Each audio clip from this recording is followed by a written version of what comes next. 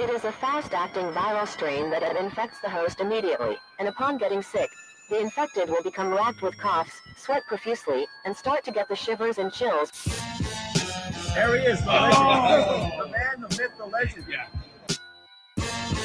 You can't literally run a promotion just for the AEW, what do they call them, sickos? Thank you very much, TikTok and AEW. See you tonight. Tony Khan started telling people there's no such thing as long-term booking anymore. It's week to week. The best guy is Tony Khan. We just secured the bag.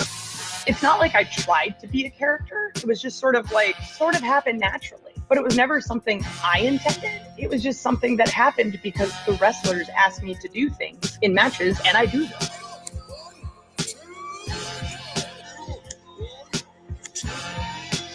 If you run a promotion just for the sickos, you're going to do 400,000 viewers eventually. Mother effing Meltzer. You know that Smackdown actually went over and everything? Yeah. You know? What's the point? The point of Smackdown. What are you getting at here? That the DVRs didn't pick it up. Did they not pick it up? Mine didn't. Let's get into everybody's favorite moment, and it is called Dave Meltzer's Dumb Moment of the Week. What would you like to listen to in your ears? I'd like to hear the flute. Well, if you'd like to flaunt your flute, then we can find you a flautist. We just secured the bag. It doesn't help me. Okay, so complain, but I will complain. Let me have my misery. And when I heard that, I was like, what? Thank you, fuck you, bye, boom.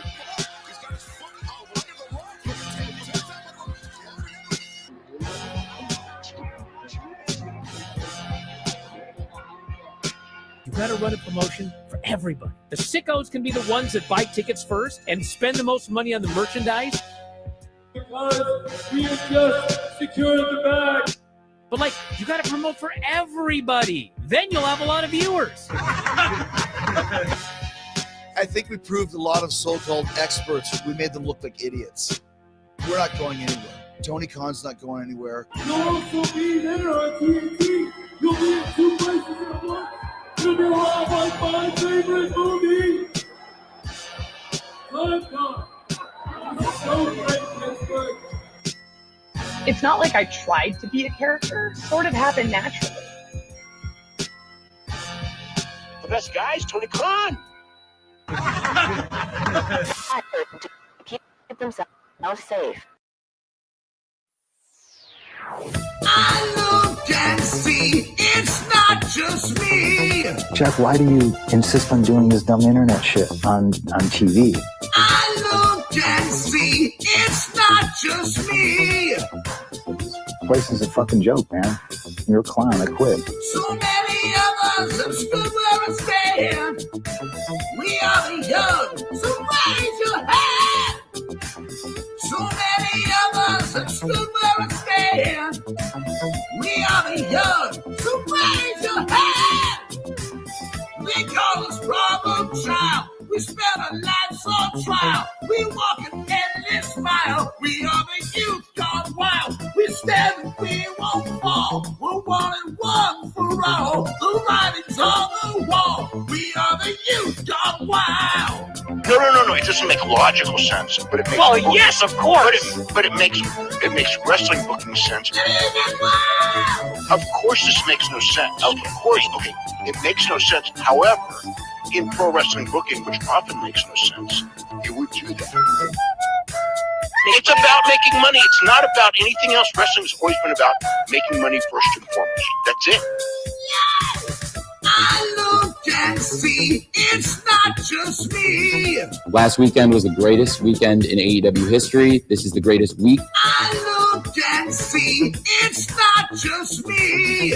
Security, my safety, my life was in danger at a wrestling show. So many of us have stood where I stand. We are the young, so raise your hand. So many of us have stood where I stand. We are the young, so raise your hand. They call us problem child. We spend our lives on trial. We walk an endless mile. We are the youth gone wild. We stand and we won't fall. We're 1 and 1 for all. The Somebody's on the wall. We are the youth gone wild. We call us problem child. We spend our nights on trial. We walk and endless smile. We are the youth gone wild. We stand, we won't fall. We're 1-1 for all. Somebody's on the wall. We are the youth gone wild. Get wild! Yeah! If you're familiar with how we do things often here on these Wednesdays, it's a lot like one of my favorite movies, Time Cop. What? Fuck you. Fuck you. Yeah!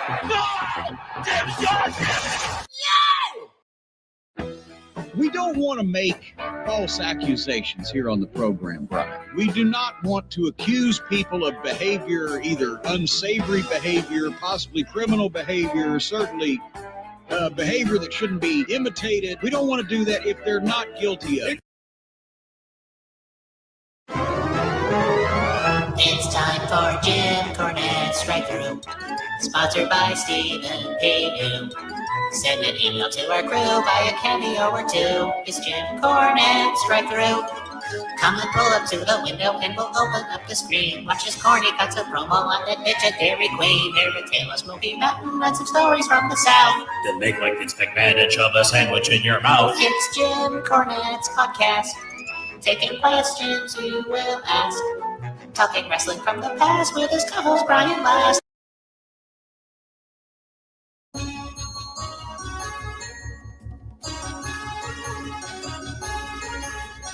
Ladies and gentlemen, step right up.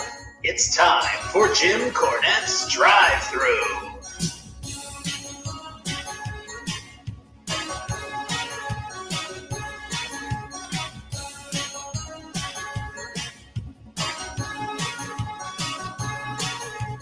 Jack O'Brien, Kenny J, Hackett Schmidt, and Johnny May, Strangler, Lewis, Earl, Caddick, Joe DeRazio, Andy Sharkey, Nick Bockwinkel, Ox Baker, Howard Finkel, Dick Beyer, June Beyer, Spud, Nick Monroe.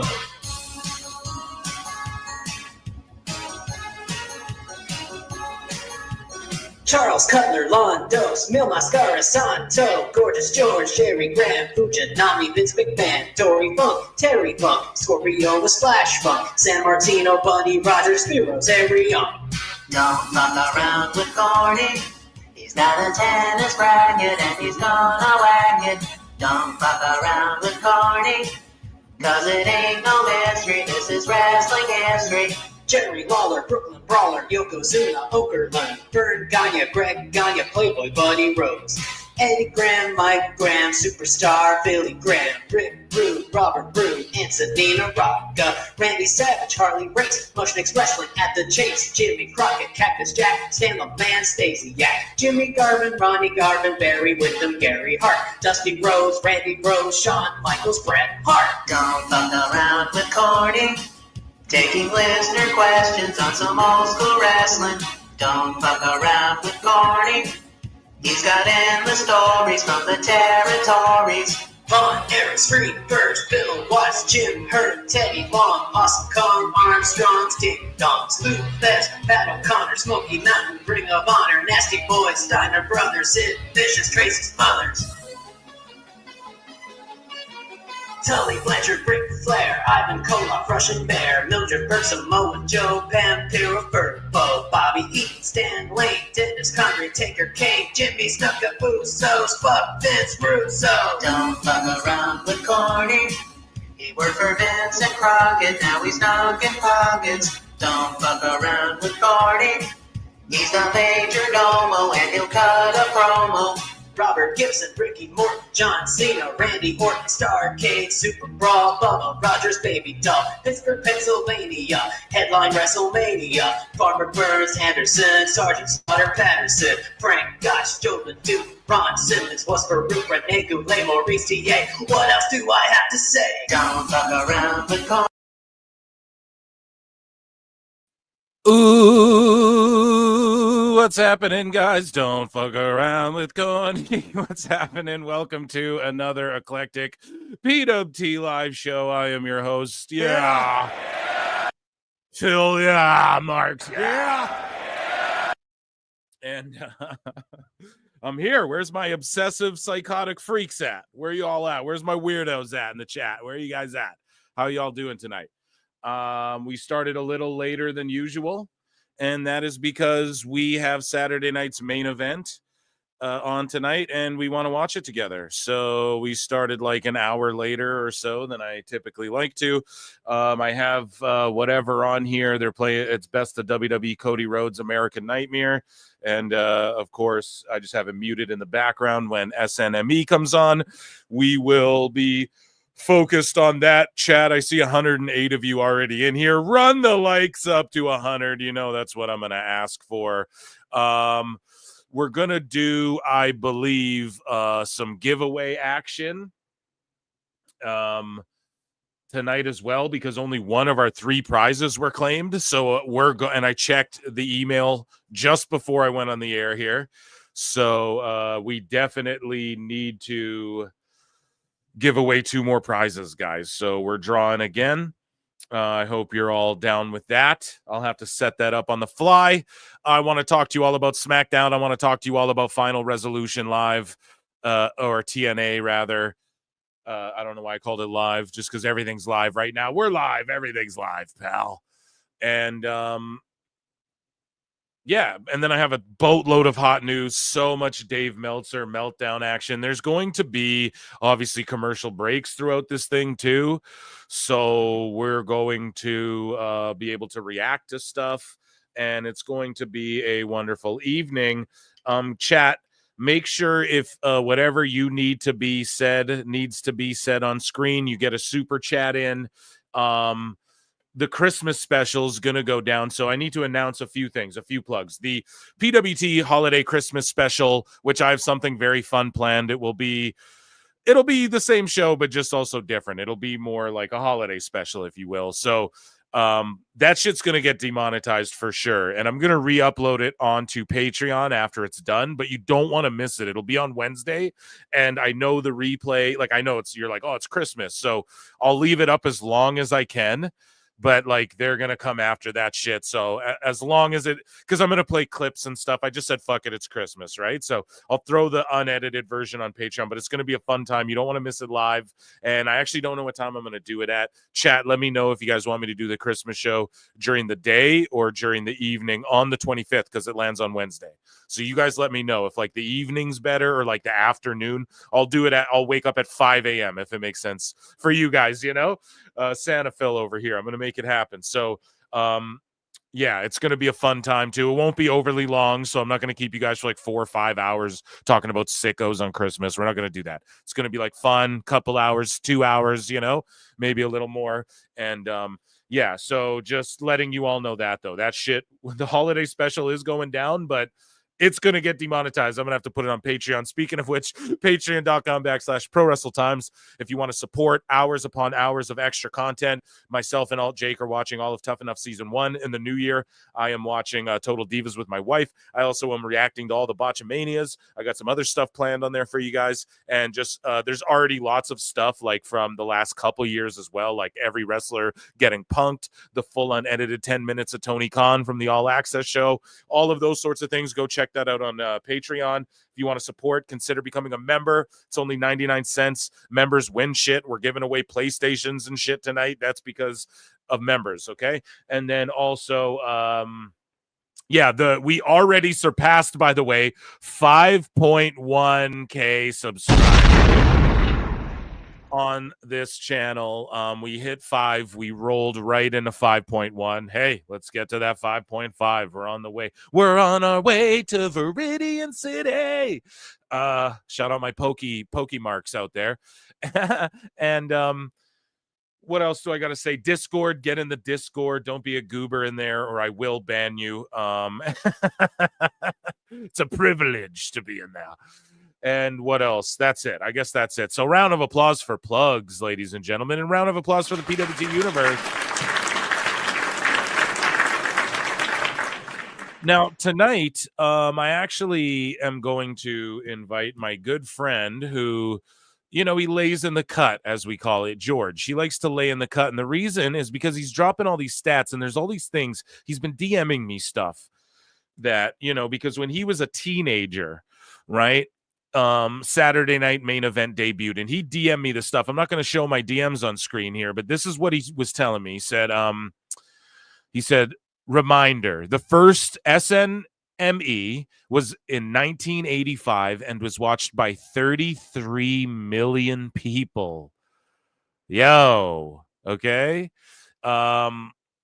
When WWF knew that the SNL audience would be perfect, so on the East Coast, it was Saturday night, 11:30 to 1 a.m. 33 million people watching at 11:30 p.m. till 1 a.m., dude. I mean, just amazing. And we get all those member berry nostalgia berries. I member. Do you member? We member. Right? We get all of that tonight. It's going to be absolutely amazing. And yeah, just what an incredible stat by George. And he's going to pop in tonight, lay in the cut, and pipe in as like our senior correspondent. Kind of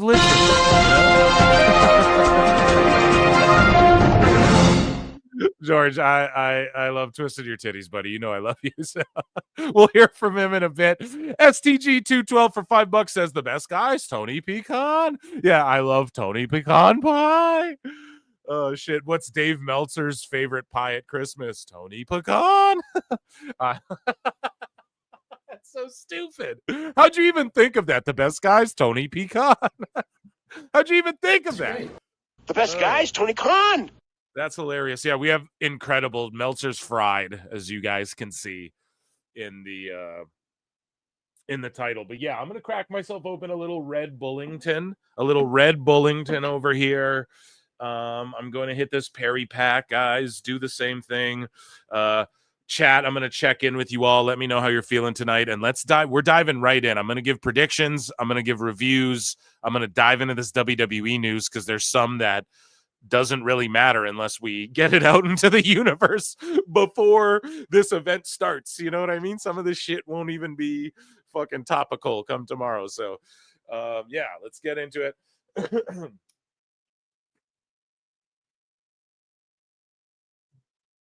Okay.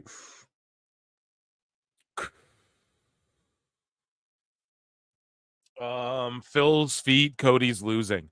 Yeah, that's the big thing. Let's predict right now, right? Like who loses tonight? I think you could put it on KO and have Cody win it back, or have him be the 3-time Rumble winner. Because you got to think Roman is a baby face, and once he gets that Ula Fala and they pulled the trigger and they're doing that match on fucking Raw Netflix debut, Meltzer takes another L on that one again. So you give it to Roman off of KO, and then you go back to Cody Roman Mania again, where Cody becomes the first ever person to win 3 in a row. Because there's people who've won 3, there are people who've won 2 in a row, but no one's won 3 in a row. And I almost wouldn't be mad at that, because you got to think, man, a lot of people this whole year still say it. I'm still here mentally, like at the Cody thing. We're still in that era of like, okay, Cody Roman, like that still isn't entirely solved, especially with not with The Rock lurking, but also maybe fuck everything I just said. Maybe that's dumb. And like Cody versus The Rock for that People's Championship at Mania, and then it doesn't have to be for this belt. You can do like KO versus Sammy maybe, and finally put that shits on Sammy. Who knows, man? We're getting the winged eagle though, the winged eagle, right? That's a new thing. I just invented. It's real, I swear. No, so this is the official match card from what we know. 5 matches, a ton of legends showing up. We got Sammy Drew. I'm going Drew gets the big W. He's got to. We did see him also attack who on SmackDown. Who? We'll talk about that in a bit. And it was shocking, and that could play a factor though, which could get Sammy the W. But if Drew loses, I think people melt down in the eye. But really, does it matter, though? Who gives a shit? Mia Yim versus Chelsea Green for the United States title. Damn, these are the 2 women. I don't give a fuck who wins, but I am pulling for Chelsea Green. even though, she's Canadian. So it maybe make more sense to put it on Mia Yim, who's from Brooklyn, I believe. However, I don't care who wins this. They both are the two women who deserve this belt, I think. So it's all good. And I like that they didn't just conclude the women's IC title shit on this card either. I'm glad they're just saving that for Netflix as well, because that's what you got to do. We have Gunther versus Priest versus Balor. Priest got shoehorned in here. Oh, man, I don't know, right? We got to just go. Now, I know you guys are like, oh, come on now, Phil. That's not very fair. You didn't pick Michin or Chelsea. I'm just going to go with Chelsea. So I'm going Drew, Chelsea. So Gunther's got to pin someone, but Priest and Finn, if either of them get pinned, they just look like goobers. So how does this match end and it's no DQ, it's a triple threat. So it's not like, oh, it'll end in a DQ and there's no. So I just think they shouldn't have made this a triple threat. I don't know. It'll probably low-key be a banger though, because Gunther's in it. But like, how do we get out of this without Gunther dropping the belt or either Priest or Finn looking like goobers? I'll leave that up to WWE, but Gunther's going to win that. Io and Liv. I feel like this is what's up tonight. Either we see Io pull it off Liv or we see Owens pull it off Cody. But I just don't think they give Cody the winged eagle one night only, and then he loses it that night only, and then the next night Owens shows up with the old Universal. I just don't see that. It's Cody's belt. He's leaving with it.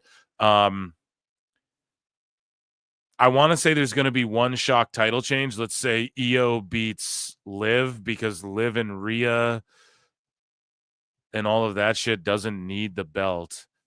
And maybe it could lend itself to, because Finn was telling everyone like, oh, when you listen to me, there's no leaders in Judgment Day, but when you listen to me, you get gold. So who knows? Maybe it'll lend into that and she drops it, or maybe it's just all title defenses and we get swerved and we see just an inaugural United States Women's Champion, which I'm all for. Still an L not putting the Statue of Liberty on that shit, though. Anyways, yeah, so that's our predictions for that. How many are in here with us? 188. So run those likes up to 100, or we got Chris joining the show. Jonesy84 for $10 says, real stoked for the nostalgia tonight on Saturday night's main event and to see Chelsea Green win the inaugural Women's U.S. Championship, of course. Yeah, of course. Yeah. Been missing the live. So happy I could catch this one. Well, I'm happy you're here too. Thank you so much for being here. I can't wait for the shit either. And, yeah, again, like I was telling this to George, like I didn't live through this. This was right before I was born in 91. So this is right before my time where it was like 33 million people watching and all that. But I was fortunate. I had family who taped everything, especially the Graps. Okay. A lot of hockey games too, but especially the Graps. Okay. So I was fortunate to like see a lot of things and sort of live it as I got older, even like not as even a baby. Like when I was in the Attitude Era, it was like, well, check this out, and then I'm watching old WCW all of a sudden. I'm watching old whatever. So I'm excited. I hope Chelsea Green wins as well, and I'm happy you're here too, Jonesy. Thank you. Chat, round of applause for Jonesy. Chelsea Green doesn't win, we riot. Yeah, dude, we're getting real sicko in here tonight. I'll hit the goddamn ring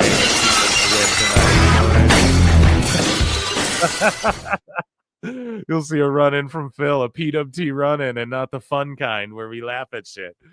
I'll be dishing out stunners if she doesn't win this thing here. And then, of course, yeah, we have PWT senior correspondent George here on hand. How you doing, buddy? You excited for Saturday night's main event? I'm really looking forward to it. Yes. Oh, sir. Here, I'll answer for you. Yeah. No. I'm excited, dude. I'm excited. 64 likes. George is in here. He will come get vocal if you guys don't run him up to 100. And let's move along here. Let's review some SmackDown. So we head over here to SmackDown. Yeah, so we had Mitchin versus Stratton. Okay. The match was what it was. Mitchin won. Good shit, pal. I'm not going to dwell on this one, all right? Too long. Jimmy as well, he came out. He was on a crutch. The crowd was going insane. There was like a girl they showed in the front row literally like crying and about to faint for Jimmy Uso. So anyone who tries to say, oh, the Bloodline storyline's boring, and blah, blah, blah, they made Jay and Jimmy into fucking girls melt for these guys and are like, oh my God, it's you know what I mean? So there you go. That's all that needs to be said.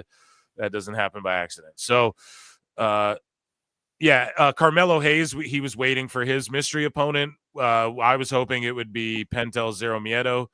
It wasn't. It turns out it was Braun Strowman, which was a good pull. Like, he's on your fucking roster. Why not use the guy, right? And so, yeah,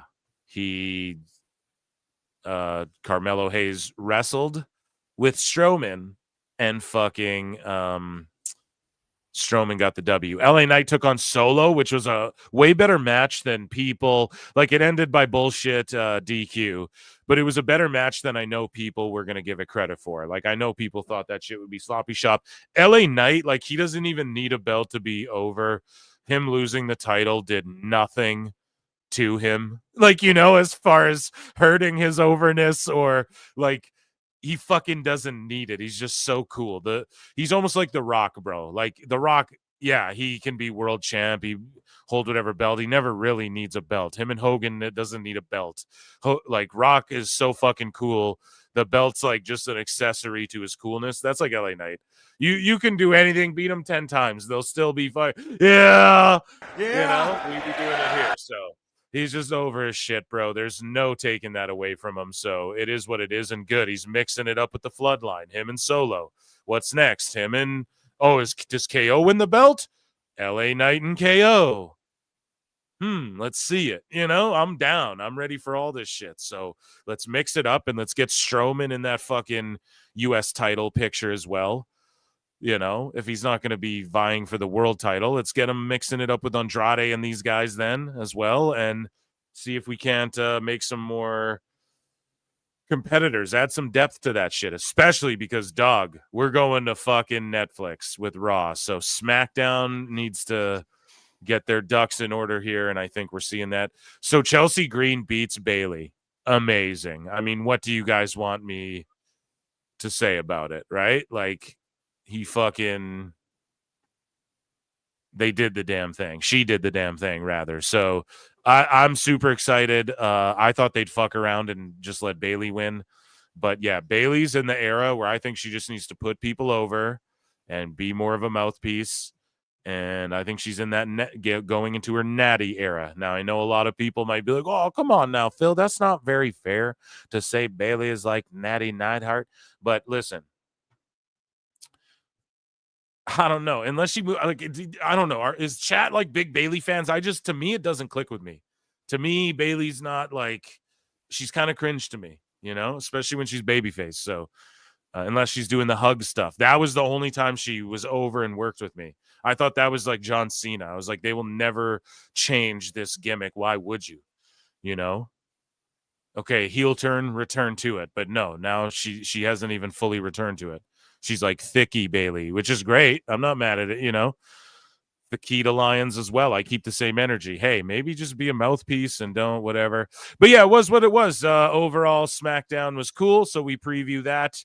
And then let's get into the Federation news, and then we'll review TNA before we get into TNA hot news. How about that? So yeah, that was SmackDown review.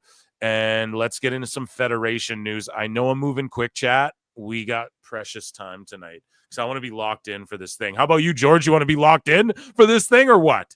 I am locked in, Phil. Hell yeah. Let's go. Okay. So, yeah, we're turning back into Vince, pal. Oh, special guest commentary, Vince. No, that'd be crazy.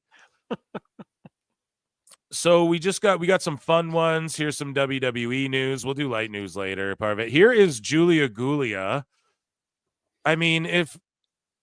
Gorgeous, talented, or says she doesn't care if her dude cheats on her. Not that matters, No, I'm just joking. But she can sing too. Look at this woman. She can sing beautifully. And listen to this. I give you my time, but the very next day you give it away. This is to send you from tears. I'll give you to someone special. And last Christmas I gave you my heart, but the very next day you give it away.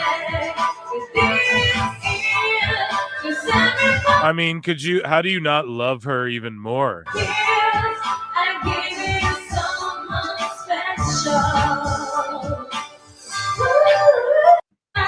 Like, she's actually could go win American Idol. Can't even speak English as well as, someone born in America, English speaker, let's say native English speaker. She comes here and bodies that song. Like, I want to hear that remix. Let's get a WWE Christmas album. I know, guys, listen, I know how to get back in the company. Come on, pal. Good graces, right? First off, I'm going to gift everyone a kitten individually. Yeah.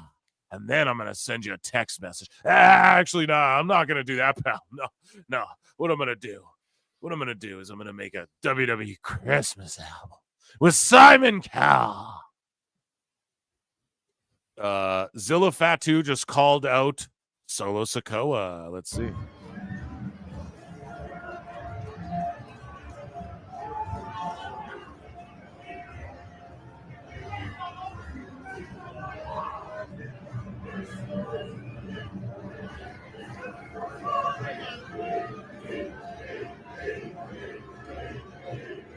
And then he started giving them fucking yeets. He's like, where you at, Solo? And then started like... So who knows, man? Who knows what's going to come of this, but... And he's with Umaga's old manager, dude. Like, how fucking amazing is wrestling right now in 2024 going into 2025? Speaking of generational talent, Elijah Holyfield made his in-ring debut tonight. And it looks like WWE is actually using his real name, and he's a part of that LFG series.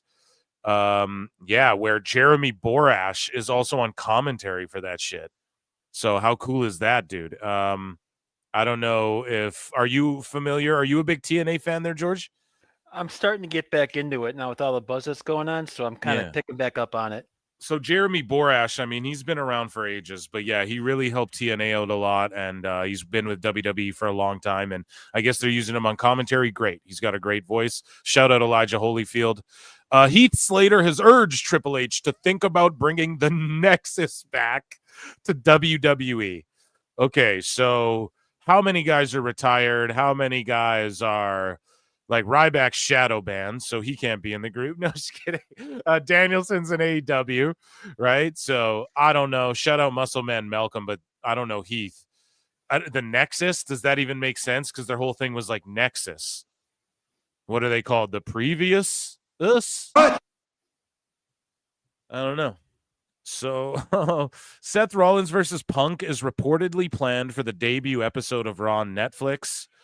And what we do know is we're getting tribal warfare, though, or tribal combat. So what I think is going to be established is that whenever there's a tribal combat match, tribal war rules or whatever, it's just going to be like shit show, a million run-ins, crazy shit happen, So I think we're going to get the same thing because the Netflix debut Raw has like Cena slated. Well, he ran out during Cody's shit. Cody will run out during this one. They have The Rock planned. All these we don't know. Undertaker could show up and show. We could see. Here's the other thing too. No one's talking about. We could see Stone Cold show up and just start laying stunners out. You don't know, dude. That's the craziest part about this whole thing. Oh no, they save it for WrestleMania. Raw on Netflix. You don't have Stone Cold on the first Monday Night Raw on Netflix. I know no one's talking about that, but that's why your boy Phil is here. You know what I mean? So moving along, Devon Dudley teases his son's potential move to NXT after AEW run falls flat. Yeah, these guys have just been missing, and they weren't the best ever from what we saw, but they also, like, I don't remember seeing them since like the pandemic era, really. And I guess they were on contract. I don't know. But shout out the Devon and the Duke. But yes, do we think Ringside News is asking, do we think NXT is the right move for TNT? And that's their name as well, TNT. They're not the Dudley Boys. I can't remember what TNT stands for, but yeah. And it's like the Nelson twins, I want to say, is what it is. But do you think they step out of their father's shadow and establish their own legacy? Yeah, do that in NXT. And Devon could show up and interact. Like, we're all for the legends. We just saw Devon show up and encourage someone to get a table, right? So as I was saying a moment ago, Jeremy Borash was on commentary alongside Vic, which is weird. You'd think they would be like, you wouldn't have Vic, you'd have Jeremy with someone else colorful. But either way, Vic, and not, hey, colorful as in color. Listen, guys, you guys Booker's my favorite. No, I'm kidding. I'm trying to be silly tonight, folks. Are we having a good time? I think we're having a good time. Vic Joseph for the WWE LFG Legends and Future Greats match between Elijah Holyfield and Anthony Luke. That was taped before last night's episode of NXT. So they're taping these before NXT. I don't want spoilers, chat, so don't fucking spoiler me here for this LFG show. I don't want to know who won. But the ring announcer was SmackDown's Alicia Taylor rather than Mike Rome, which is cool. Yeah, she is. Mike Rome's good too, but I like her a lot as well.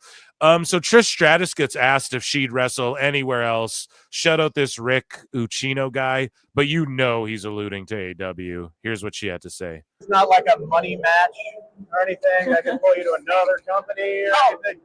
No? Mom, she's staying silent on that. No, I'm not. I'm a WWE. I really am a WWE girl all the way. I really am. It's not like a money match or anything. So she's WWE all the way, folks, as one would obviously expect. So here's a picture of Brock Lesnar and Sable. Do y'all see Sable here? Now, I'm not like talking shit. Like, she actually looks great. She's bodied up still and stuff, obviously. But then, like, yeah, her face is completely different, you know? And like, whatever. We don't need to hate or anything. Jimmy B for $5 says, so that is her shoot name, or is she a wedding singer fan? Who, Julia Hart? Julia Gulia? No. Yeah, dude. No, yeah, that's her shoot name. Sorry. I'm so sorry I didn't see this till now. That's my bad, dude. I'm so sorry. It's my bad. What? So bad. Jimmy, her Julia Gulia. Yeah. Okay, you're cracking the joke. That's the joke I made. Fucking Chelsea Green made it once, and then no one's really made it since. But yeah, hilarious that you pointed that out. I wish I saw that immediately after the fucking karaoke, Jimmy. I botched. That's my bad. You can tell me I effed up in the chat. But yeah, exactly. Is that like your name, or is that like what you do? Oh, so MJG says AEW has blocked me for analyzing data about them. So this is MJ from NJ, ladies and gentlemen. Are you watching Saturday night's main event tonight? What are you doing? You want to get in this convo tonight? Let me know. Thank you for the $2. And yeah, so earlier MJ DM'd me and said, did AEW block you? And I said no, why? And I have not responded to such DM because I was setting up the live stream and getting ready and haven't checked any. So thank you for the update on that. So they did block you. Yeah, they've been blocking accounts. MJ, I think I'm also, like, I do put AEW shit over. Like, I really try, especially on my live shows. I'm like, you guys fucking, like, this is good, no? Right? And even if I get roasted, so I try, and, like, not in a shilling way. I just try to point out the positives, the net positives, if you will. And yeah, so I think they're kind of neutral, right? I'm not just out here with, because I really want them to do good. I really do, you know? It's hard sometimes. It's hard out here. But yeah, they be on a blocking spree, bro. It was only a matter of time, especially with how hard you've been going. Like, you're triggering wrestlers. When wrestlers start getting triggered by you, and like then management is too. Like, when they start selling for you, bro, it's only a matter of time, you know. So I've still been no sold by like almost like you know, everyone FTR sold for me by blocking me, I guess, but that's it. I've been no sold by fucking everyone on Twitter, pretty much all these because I think I'm fair in my assessments, except for like when I go off on like Garcia and shit. If I was him, I'd hate me too. But yeah, Brock smashes on site, Phil. Yeah, I mean, I could get it, bro. You know what I mean? We're not too far off there, so it's not like it's impossible either. So, speaking of smashing, Goldberg is definitely wrestling another match or two in WWE. So, guys, Goldberg will be back for more than one match. That's all you guys need to know. It's not just going to be Gunther. You know, if he comes and squashes one guy, everyone's going to melt down, but it's like something's going to come of it. But yeah, Drew McIntyre was on the morning news and he said, I go hit in the head at one point and needed 16 staples to close a wound at the top of my head. I said head twice. I suffered a family loss as well. So when I went back to Scotland to deal with that and reevaluate my priorities and realize that I've probably given a bit too much to my profession, to my colleagues, and not enough to my family, I kind of realized I've been given a bit too much for the past 17 years, and it's time to start taking a little more. My mentality is I'm going to take what's mine. I'm going to beat up the people who deserve to get beat up. So we've seen that. Shows up on SmackDown. He follows through. We have a follow-up. We have Drew snapping on Busted Open, right? Nia Jax, though, speaking of snapping, Lena Fanene said Lena Fanana and deleted her Twitter, deactivated it. I'm so bad today, guys. And I'm cracking myself up, which is the worst part. You know, I'm just in a good mood. But yeah, she deactivated. So fuck you, sickos. I don't know. Everyone just bashing her for being shitty at Survivor Series. Basically, where she was coming from is like everyone says she's unsafe. So in Survivor Series, she's trying to be extra safe. And then she fucked up and then everyone just jumped on her for being like too safe, you know? And I get it, you know, like she's in a spot where people just don't really like her, so they're just going to criticize her if she's doing well or not. Right. And yeah, I don't blame her for she doesn't need this shit from these marks, you know. But also, hey, just mute them. We shouted out my guy Muscle Man Malcolm earlier. I really love his like coverage of wrestling. I don't know, guys. I mark out for this dude all the time. I know some of you guys might be like, oh, come on now, Phil. I think he's friends with Elbu or whatever. I don't know. I think they might be, but either way, it's like this guy's he does great content. But Mick Foley on Travis Scott using Cactus Jack name and receiving a hardcore championship. So for those of you who aren't like hip hop heads, right? Cactus Jack is also like Travis Scott's nickname. He fucking like lifted it from Mick Foley, and he even had like a Cactus Jack Happy Meal, I believe, during the pandemic. That's like I'm pretty sure he owns cactusjack.com. His clothing line's called that, his record label's called that. So crazy that Foley didn't own, or maybe he just had a trademark for pro wrestling purposes, whatever. But either way, Muscle Man Malcolm asks Mick Foley about Travis Scott, and let's hear his answer. Recently, WWE just brought out a hardcore championship and gave it to Travis Scott. Yeah. He also goes by Cactus Jack. What's your thoughts on Travis Scott using that Cactus Jack name and also receiving a hardcore championship? Are they working an angle without telling me? As far as I'm concerned, someone wants to Google Cactus Jack and Travis's name is going to come up first, so mine's going to be right behind that. I don't mind. I know a lot of people do, but I don't mind like when I see the mandible claw being used on TV, whereas other wrestlers do mind. So I don't mind if Travis Scott wants to bring a little more love to the name Cactus Jack because it trickles down to me eventually. Truth. Yeah, dude, and like you can't. I love that attitude because that's like keeping Cactus Jack alive, like longer beyond Mick Foley's years. And exactly, it'll all go back to him eventually. You know, I'm sure there's a lot of kids who only think of Travis Scott, but everyone's got Wikipedia, and eventually they're going to click on that shit, and it's going to trickle down to him and keep what he did alive. And it's pro wrestling at the end of the day. Oh shit, I love Travis Scott. Oh shit, he loves wrestling so much he like based his whole thing around. You know what I mean? Around Mick Foley. So, yeah. WWE ID announced that this weekend we will see the next phase of WWE ID begin with the first WWE ID showcase matches. So, on this indie here, we have 2 matches where it's Aaron Roberts versus Jordan Oasis and Aaron Rourke versus Marcus Mathers. I'm Marcus Mathers. I'm an alcoholic. And yeah, they are all WWE ID prospects throwing down.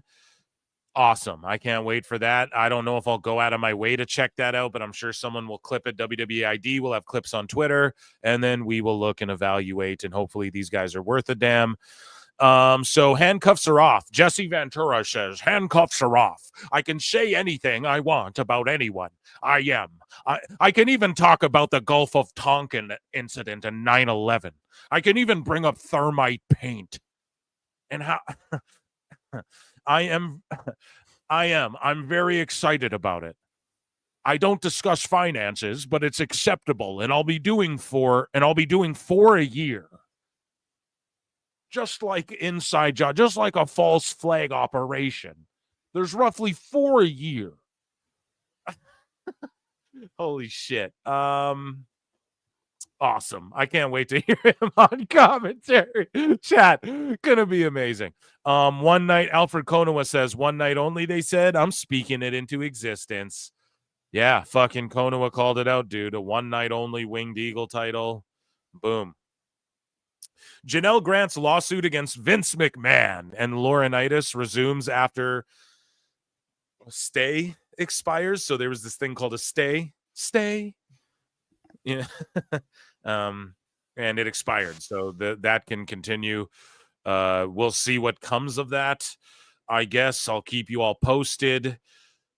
I don't know. Settlement incoming. Who knows? I don't know. It's fucking only Brandon Thurston really cares about all that. And right now, not to say I don't care if that woman was victim. I'm not going to defend this every time we talk about it. But yeah, Vince, we roast him here. I'll keep you guys updated. But it's like, what more can be said? We saw the texts. We know what she said. We already know everyone hates Laurinaitis, right? These are all pieces of shit. And we're true at you, you know? So as Titus Sinclair would say in the movie Ready to Rumble, if you guys have ever seen that, Titus Sinclair, he's like the Eric Bischoff character. And then when he kicks Jimmy King out of WCW, he's like, you're done. I'm true with you. Anyways, The Undertaker feels happy that wrestling has evolved to the point that wrestlers don't carry guns and knives in their bags. So Undertaker says, people called bullshit on me when I went on Rogan and told back in the day that people carried guns and knives in their bags. There wasn't a TSA back then, and we were in the car. I'm telling you, man, it was a whole different ball game back then. It was wild, wild west. I'm so happy that the business has evolved to where it is now, so guys don't have to worry about it. You just don't mess with the people. There were fights, but you just didn't. So yeah, he's trying to, like, when he said that, he was trying to explain to Rogan that, like, he thinks the business was better then, but at the same token, like, he grew up in an era where people, that's what went down.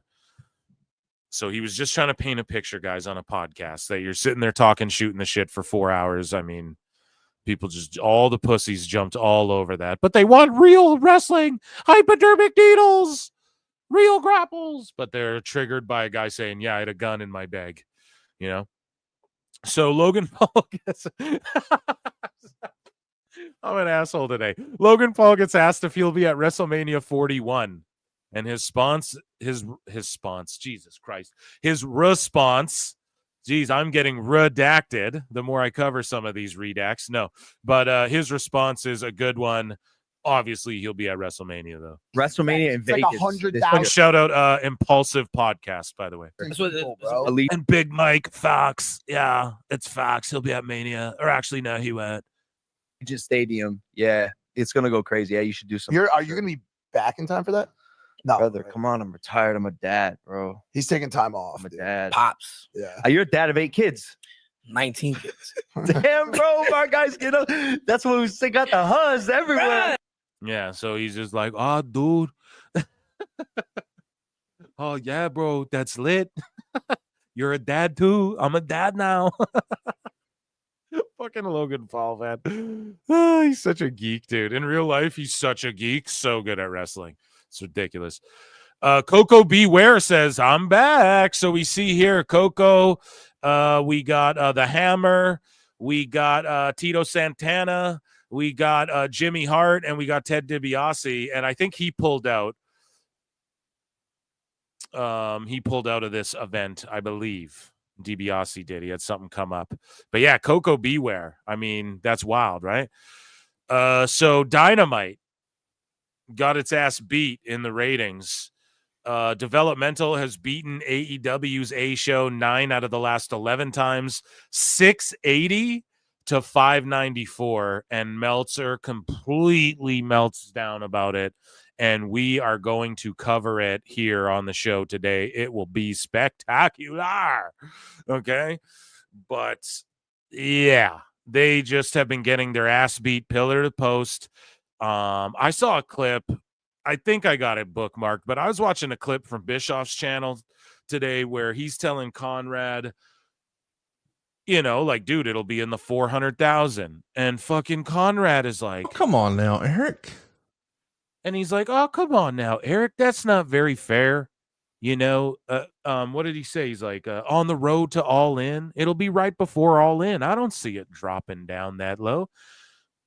Dude, they're already in like the 550 to 590K viewership range. Like, Bischoff was not only right, he was like a year ahead of what he predicted. Their ratings are cooked. They're done. Okay?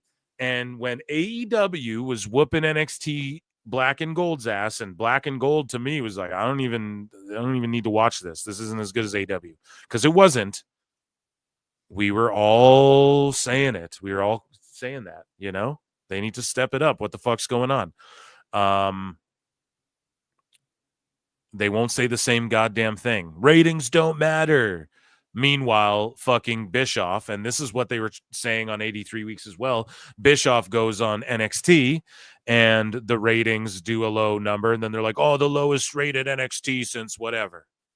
But I thought that didn't matter. So they can't stay consistent. At the end of the day, they got bodied by fucking NXT. It is what it is. NXT's lit. I didn't review it this week. Good episode. You know, that's all I'll say. Good. I'm sorry I didn't review it. TNA as well. Like I was like, do I even go over this? But yeah, because there's news.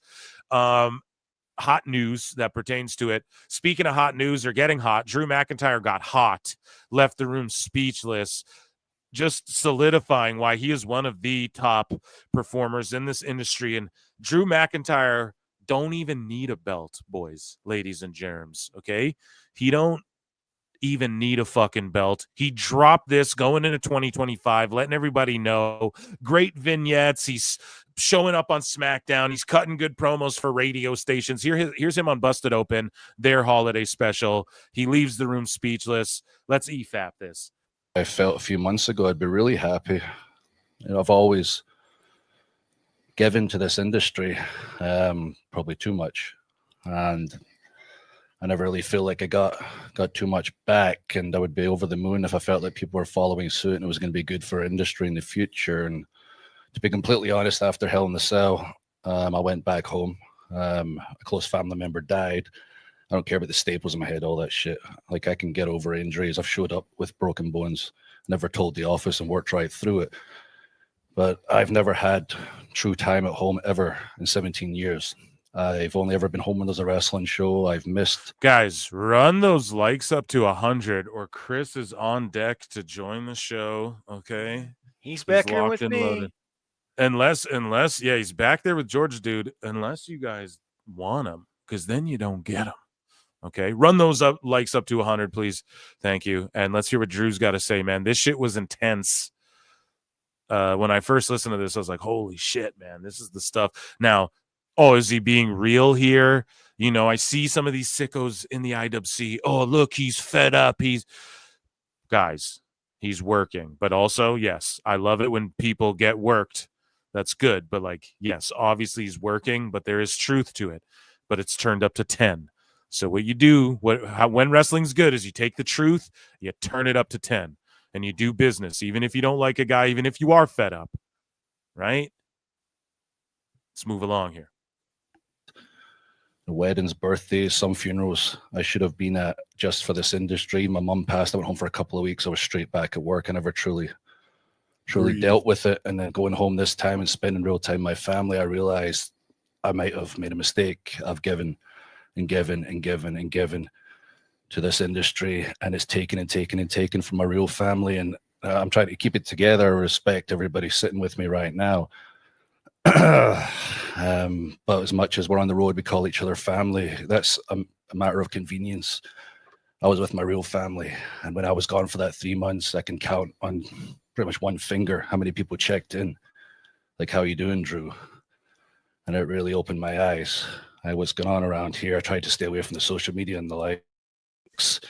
Obviously, I'll be back ripping people, being myself, but I see things like someone cuts a 1 minute promo and that's the best promo of the year, or what have you done for me lately? The same old crap. And it occurred to me, like, why are we placating so much to the smart marks, to the internet fans?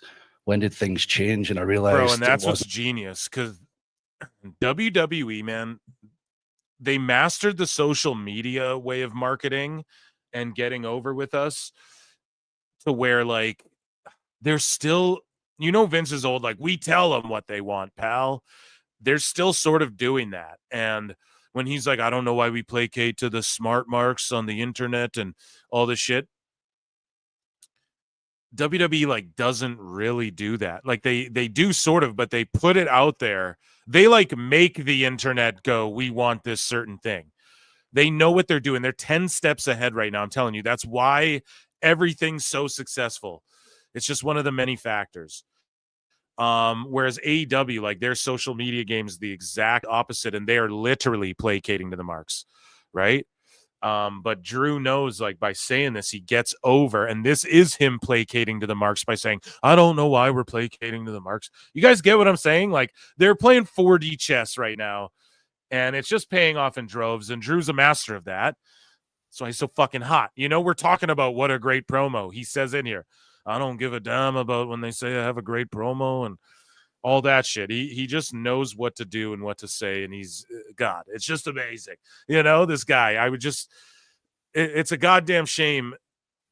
Like, he doesn't need the belt. It's almost a shame, but it's not. Like, it's a good thing for him, but it's like he doesn't need shit. He just needs a good rivalry and something for us. You just got to let him tell a story in the ring and with the mic and with however they're going to do it, name a good baby face, and him versus Cody. I want to see that feud proper. That's what I'm looking at next, truly. But yeah, anyways, let's continue. Like, when we started together, I was a young kid.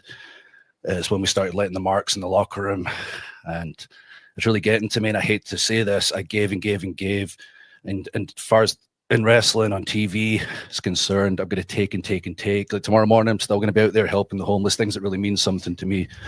But when it comes to Drew McIntyre on TV, Drew McIntyre in general, I really hate to say this because I didn't believe it till the past, until I saw the proof right in front of my face, the lack of contact, and the look in my family's face, and realizing everything that I've missed, that I'm just going to take from now on. I'm going to leave this industry. I won't be one of those guys when I was a kid in the locker room during the indies, so we're just chasing that last paycheck, just chasing that last shot of glory. Please remember me.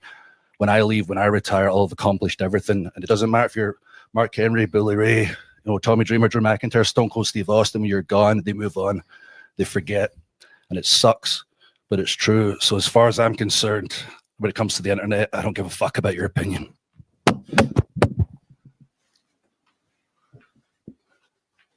I felt pro wrestling. Oh my God, just immaculate stuff. And the walk off and how it was real. It didn't look phony. Like, you remember when Pat McAfee and Adam Cole got in like an argument and it was kind of cheesy? Like, this wasn't that at all, man. Dude, really just amazing shit. And he'd probably call me a mark and want to slap me for marking out over it so hard, but God damn it. Just amazing stuff. I love Drew so much. Drew for Prez, y'all. No. Wrestling Observer says that Triple H has a list a mile long of celebrities who want to appear at WWE WrestleMania 41. I saw another dirt sheet. I don't think I bothered to bookmark it, but another sheet was saying they're rejecting celebrities and all of this. So maybe there's smoke to this fire. I don't know, but it's fucking Mania. So of course celebs want to be there. NXT referee Vicky D'Erico getting in some boxing reps. So we've been covering her on the show, right? Thurscast. And she's a shooter, folks. Sorry if it's a little choppy, man. Here we go. Let's see here. She's sway, boom, boom. Yeah, she's got good shit. Now, of course, it's hitting pads. However, like, solid technique, knows where to keep her hands. You know, everything means something. So that's good stuff from her. And yeah, she's a real one, but she's a ref, which I like. I don't know what about it, but stay reffing or be a valet, you know? Yes. And she knows where to keep her hands. Yeah. So Ted DiBiase cancels planned WWE Saturday night's main event appearance. We covered that. And speaking of Thirstcast, I will just leave this here for a moment and chat will let me know what they think. Vacker decided to break the internet out of nowhere. So let's see. I don't know. Chat. Yeah? No? Yay? Nay? There we go. So there's Vacker just giving everyone a little early Christmas gift there, I guess. And that was WWE News, ladies and gentlemen. Round of applause for WWE.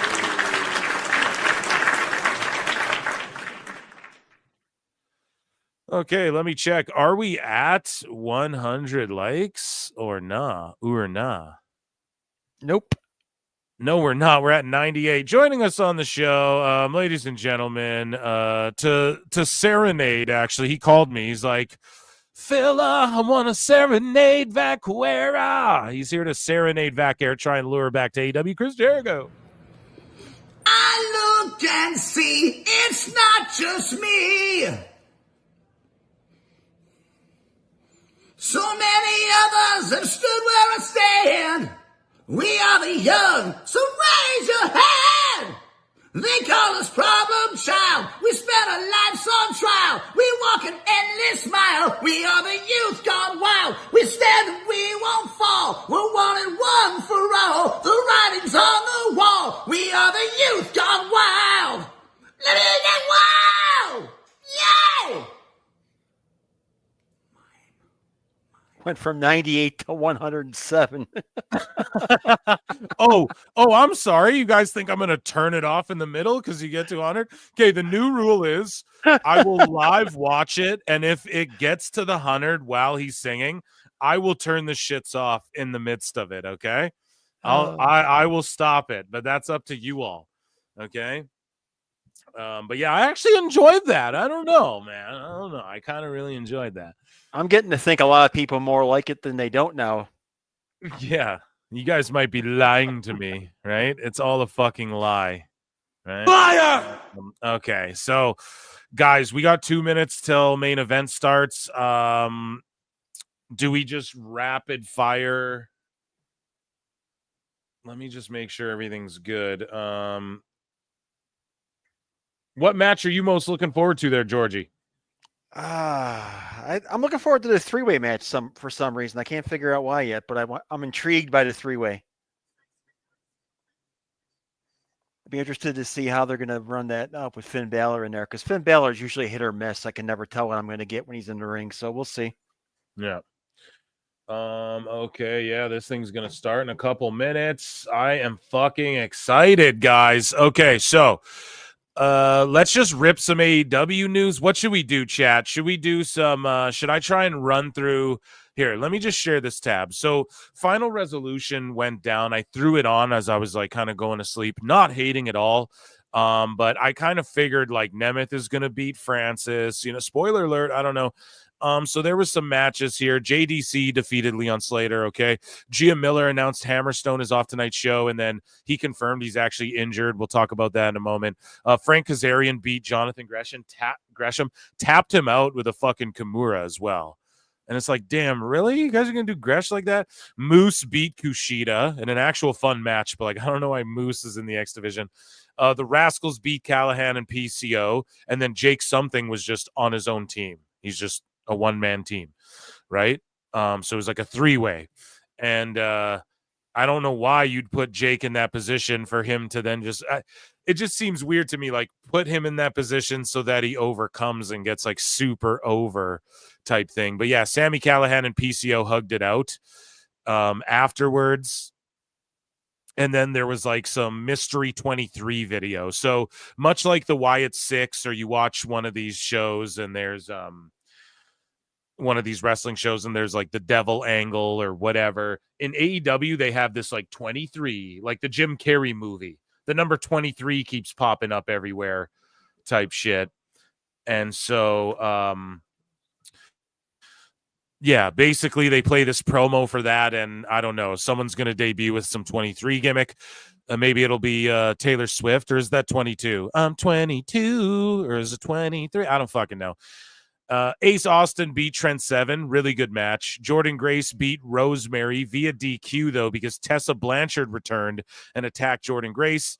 A lot of people are triggered by that. We'll talk about that in a moment, probably during the first commercial break of SNME. Joe Hendry defeated Josh Alexander and all these guys. He gets a world title shot at Genesis, okay? And he's going to win the belt there from Nemeth, probably. And like we fucking told y'all, then he'll get his year run, drop it to someone else when he leaves the company for WWE. Slamovich defeated Tasha Steelz, which is great. And then we're going to get Tessa versus Slamovich probably. And then the Hardys defeated the System in a tables match, which was kind of silly because we already saw them have fucking tables and ladders and chairs and all that shit already. Now I'm going to shut the fuck up. And let's watch Saturday Night Main Event here. And so the rumors are, Tessator, and it seems as though it's the truth. He's just going to be on the live mic. He's done shit like that for ESPN in the past. So he's just going to be the live mic guy. Already the music. I love the vibe. Let's fucking go. You ain't hyped for $5 says, oh, come on now, Phil. That's not fair. Just let Jericho play out if the goal wasn't met. May I interest you in some clearly Canadian soda water? Yeah, okay, listen.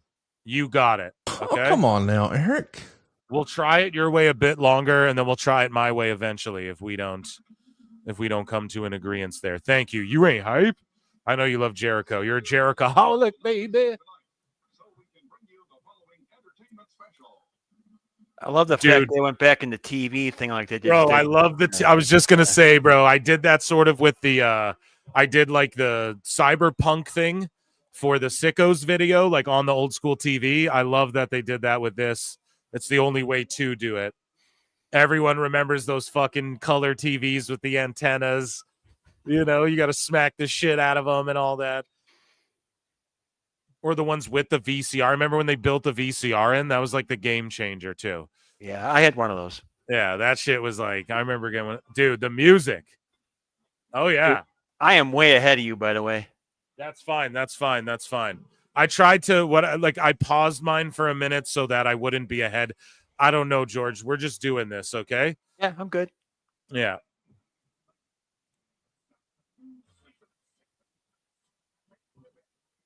So I got this shit recording for scientific purposes. Wow, dude. I love the intro. Yeah. Just amazing. And then the old logo, like what the fuck? Yeah, I was waiting for you for that. I already saw it, but I was waiting. Okay, good. Yeah. Yeah, dude. You can't be mad at this at all. This is amazing. And if I skip ahead, if I do decide to jump forward, then I'll spoil it. But I won't get mad if anyone spoils shit.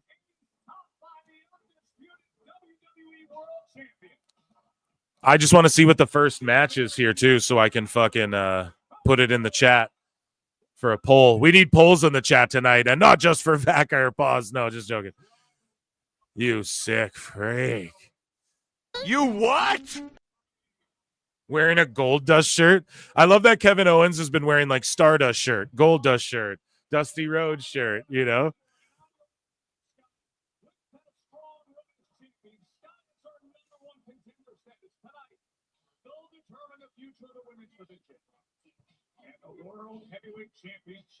I love it. I love it. Yo, Kyrie looking hot as fuck. Yeah, dude. There's Jesse coming in. Oh, you'll see him in a minute. Sorry.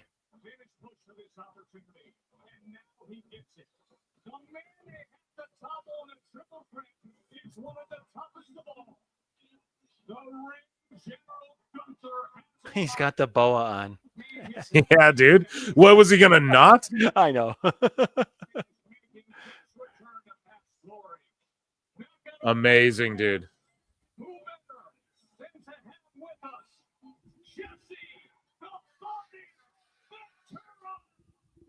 Dude, that's awesome, dude. I was afraid. And the fucking podium and all that. No, I'm already seeing it. I'm just like reacting to it delayed just out of like awe as well. So I'm just fucking locked in, dude. But yeah, the podium, I love everything. I love Tessitore and Jesse are playing well off each other. You know, I mean, Tessitore's got the tux on. Yes, I mean,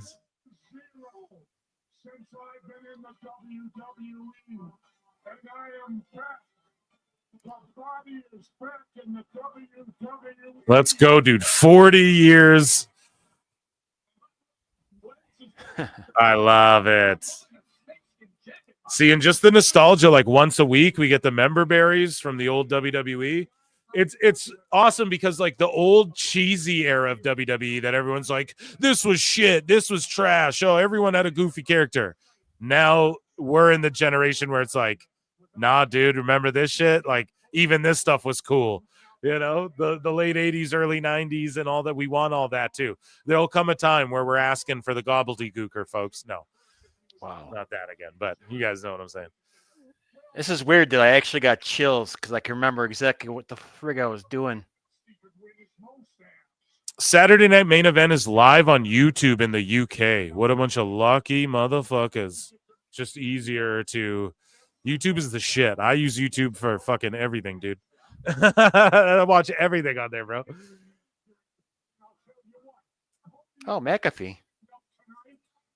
Yeah, so the it's Pat McAfee. So I actually knew this coming in. It's McAfee, and yeah, he was slated. He's going to be full time in WWE, like moving forward again now. For college football is over. Okay, exactly. Yeah, so they announced that. So yeah, Pat, and yeah, we just got a great commentary set up.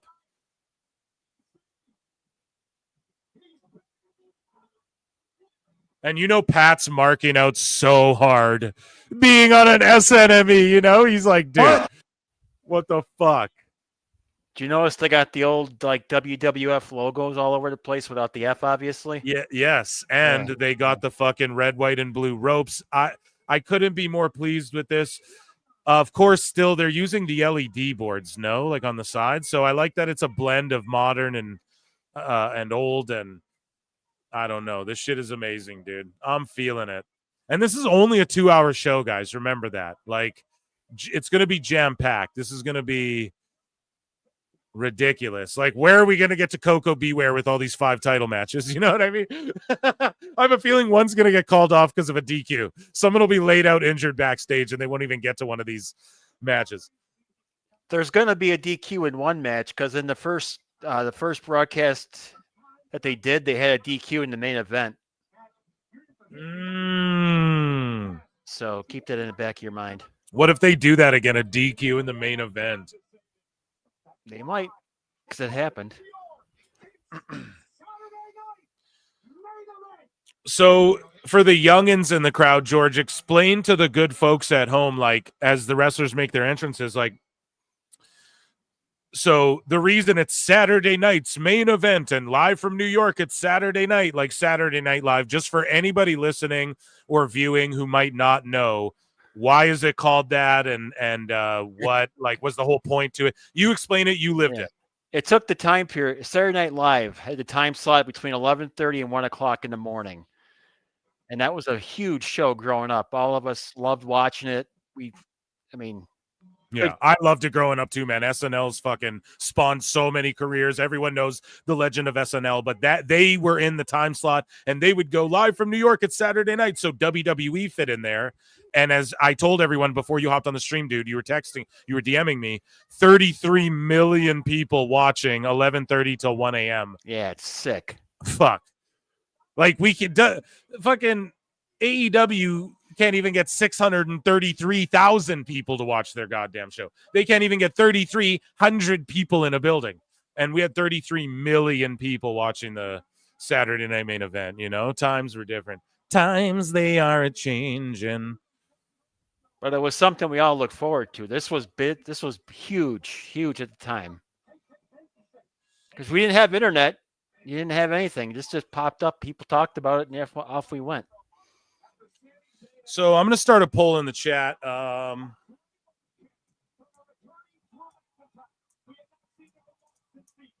Who do you think will win this match? Who do you think will win this match? We will go Drew, McIntyre, Sami Zayn. Yeah, on YouTube. So I put a poll in the chat, guys. Who do you think will win this match? Drew McIntyre, Sami Zayn on the Pro Wrestle Clips channel. So if you're watching on Pro Wrestle Times, thank you. But on the Clip channel, the poll is over there. So what was I going to say here? On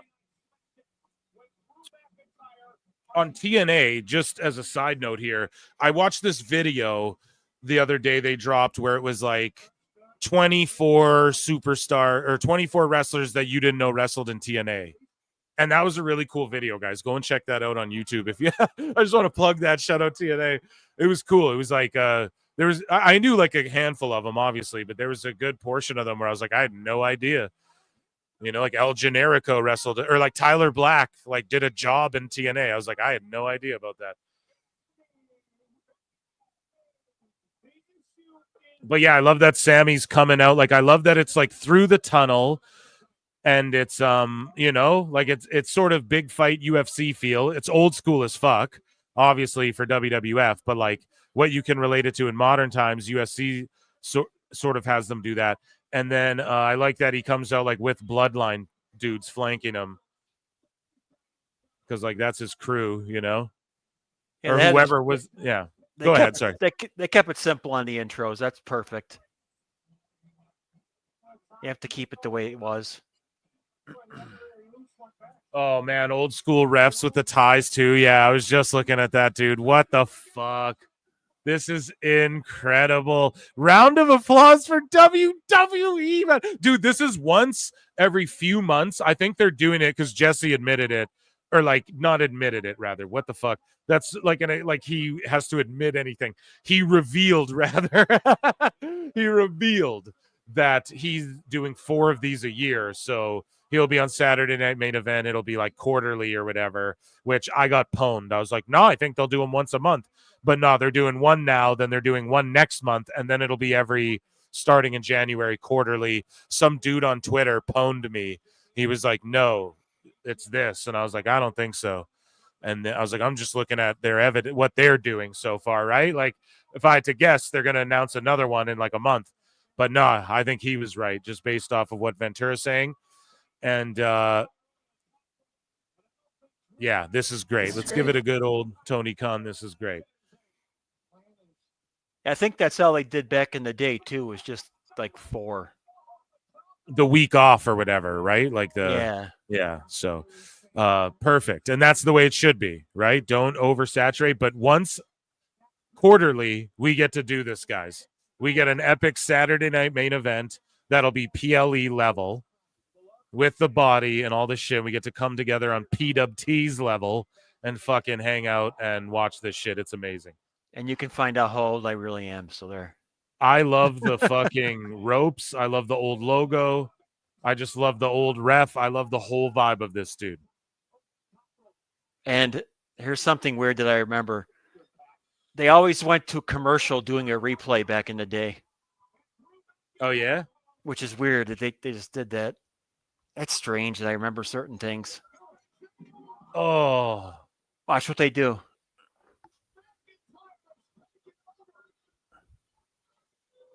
Yeah, dude, you're right, bro. Oh my God. Woo, guys, holy shit. This is okay. Come on. Was that not a great, like, we're starting a wrestling show? That was hype as fuck. They should just go back to the podium on Raw. That shit's cool as fuck. What are we doing? And then Tessator, if you guys watch boxing, it's like that's what he does, you know, for ESPN. That's like amazing. I love this so much. I'm looking at the poll, 95%. I'm not ending it yet, but 95% of y'all are saying it's Drew who's going to win.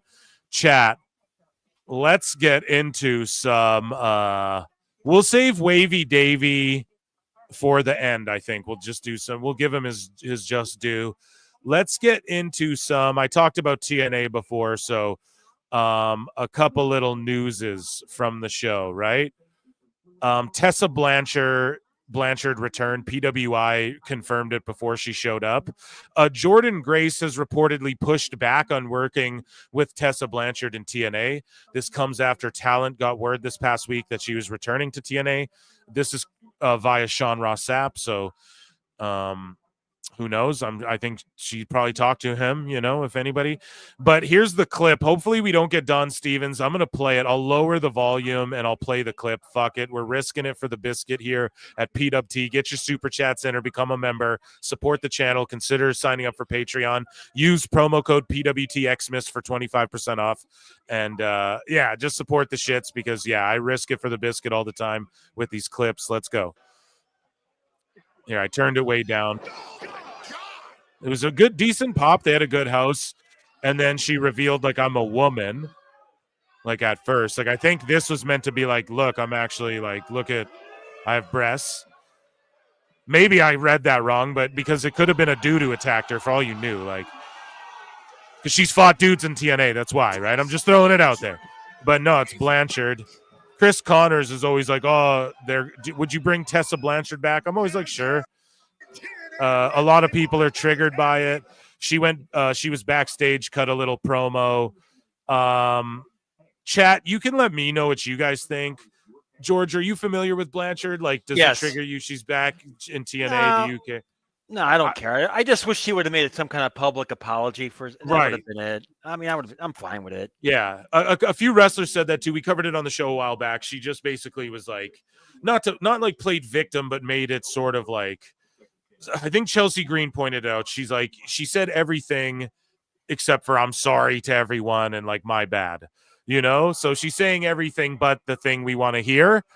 And so as Saturday Night Main Event continues this great match,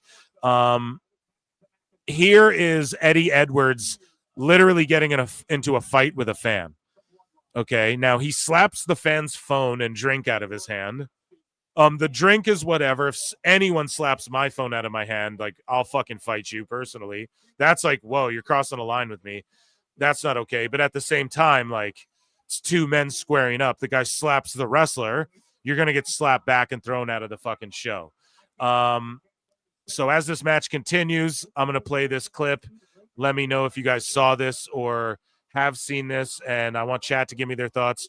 George can give me his thoughts. He's an old school wrestling fan. I'm sure people were still trying to stick people on the way back to fucking Gorilla back in your day, but either way, let's see this here and who's in the right, who's in the wrong. To bring those tag team titles back home.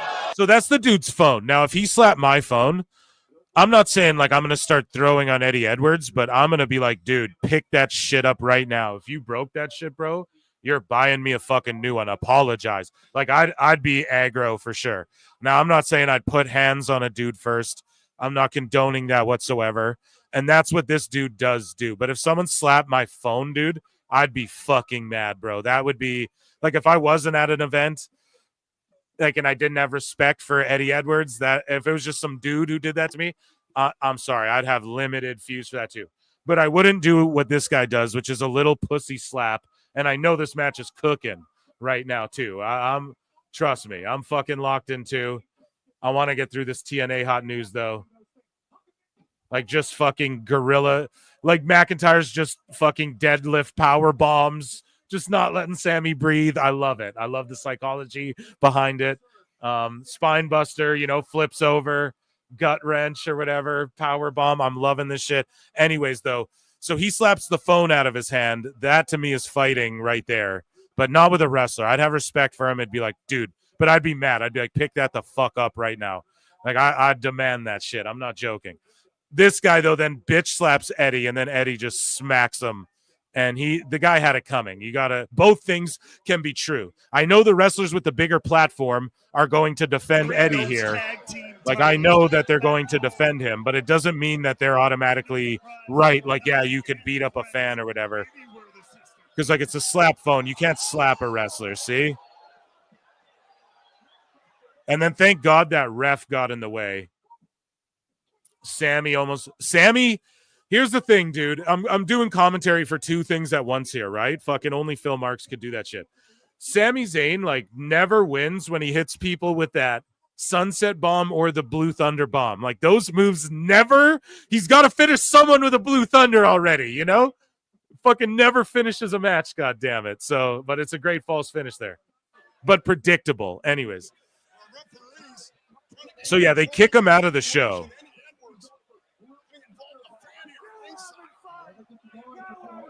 And then Eddie's like, now we're having fun. Now we're having fun. Chat could let me know, like, who's in the right here? I'll play the clip through without talking one more time here so you guys can just see. I'll play it with the audio too. Fuck it, YOLO. Can bring those tag team titles back home. Or if that was just his drink, fair game. But someone said it was his phone. So, like, to me, dude, I'd get so mad about that. Sorry, I said I wouldn't pause. Not making any friends anywhere the system goes.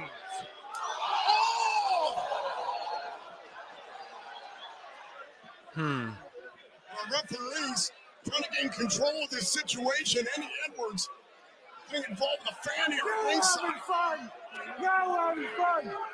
Yeah, I don't know, man. I think the dude shouldn't, like, okay, if he broke your phone, like, if he broke my phone, I'd be fucking pissed. But again, that's like, I don't know, dude. To me, it's also just like I could bump into someone on the street, drop my phone, and be like, what the fuck? Like, to me, that's not the biggest thing. It's just the disrespect of, like, that's damaging someone's legit property.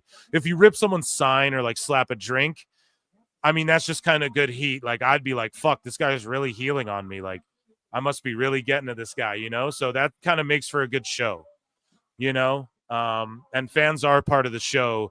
And I'm not saying, like, in a disrespectful way, cross the line way, but in wrestling, like, if fans chant one more time, fucking wrestlers, like, we're part of the show, you know, we are. So, and not in like a heckler way. I don't mean that. Oh, dude. Sorry, this match is just cooking. It's so hard to do. Yeah, so here we go. You cheaters in the fucking chat. Cheaters in the chat. Yeah, no, it was 95% consistently. What a great television match, too. Can we just get a round of applause for that television match, dude? Holy fuck. It's going to require so much editing. It's going to require so much editing for me to do this TNA clip tomorrow. To edit around me talking about WWE at the same time. But listen. And that was great. That was a great opener, Phil. Sorry that to was interrupt fucking you. incredible. Yeah, Sorry it was about incredible. The fight, though, with Eddie Edwards. Okay. Yeah, just my final thought. I guess I just said it. Both things can be true. You can be aggro if someone damages your property, but you also have to be ready to eat a fucking slap and get thrown out if you're going to slap someone who's paid to be there. You know what I'm saying? Like, that guy was paid to be there. You paid to be there. So I think right? Eddie knew the guy. Oh, and it was all staged to get heat. Oh, X-Files. Because if you look at it, security doesn't throw him out. Since when do referees throw a fan out? You're right. Yeah, exactly. You're right. Thank you. That's what I kind of thought, too. It's like the refs being like, he's out of here. He's out of here. Never happens. And it was his phone and shit. And when the guy slapped him, it was like a light slap. Bingo. It was so light to where, like, how mad really was he? Exactly. Or maybe he's just a guy who's never been in a conflict and didn't realize, like, oh, someone will fucking... Exactly. Northern DC, both are wrong. Exactly. It's like, who's right, who's wrong? That's what I'm getting at. Both things can be true. Like, both people could have fucked up there, you know? So, yeah, that's not to pull a Meltzer, but Fence It and Phil here. It's just the truth. God damn, I've been loving this main event so far. The last TNA news, people are going at Moose. So Moose is like, welcome back home about Tessa Blanchard. Everyone's melting down in the IWC. I don't really give a shit, bro. Like, she just needs to come out and apologize. But this person, Kelsey, says, woman beater welcoming back a racist and bully. Two disgusting ass people. So I guess Moose is allegedly, you know, I don't fucking know, right? So, and then Moose says, go eat a burger, fatty. And then people just raged on him, like, tag TNA. Yeah, y'all got to get rid of this guy. Never drawn a single dollar for the company either. And fat shaming and all of that. Yeah, so people fucking hate on Moose. I don't know. I don't get it. I don't know his outside of the ring stuff. I just focus on what goes on inside the ring, as you know, as far as like, I don't see, unless like big headlines are dropping about him, I don't see anything really, you know, that has ever gotten me upset about him. So they're alleging some sort of woman excuse. I don't know what word YouTube likes. If that's true, fuck him. But I don't know that to be true at all. That's the first I've ever heard of that. And then a racialist. Yeah, I've heard that about Blanchard. And some people were like, well, if she just apologized, it's all good, you know, but it's just the way she treats certain people and stuff. So, hey, who knows? Again, I don't know her. I can't really comment on it. My opinion, though, it's wrestling, bro. They've forgiven worse, and I don't know. Hopefully she apologizes to people who need to be apologized to. That's all I can say. Let's keep ripping through some light news. So after announcing season 6 of Dark Side of the Ring, Vice Media today also announced a brand new MMA spinoff called Dark Side of the Cage, which will premiere in January. I implore you all to watch this shit. Please, if you guys are fans, if you guys are listeners or in the PWT universe, I do not call you guys fans. That's fucking gross.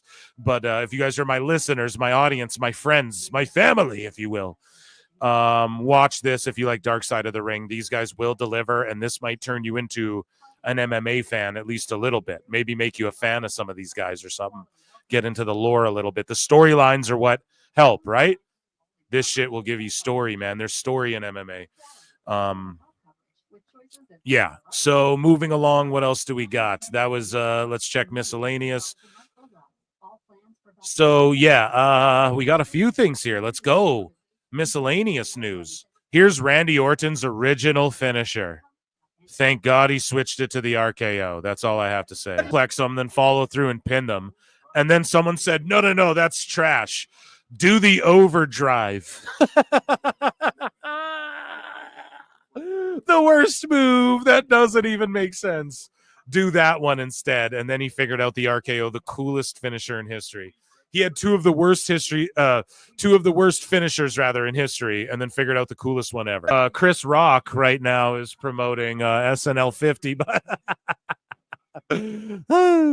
So Violent J of Insane Clown Posse has opened a full-time office with Caleb Conley, the Backseat Boys, and Kerry Morton to grow their JCW wrestling brand. They'll be running fairly regular shows in Detroit, etc. And yeah, the Juggalos and Violent J are legit about getting back into wrestling as far as. So I'm not saying like look out for Juggalo Championship Wrestling, y'all, but I don't know. Here we go. Tito Santana. Does Jimmy Hart ever get old? No, dude. He just writes hits and fucking doesn't age. He looks amazing. He's 80. He's got to be 80, right? Oh, no. Yeah. Wow. So who's Rich Herring? I do not know. There you go. God damn it. He's a Hall of Famer. But yeah, Jimmy Hart, though, he's doesn't age, writes them hits, still probably bangs hot girls. I mean, what? I don't know if he's married respectfully, if there's a Mrs. Hart, but I'm just saying it's the dude's lived the dream, man.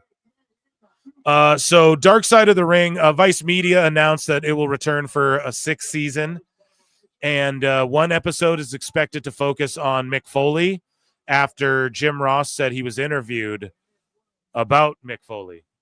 So there'll be probably just all of the crazy hardcore shit he's done and that will be a very amazing episode. We'll probably already know the details, but it'll cover when The Rock beat him down with the chair and the Hell in a Cell and all of that stuff. So ripping his ear off. And yeah, that'll be a great episode.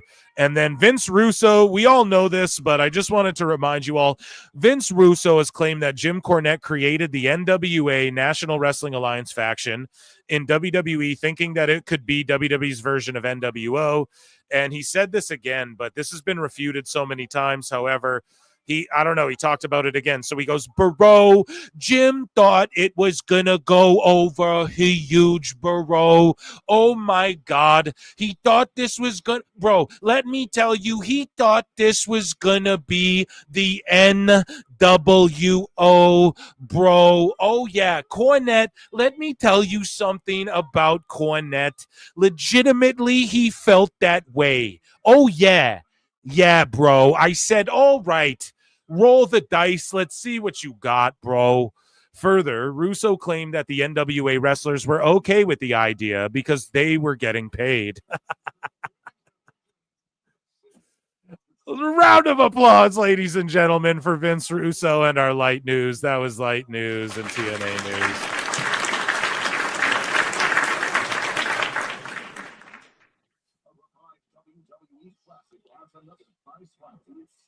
And I know this fucking main event's cooking here. I am watching it as I rip through that. I'm going to try and only go during commercials, folks. Jimmy B for $5. MVP is the only person to make the overdrive look cool. And even then, it was like, it was a terrible finish. It doesn't really make sense. Okay. Your neck. Oh, go ahead, George. No, you notice something on their entrances, what they're doing? They have the superstar come down with two security guards following them like they used to do back in the old days. Yeah, or your two heaters, and you have to do that. No, not talent, like non-talent. Right, but do you know, Yeah, and I love that they're doing that. They literally, it's the details, and I say it all the time on the show. This is where AEW lacks too, it's the details. It's the nuanced things that people pick up on that means something, like those are the things that make great things. It's the details that add up to be something great. But yeah, you have to do that because imagine one of these assholes try and cop a feel or something on Live, Right. But also, thank you for the super chat. Yeah, MVP was just cool. So everything he did was fucking cool. But the overdrive was still goofy, But yeah, he made it look cool. But like, what a bad finish. I don't know why anyone would use that,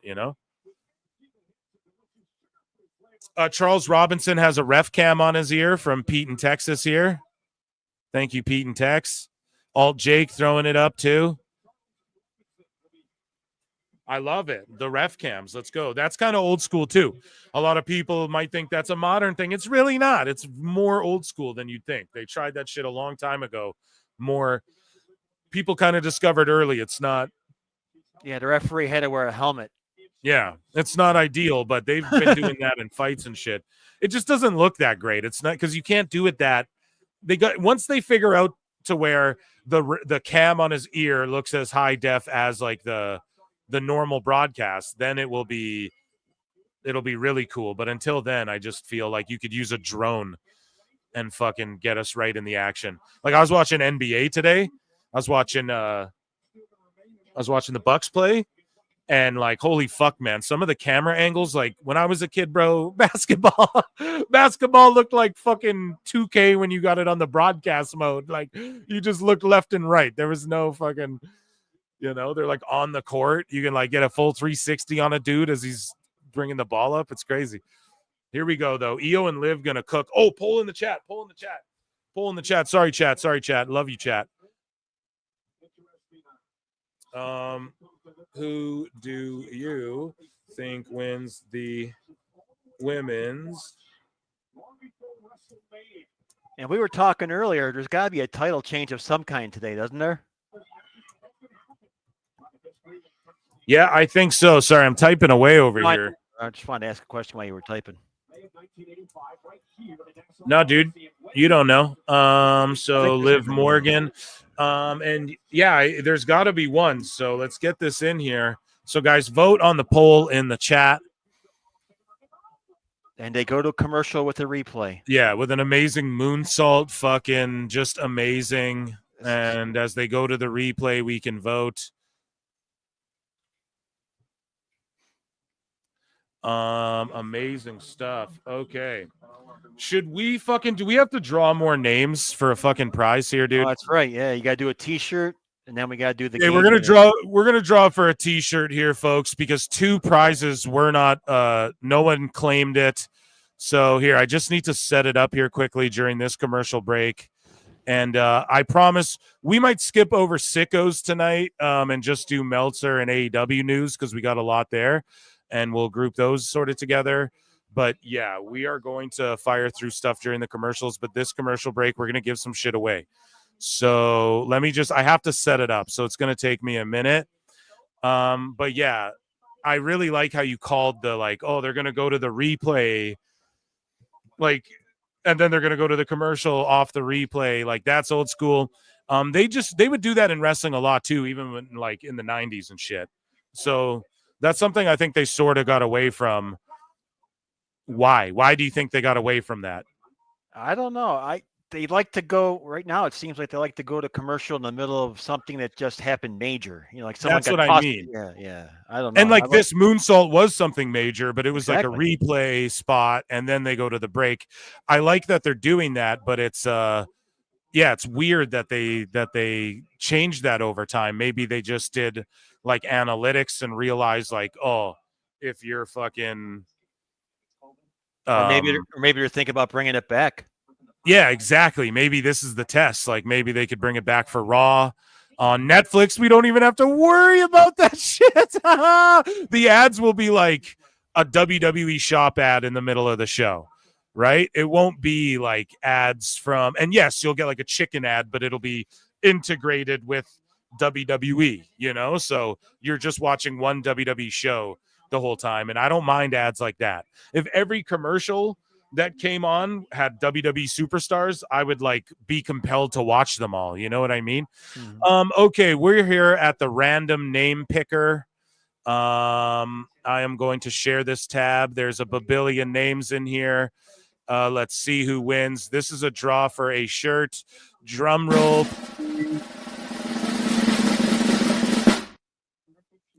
McQueen, ladies and gentlemen. McQueen, you all see that. So McQueen, I will write it in the chat. McQueen, if you are here, you have 1 week to email us, or we draw again. You want a T-shirt. Oh, yeah, I didn't give you a Price is Right. I'm so sorry. Yeah, I was waiting for it. Yeah, you want a Price is Right as well. Sorry, I'm doing producer stuff over here. I need a goddamn producer.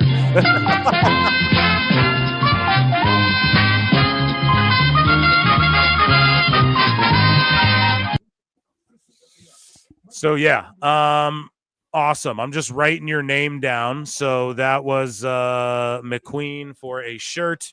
And then we're going to draw for a console, okay? So we're talking PS5, okay? We're talking Xbox, whatever the fuck. But you guys have 1 week to email me, prowrestletimes@gmail.com, to claim your prize, okay? And someone said Frank Mortis versus Okada on Collision. Well, I'm glad I'm not watching that shit. Oh, my God. The best guy is Tony Khan. Okay, we're locked in. I'm not babbling throughout this fucking one. Let's see where the poll's at here. The poll it's close. A brilliant dive from EO. Brilliant selling from Morgan. The entire match, which is how you got to be against somebody who's been champion since March. Since May, hasn't been beaten. Here we go. Let's see some springboard action. Sky can fly.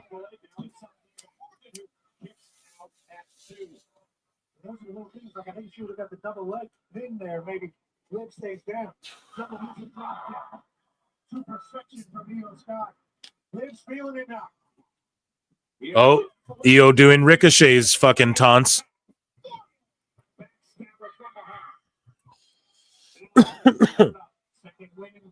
I love that Liv like wears Dom gear all the time. Like she always has his name on, or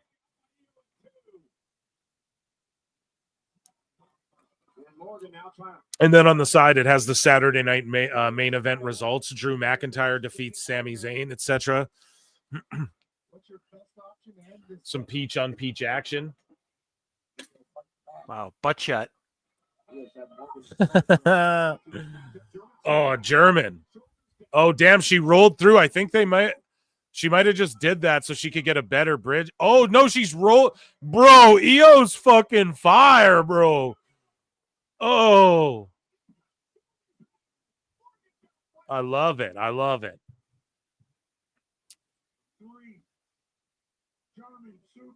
Great ass. Yeah, I think I'm like a minute behind, but I kind of like it this way. I'm fucking because it gives me a second to like look around. Yeah, it gives me a minute to like, okay, I'm like looking at chat. I can look at this, and then I look back, and then I'm catching what people are saying. So I think Io messed up off the ropes there. yeah, I think they messed up. I thought they messed up on the fucking German at first, but I think Io, if that was a freestyle, brava. But if it wasn't, then hey, great spot as well. Yeah, just great recovery.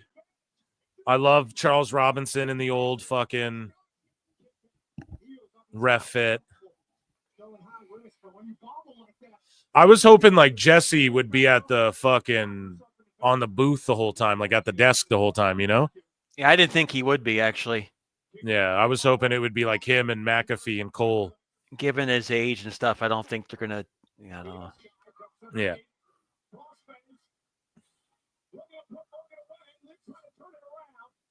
Man, Liv can go too. Oh man, and that knee was. Oh, that was stiff, son. Yeah, her nose is bloodied up, dude. She leaking. Yeah, Liv's busted open. Yeah, it is bust out. That knee was stiff, dude. She's got the watery eyes going after the. Yeah, 100%. Yep.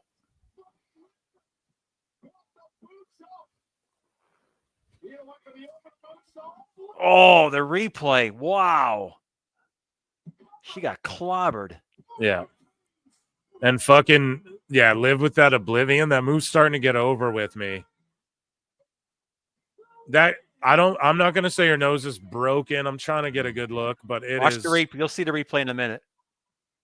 Her nose could be broken, dude.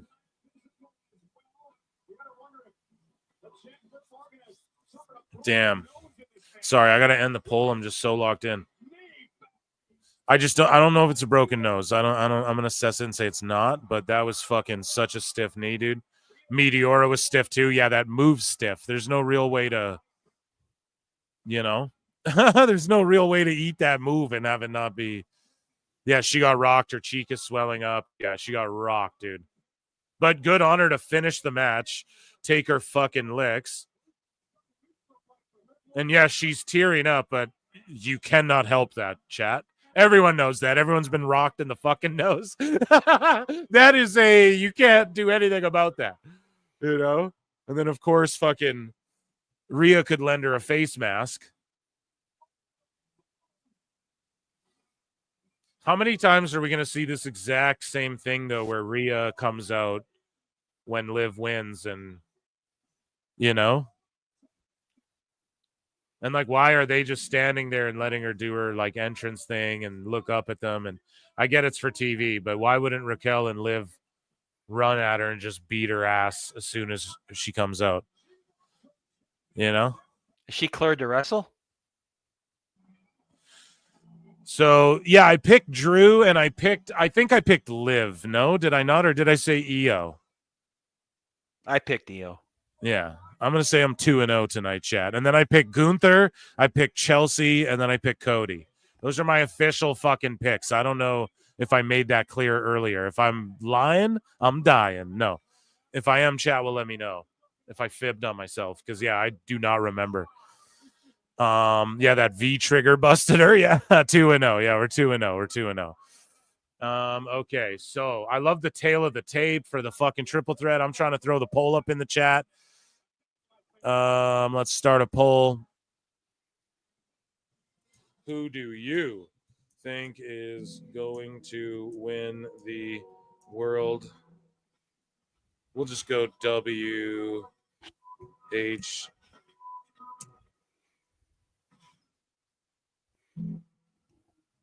match with a little emoji face, and we will put the champion Gunther, Finn Balor, and then we got Damian Priest.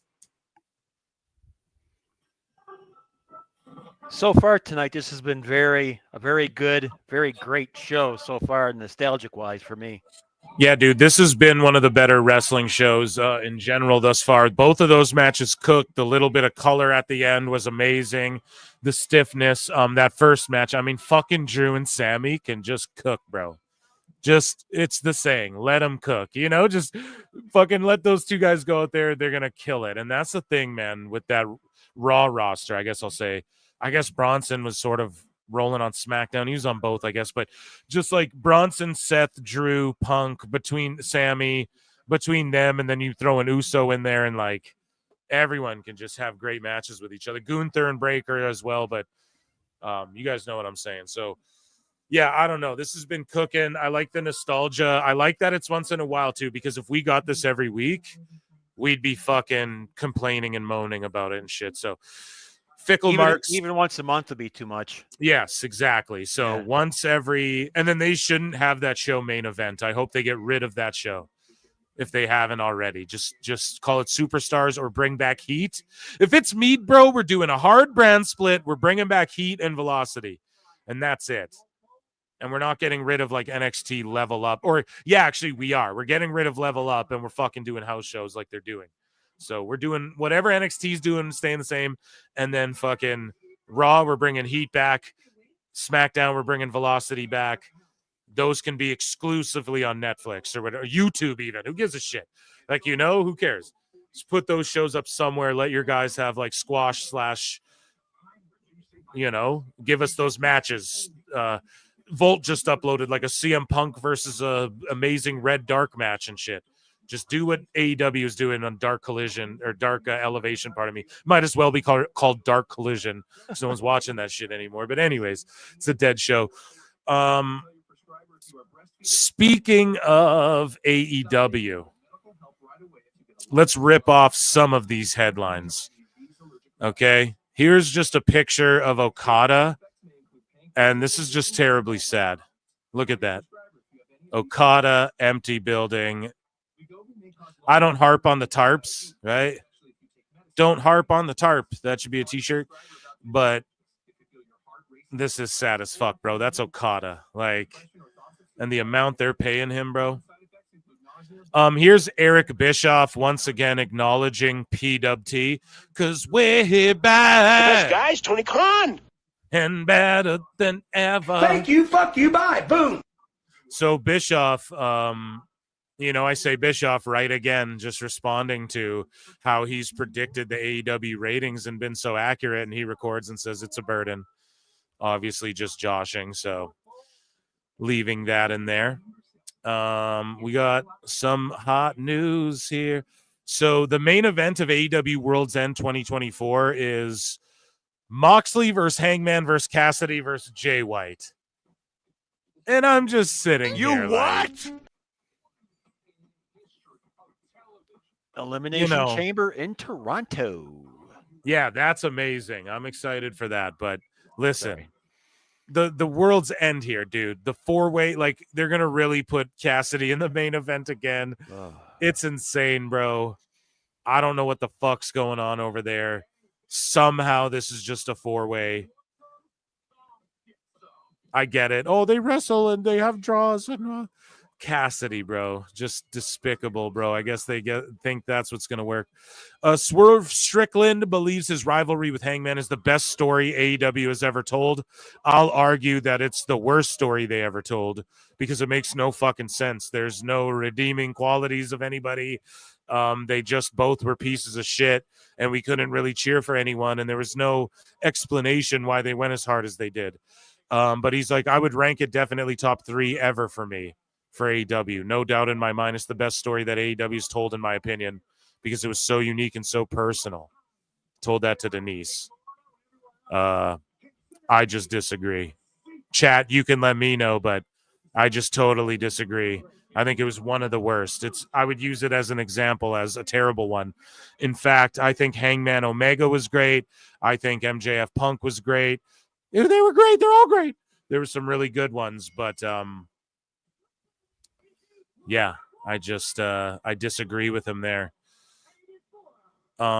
This girl here, this young lady, I followed her, the Heel K, and we'll follow up on this. She made Tony Khan sign a "We Want Ricky" sign, and she's like, "Am I goated?" and tagged Ricky Starks.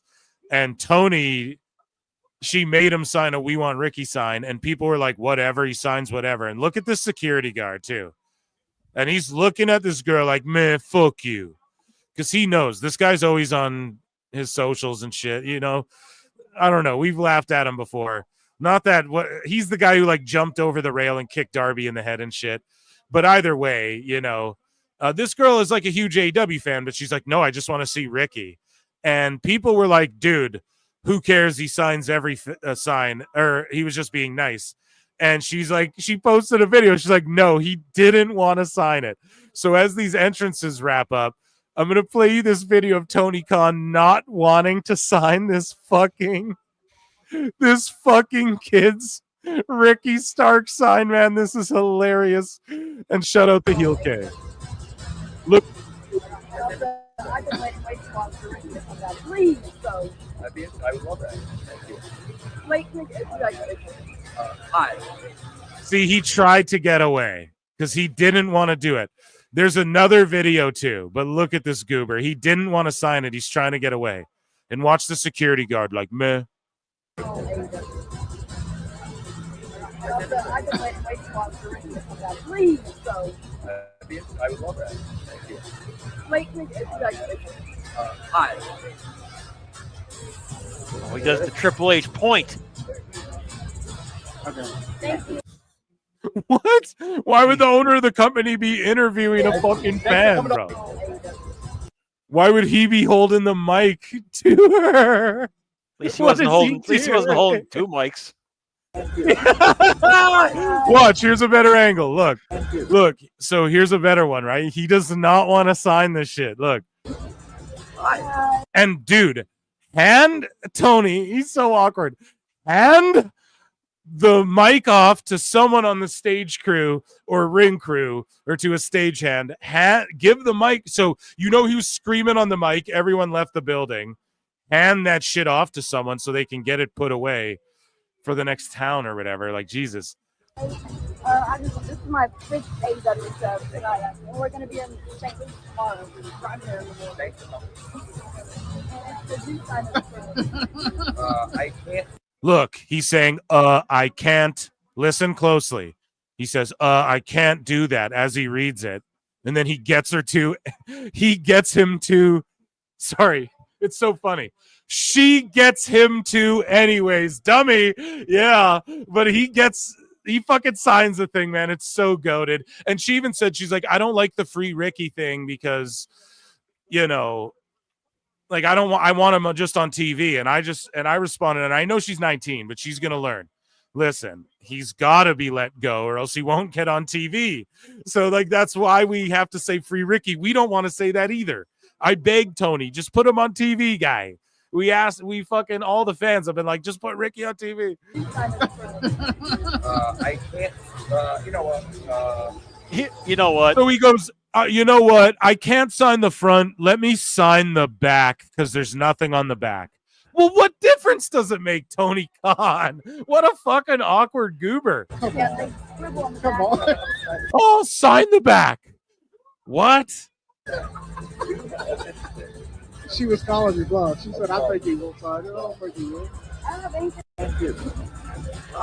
Crazy. So again, we'll just play it through one. I won't pause it, but I'll play it through him going, I can't actually, okay. This is my 5th AEW sub tonight, and we're going to be in St. Louis tomorrow. I'm here in the morning. I can't, you know what? Come on. She was calling you bluff. She said, I think you will sign it. I don't think you will. Thank you. WBD, give him a fucking reality show, please. Okay, we're locked back into Saturday night main event. Please, WBD.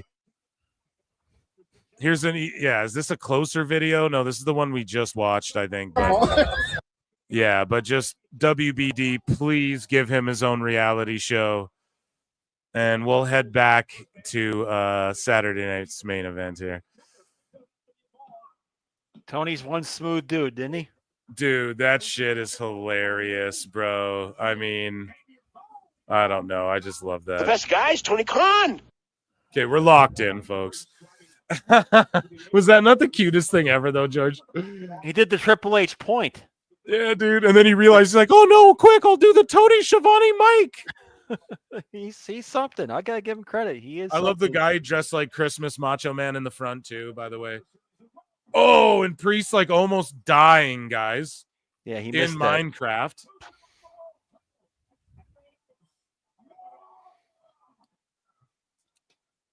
Okay, commercial break. So yeah, we'll go back into this AEW news for a minute. I'm not the biggest triple threat guy. I hope this one cooks, man. You know? And if Gunther, Sheamus, and Drew or any combo of those guys are in one, it's gonna cook, but otherwise, man, it can be tough sometimes. So let's see here. Satnam Singh. So chat, look at that.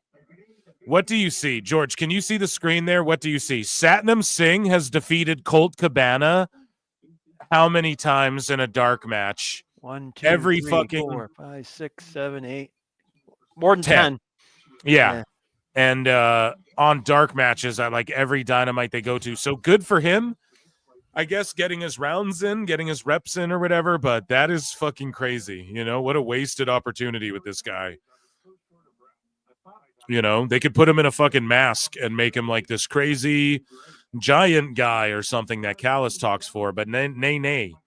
Just let him Jabbo Cabana. Like that's not already something everyone else could do. So Camille, we're going to talk about Camille in a bit here. People are reportedly appalled. This is via Brian Alvarez, that Tony Storm's in-ring return is taking place on Rampage. And it did take place. So I have a video clip of him actually saying all of this. So you don't have to hear me say it. And people lost their minds on this. Yeah, people lost their minds. And you know what? I don't blame them because it is stupid and AEW fans are finally fed up. You know, they're finally saying, no, we're not going to accept bullshit like this. Why didn't you put her in the main event on Dynamite? She wasn't even in the main event on fucking Rampage, guys.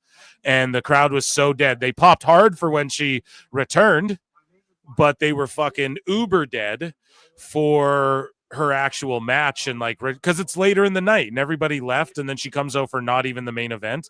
So like half an hour later, she comes out to tape her match. And this show's not even going to be on the air much longer. Tony Khan is fucking terrible at his job. Brian Alvarez, is fed up as well. And let's hear what he has to say. And he still gets no pass with me, by the way, but he's calling it out. Do you know how many people I talked? And he's actually stooging the locker room. So if the locker room was this appalled by this, if people in AEW were this appalled by this, how appalled are they by and outraged are they by these other things we're hearing, by Ricky Starks, etc.? That's all I want to point out too, right? We're connecting the puzzle pieces here. Anyways, here's Alvarez. Do you know how many people I talked to in AEW yesterday? And every last single one of them, and aghast may not even be the right word, appalled that Tony Storm's return is on Rampage. Well, they are sickos, you know? And meanwhile, leave it to the fans, leave it to the wackos. This is a leave it to the wackos. wackos. Oh my God, leave it to the wackos. Let's fucking. I love it. Come to the dark side. Yes, Brian, let the hate flow through you. Great idea. He's got to give his fans a worthwhile show those last 3 weeks of the canceled show. Do you know? Yeah, so they're appalled, they're aghasted. I need to save that one as well for scientific research purposes. Back to Saturday night's main event, ladies and gentlemen. I hope this show's okay. It's going to require tons of editing from me, so run the likes up, you sons of bitches. I love you all. PWT changing culture, legit, literally. You guys got to understand, man. People come to me, man, and they say, we're changing the way people consume fucking wrestling over here, dude. Consume the news aspect of it, at least. Honey, I'm back. The wackos. Yeah, I might call the next one For the Wackos, dude. Yeah, the wackos are the WWE fans. You know what I'm saying? That's good shit, pal.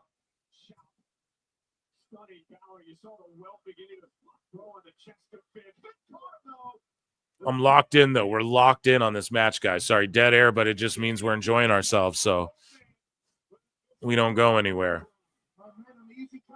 And we'll do a draw. We're drawing a fucking console, too, so we'll figure that out as well. Right before the main event.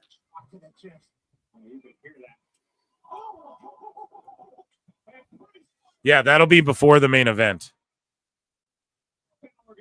And again, McQueen, you want a shirt. So if you're watching, listening, again, some of those names, I think they just membered up just to try and win the shit. But then it's like, you got to watch the show to win the shit then. Yeah. You know? So, because like, that's the thing, right? Let's say there's like 200 people watching. Well, throughout the night after the show, it's like, 2,100 unique people were viewing throughout the night, like people don't watch the whole shebang all the time, right? So, we've had shows. The record is, and I don't count it actually as the record because it was when CM Punk fought Jack Perry. We had 1,200 people watching live, and I was only like 30 shows deep, maybe even less than that, maybe like 13 shows deep. Such a noob. But 12,000 people watched uniquely that night, dude. The channel. Wow. It was the most insane. Yeah. All because fucking, and that's where we got Pac Perry and all these fucking good terminologies there because Punk smacked Perry. So that was fucking amazing. Punk is a draw big time. And it was amazing, dude. And I also was watching, I watched his interview before, I clipped his interview, watched it before the show started.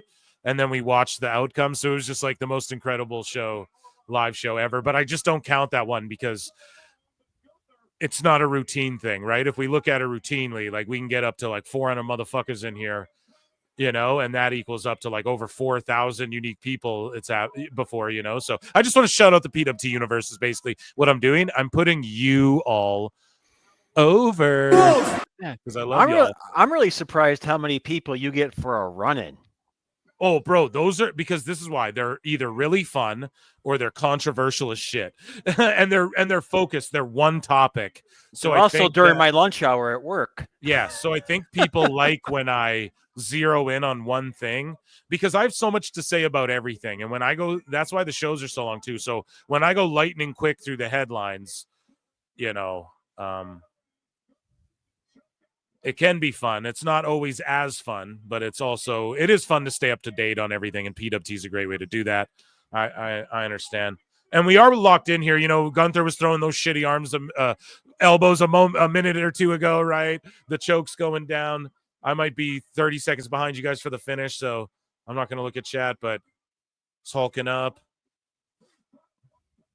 All three of the guys are really into it, though.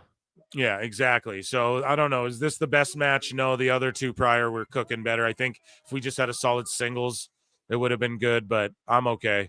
I think we need to move some people on though.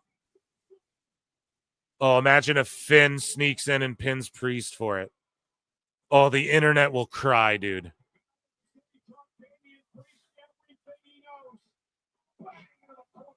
And I love that they're working that shit too. Cole said like a moment ago, like Finn said he taught Priest everything he knows, and then just telling the story throughout the match. Of course, AEW doesn't do that. It's just like, oh, a tope con he run. Oh, Taz doesn't like Shivani. Well, we're taking you down to the ring for Mariah May last week.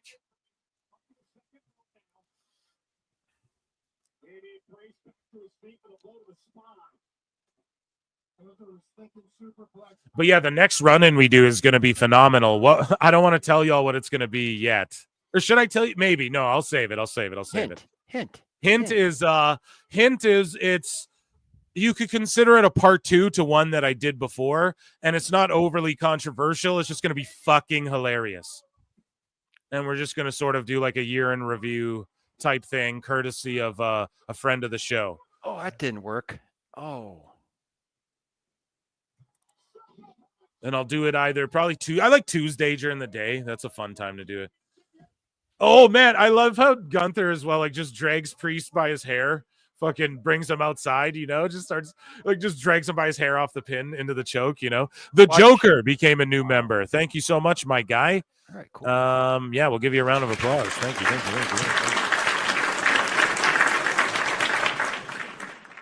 Yeah, I don't know, man. If somebody wants to fucking oh my god, dude. Yeah, this is insanity. A year in Meltzer review. I'd love to do like a Meltzer omnibus, but I just didn't think of it. And like, dude, we're doing the year-end rewards. Jesus Christ, I'm Meltzering up. I'm getting stupider as I go. And I also frequent the Fighter and the Kid subreddit, who speak their whole own language in fucking Reddit, making fun of Brendan Schaub. And I fucking frequent that so much that I catch myself doing what are referred to as Schaubisms, where like he'll be, instead of award, he'll say reward. Or I don't know, if you guys go in the subreddit, it's called r/the Fighter and the Kid.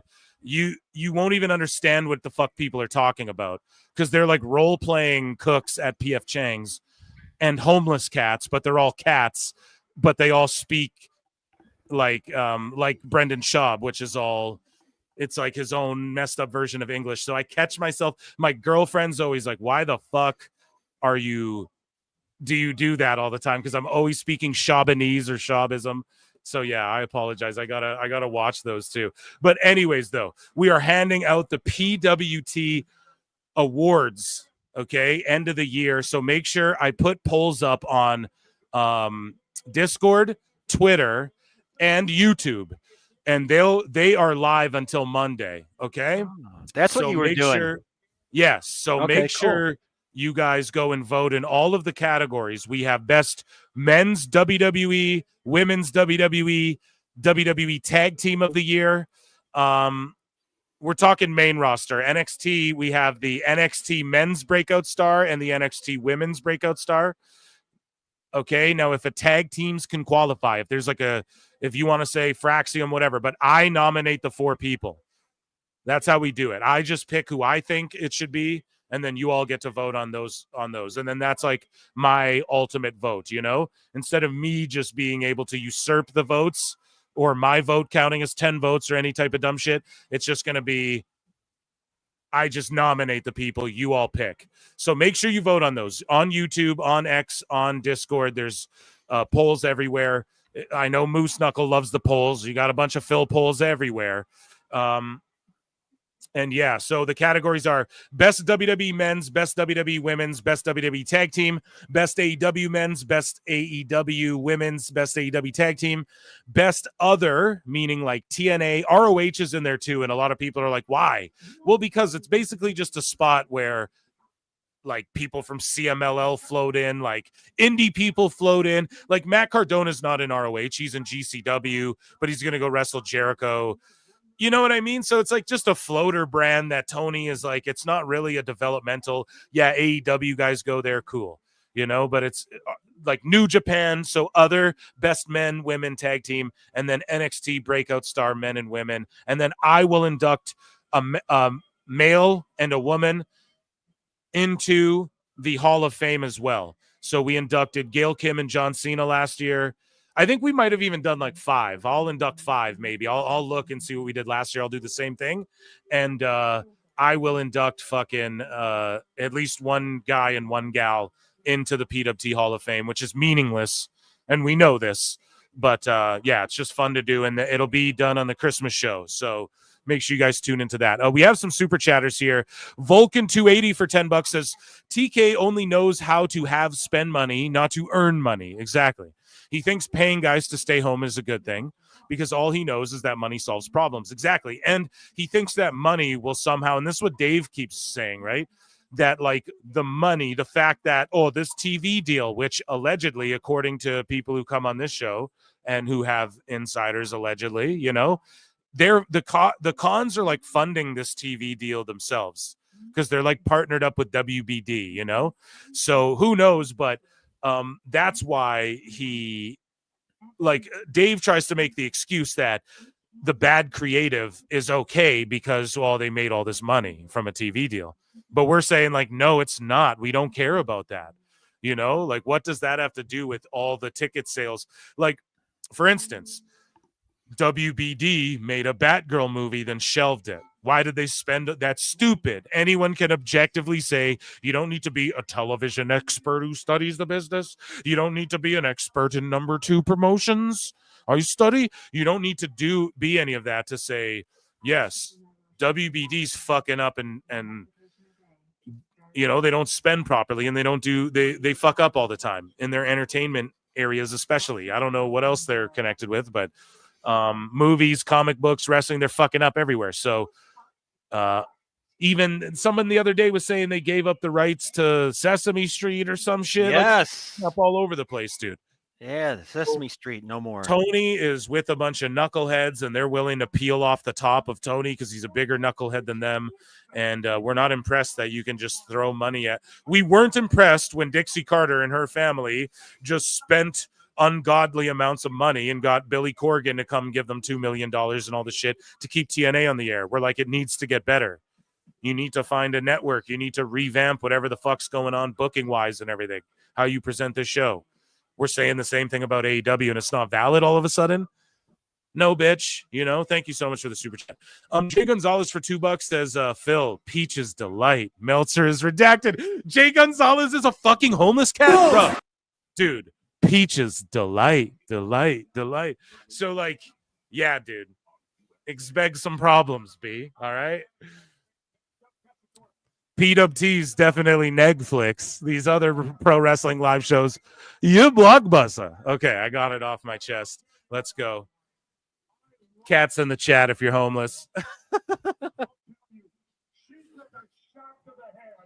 And yeah, Gonzalez, drop the r/the fighter and the kid in there in the fucking chat so people know what we're talking about. You know, it's so stupid. It's not even really wrestling related unless you just like lol cows. You know, I'm a big fan of like, who are these podcasts and laughing at Opie Hughes and Joe Matarese and shit. I'm a big fan of that. I think it's funny. Hey, Phil. What's up? Can you do me a favor before this match starts? What's up? Can you show Alt Jake my avatar, please? Oh, yeah, absolutely, dude. And also, we got to end this fucking poll because these cheaters ran Gunther up to 80% after the fucking match ended. Yeah, Tessitore's gold, Ventura's gold on this shit. If you look down below, there is George's new avatar, and his new title is PWT Senior Correspondent. Alt Jake, Amazing look at that. shit. Alt Jake, please look. Yeah, There and you all go. Jake will react to that. I also got Chelsea. You got Chelsea and a new avatar. So there you go. Yeah, it's Chelsea Green. I love it. I love it. So polls in the chat. I'm just throwing one in there real quick. Who do you think?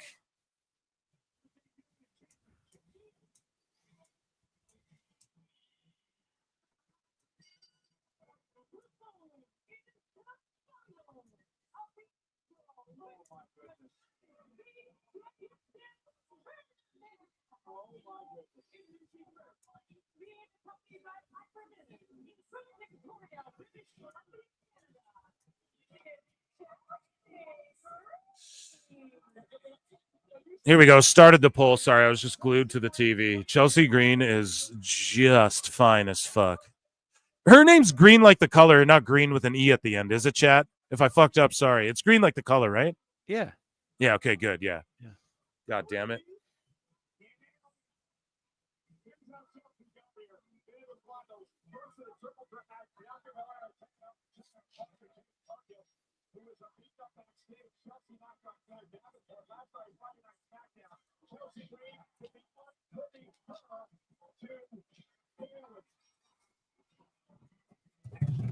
This might be lame, but imagine heel fucking Becky Lynch with Piper as her heater, and they do the whole fucking last kicker.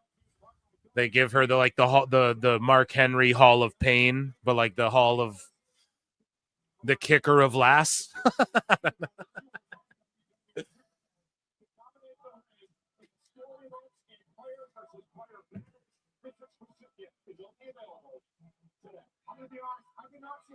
Here we go. And don't forget to get your free loot cases as they advertised. I fucking love Michin as well. 2 TNA knockouts throwing down for the first ever U.S. title in WWE. How fucking amazing is that? Was Chelsea Green, or what was her name? Laurel Van Ness? Ooh. Did she ever win the TNA knockouts title? I don't remember. I don't think so. Jake would probably know. I forget. I know she was a tag champ, I believe, but Jessica Carr, the referee, wearing a bow tie as well. Some Junior Star in the chat says both women mid-card belts need to be on heels to build up heat on both belts. I disagree. I think you go one baby face, one heel. So, and then whatever your world champion is. So let's say maybe you're right, maybe, but no, because you have Nia as a champ and Liv as a champ. So it's almost like both baby faces should be these mid champs. It depends who's chasing. Yo, they're talking about TNA titles and first television matches, etc. Just amazing shit. I don't know. So how many matches do we got left? This one and then the fucking main event. Yes, dude. Yep. Amazing. And yeah, Ventura reacting to the knee. By the way, just to bring it back, him reacting to the knee, Tessator, those two are like fucking such a throwback, and they work so well off each other. That pairing of Tessator and Ventura is just, it's peaches, delight. I'm going to put that on the fucking soundboard. And I don't care if you guys know Brendan Schaub or not. Right through the city like Brendan Schaub. You're talking way out of my league here. I know, dude. He's a former UFC fighter who fucking retired, but he's best friends with Joe Rogan. So Joe Rogan's like, you should be a comedian. And he's like the most unfunny person ever. Put out the lowest rated comedy special in IMDb history. And fucking is just he's just a lol cow. Like he's the biggest piece of shit ever on the internet. Okay. And he just treats people like shit. Yeah. And he just lies through his teeth through things that are like, he podcasts every day. So it's like, of course you're fucking like, I don't know. He just gets caught up in his own shit and it's just funny. It's just funny watching the spiral. Yeah. And he just won't admit like I'm fucking up. But yo, shout out to Jiri too on that spider. I know we're in commercial break. Let's try and jump into some more AEW news. Speaking of lol cows. But George, what were you saying there? When I was going to say, updated from Jake. Jake told me that Chelsea did win the TNA Knockouts title once. Yeah, there you go. So two former Knockouts champions fighting. And I believe they're both Knockout Tag champions as well, fighting for the first ever WWE United States Championship for women. That's amazing. I think that is incredible. So we covered the Tony Storm stuff. So Camille, right? The rumors come out that Camille is frustrated in AEW already. So what happened was they basically made her look fucking stupid, right? They made her look stupid on TV.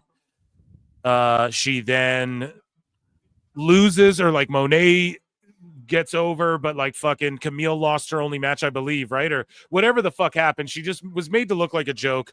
The fucking the feud's done. All of a sudden she's off TV. And Monet is just rocking solo. You know, she's riding by herself. So we head over to Ringside News and let's see what Camille has to say.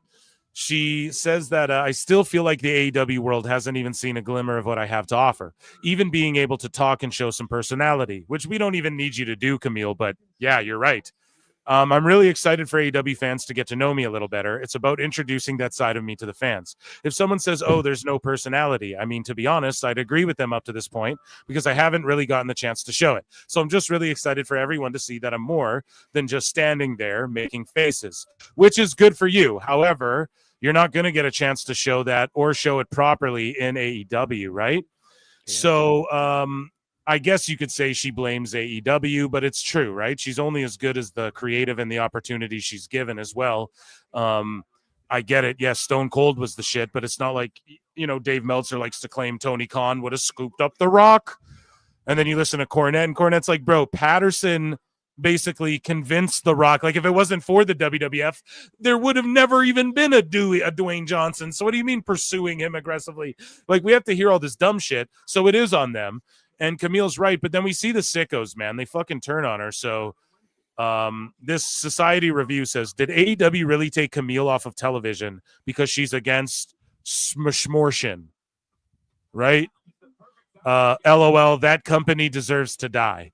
So is Camille against Smortion? Hey, if she is, who gives a shit? If she isn't, who gives a shit? You know? And then this girl goes, this is the same company that allows a man to fight with the women's division and call himself a woman. So, I mean, we know who she's talking about, but like, damn, throwing strays, like, holy shit. Or people are catching strays and has sold Punk and Cody shirts with trans gay imagery. And then not a shock they'd cut Camille's time for not being a leftist. Same with Jack Swagger. Bro, y'all take this political shit way too seriously. I didn't even know that about any of these people. Kenny, and then they go, Kenny Omega thinks trans kids are a thing too. So these people, hey, they're just saying hey, I don't give a fuck what anyone thinks about any of this shit, especially when it comes to graps. I think if anything, Tony doesn't care about any of that shit. I think also, like, the Bucks are fucking conservative dudes. The cons donate to Trump and all that. So I just don't think it's that. I think what it is that when people speak out about creative or show disinterest or say, hey, let me do this, and you're not in the inner circle, I think Tony goes, don't overstep your boundary now.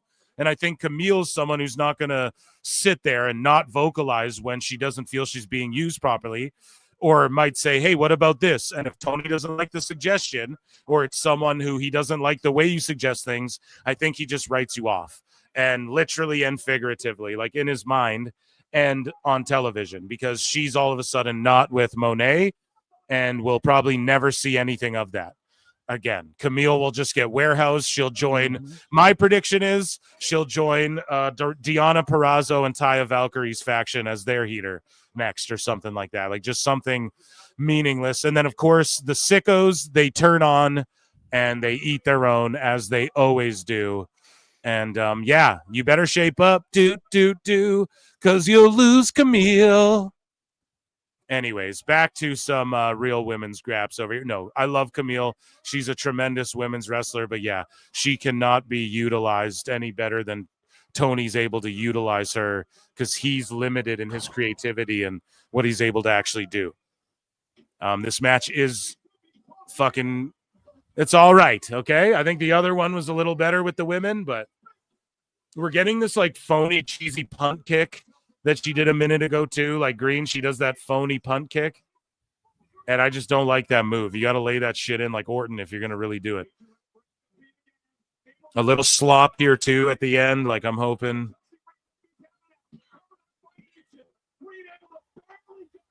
A great false finish on the rope there, but some slop before that with the eat to feet.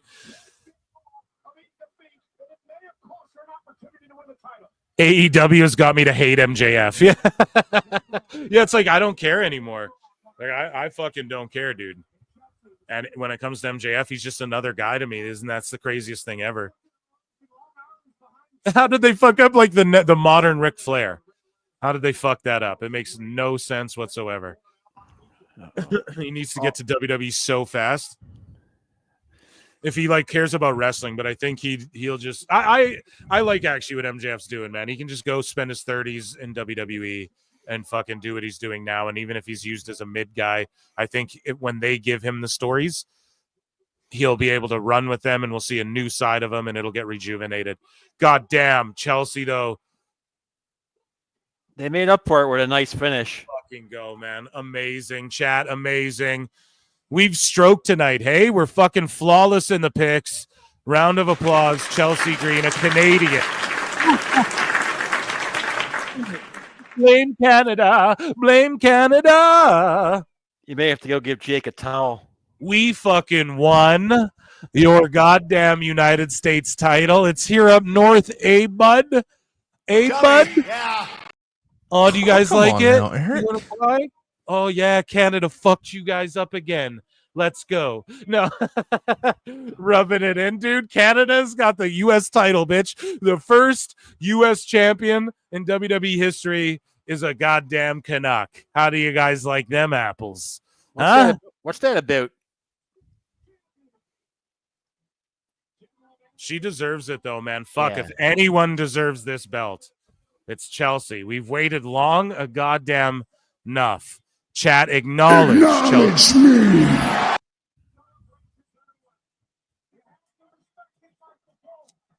That was good. Nicely done.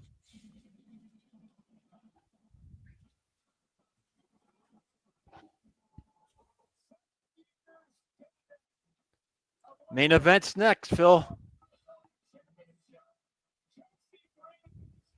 Is Phil still there? Yeah, dude. Okay, I thought we lost you. We got to raffle off a gaming. Plenty in pixel art. This asshole comes in with $10. No, I love you, dude. But he goes, yeah, well, we've still got the Stanley Cup. Hey, Plinian. Shut up, bitch. No, dude, I was so fucking devastated when Florida beat the Oilers in Game 7, dude. I wanted to give up hockey. Now I haven't, but I waited like 20 years. It's so long since the Canadian teams won. It fucking sucks, dude. Yeah. But yeah, I'm gonna give you one of these again. Bitch. I gave the Edmonton Oilers love too. I was rooting for him, dude. Fuck yeah, dude. And that's the thing with McDavid. I love him. He's amazing. He sets all these like stat records, but it's like, bro, you ain't won a cup. You know, where's that chip? How about that? But yeah, plenty, and thank you. You know I love you, buddy. But shut the fuck up. No. Okay, random name picker. Who's winning a console? You have 1 week to fucking email me, prowrestletimes@gmail.com. Please, somebody that we know. Somebody that we know. Crunchy Cheeto Creations. Crunchy Cheeto Creations. You won yours. Come on down. Where's my Price is Right music? Here we go.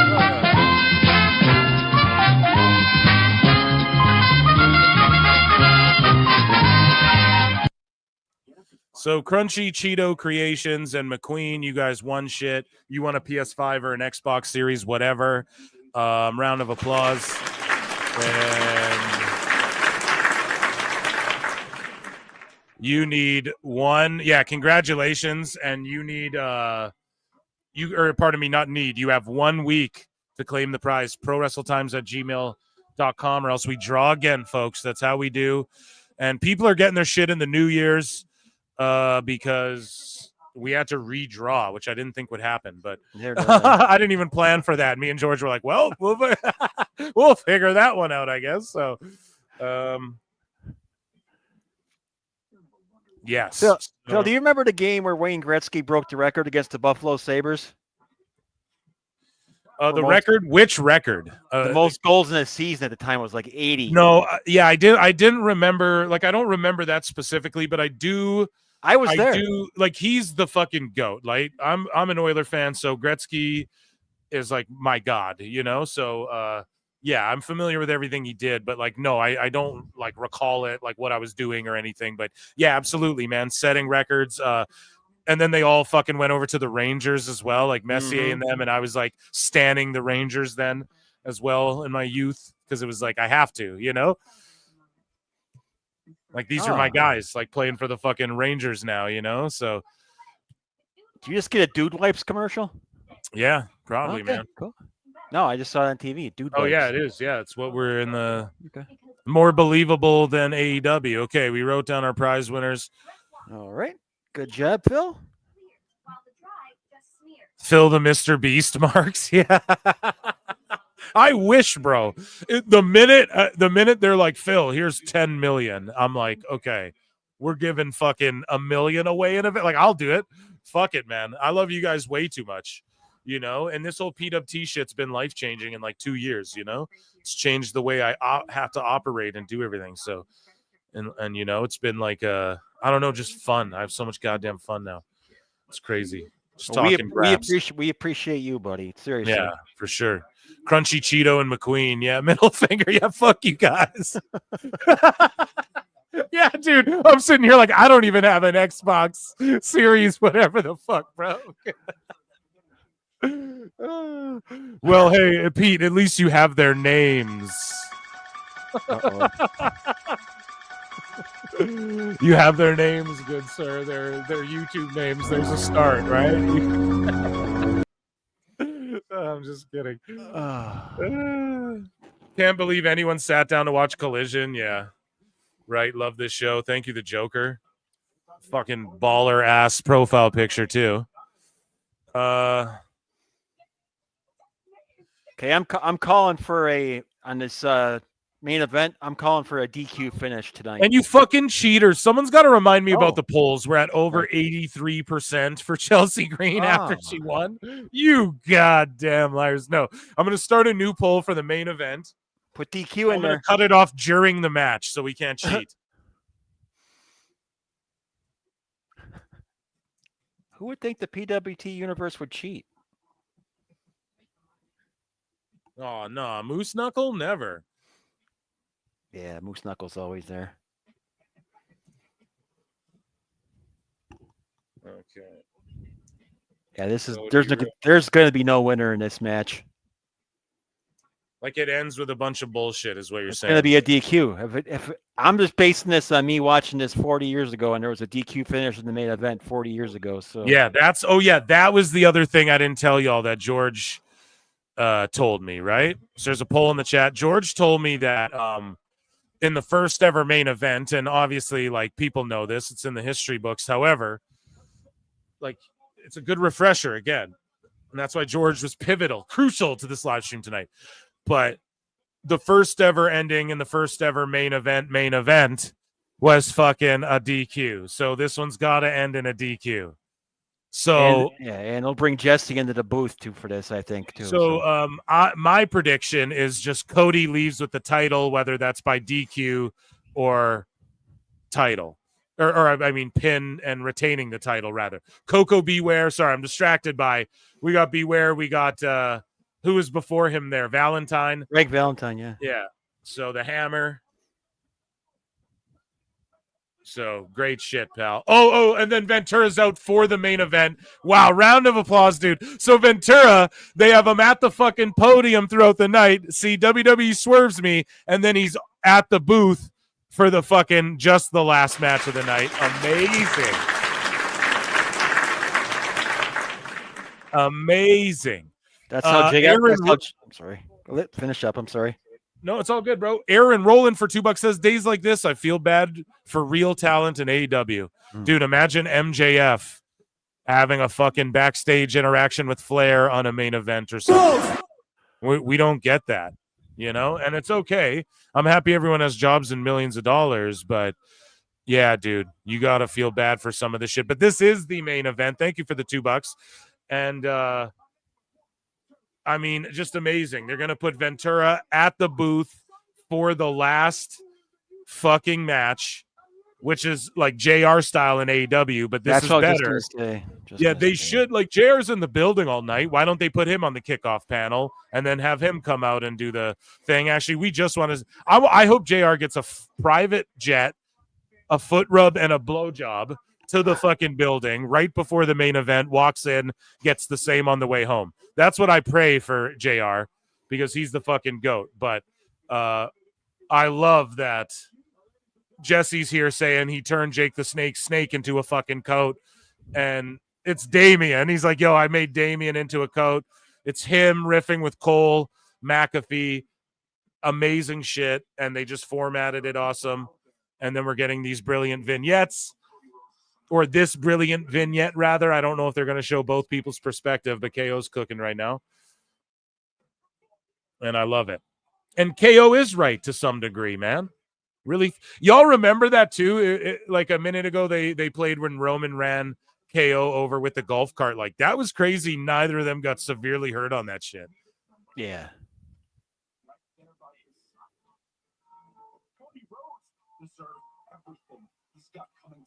Saturday night's main event. I wish Jake the Snake wasn't trapped in AEW. Yeah.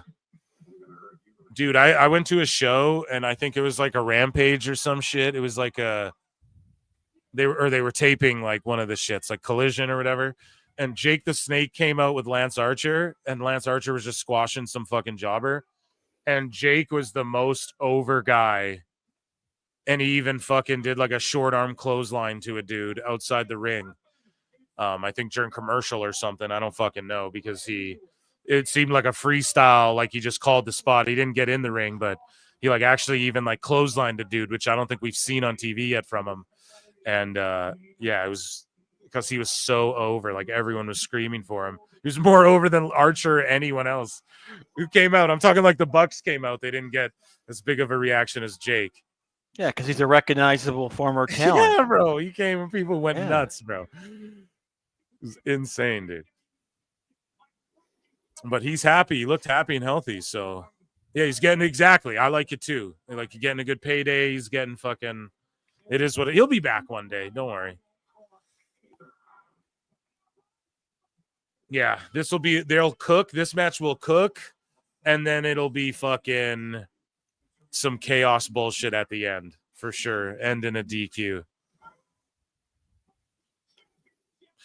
Timothy, I'm sorry, I don't get KO. Just me. Yeah, my wife says he looks like he smells like onions.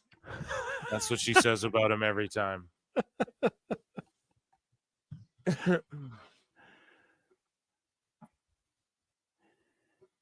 Oh, right. He is Canadian. Hey, fuck you, Betty.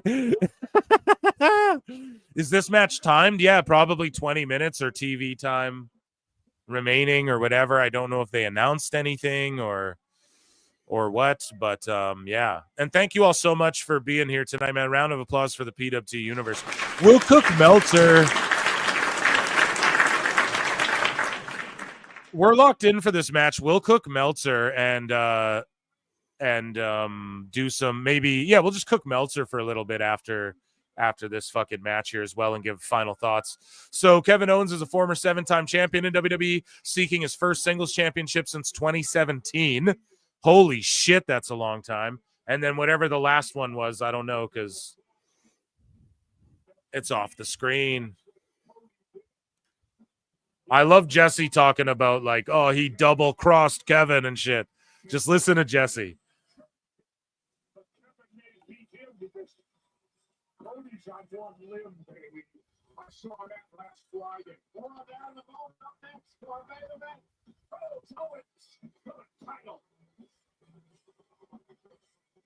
Yeah, that's amazing. I love hearing the body just talking shit about this storyline like he's been there every week. I love it. I love it.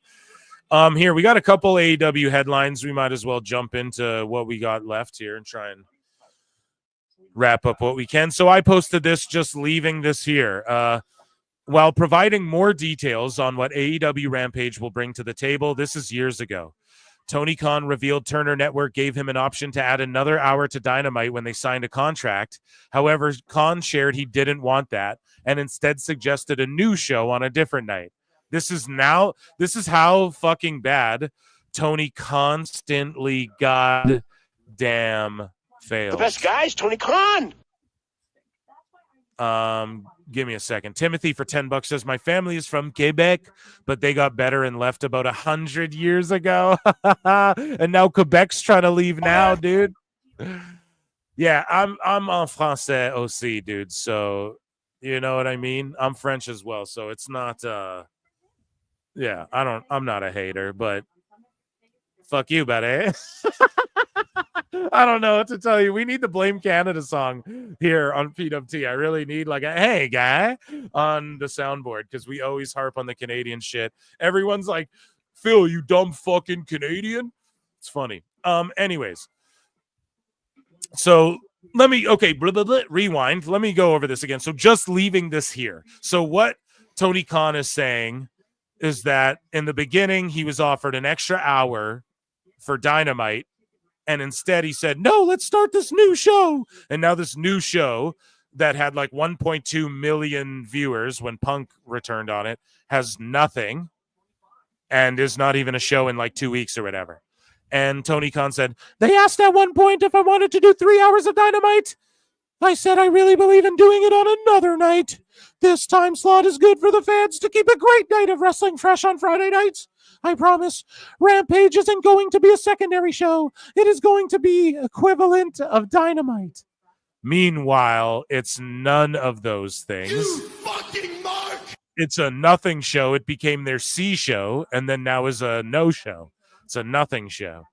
So never forget, man, this guy doesn't know what the fuck he's doing. He's just taking L's left and right. More L's than a lollipop. And, yeah, man, I don't know what to tell you beyond that.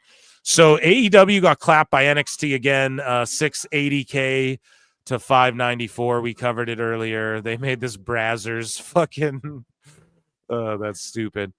So someone posted this. Look how disinterested. The other thing is that TK caters to the media like this.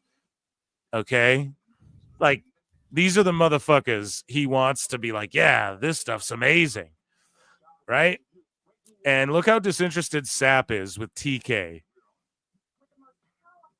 during this interview. This is the media they want in there. These are the medias that were like, yeah, they ask dumb questions and shit. The Olympics with him in Paris, and we're talking about AEW on the biggest stage in international sports with a top executive whose company had all the European broadcast. What the fuck is he looking at? Yes, right. And great things going on. And Mr. Zasloff was really, really excited about the renewal process over the summer and engaged. And to have Mr. Zasloff, Bruce Campbell, and the great team behind us. Just looking around, I can't believe he even let this guy interview him if that's what he was doing. Imagine you're interviewing someone. This looks like a parody, like he's trying to get TK mad at him for, like, this is what Sacha Baron Cohen would do. He would be just like looking away like that and shit if he was trying to trigger someone, you know? Kathleen Finch will be retiring, and she's been a great boss for us at TBS and TNT and a big AEW supporter. Kathleen is a very, very prestigious entertainment executive, and her first ever wrestling event was AEW Grand Slam at Arthur Ashe Stadium. It was the first time she'd ever been to pro wrestling. Oh my god. Yeah, I don't know, man. This is the dude that stalked me on Thanksgiving? Yeah, dude. Oh my god. Luchasaurus is doing much better. Credits Tony Khan and AEW Medical for possibly saving his life. Dax FTR also credits Doc Samson for taking care of his mental health and possibly saving his life too, I guess. And shout out Luchasaurus and Dax. Prayers up for them. I hope they're feeling well, especially going into the new year. Hangman had this to say on Blue Sky about Logan Paul. He's like, I hope the next person they give half my moveset to is at least kind of cool. It's like, Hangman, you're not kind of cool, but at least he's over. At least Logan Paul is actually fucking over. And then Drainmaker, who is having a meltdown. Oh, fuck, I'm so tired of all the hate. LMFAO shots fired. But if someone took a shot, he'd be like, fucking man-child, can't get over. So funny. Drain Bamager is like TK's burner. People speculate someone in AEW's burner. And Yeah, let's get back to Saturday night's main event, shall we? How about that? As Cody's music, the fireworks went off. He's fiving everyone down the tunnel. I love the tunnel. It's great. It's huge. It's a huge tunnel. Jimmy B for $5 says, I hope Corey Graves take notes on how to be a heel commentator. So good to hear the body again. Oh, come on now, Jimmy B. That's not very fair. That's not very fair. Come on now, Eric. I think fucking Graves is like the best in the biz. Him and Cole are like the two best that we have today. Like that's actually doing it every week. I don't know. Maybe I'm wrong on that, but look at the title on Cody as well. Like, is anyone talking about that, chat? Do you guys see that? Do you guys see the Winged Eagle title under the jacket? I mean, how fucking amazing and beautiful is that? Like, what are we doing? Let's hit an X-Files because we don't have a time clock. Tony Khan's like, oh, shit. Thank you for the super chat. Oh, shucks. I thought I wanted to do a time comp match first. Golly gee, the time comp event was my idea. It's like where we go back in time and all the titles are old, like year two of 2021 AEW. We tried to do time comp when 2024 AEW went to 2021 AEW, but it was a 2024 time comp. Now he's got, sorry guys, I'm losing it. The fucking title's making me spurg out. Guys, Tony Khan. Because it's so beautiful. Look how glorious it is. In universe mode, when I start a universe mode, I split up in 2K. I do Raw and SmackDown, right? And then I use the older belts, though. And this is the title I always use as the WWE Championship for SmackDown every time. And then I always use the World Heavyweight Big Gold for Raw. And I go to like that era, you know? Nice. Yes. Hey, So- Lillian's around my age. Think I can get that? She's looking great, and she does a great job on commentary. I'm glad they brought her back. Yeah. She's fucking awesome. She was doing MMA and shit for a while. Like, not fighting, but like the announcing the winners for fucking fights and stuff like that. What kind of camera is this they're shooting inside the ring? It's got to be a drone. Because I think it's what a shot. It's got to be a drone or a guy with one of those. I'm not good with the technology, all the names of the technology in that, but it's one of those. I know it's one of those ones that it like hangs on this. It's like a stabilizer. It like hangs on this thing, and then you're holding this other stick that's attached to it that can rotate. It's either one of those or it's just a drone. Okay. But I think it might be a drone the way it like moves up quickly. Try and get a look of it while it's. Someone in the chat might know. But there's these things that make it look kind of like it's floaty, like the way it was floating too, where you're holding this stick, but it's like another attachment that the camera's on that like stabilizes it, and just like subtle movements make it sort of turn and move up like that subtly. There are these really cool handheld cameras. It's when you got to do like gorilla style shit, but you can't get like a crane in there or whatever, you know? A GoPro? No. GoPros are like fisheye lens, you know? Look at that fucking glorious title.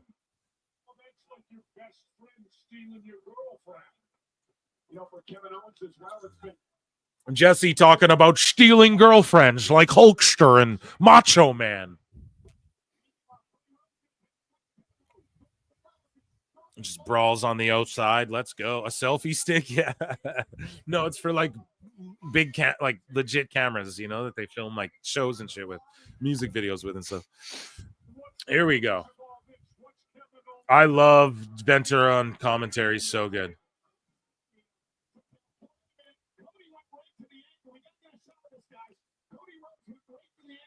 Well, they sorry. Go ahead. No, they are in New Jersey tonight, aren't they? Well, I think so. Yeah. Okay, so the drones would make sense. Ah! Let's go. This is great. Oh my God! How did nobody catch that? Now, did Cody for shoot hurt that ankle, chat and George, or is that a work? I think he's working.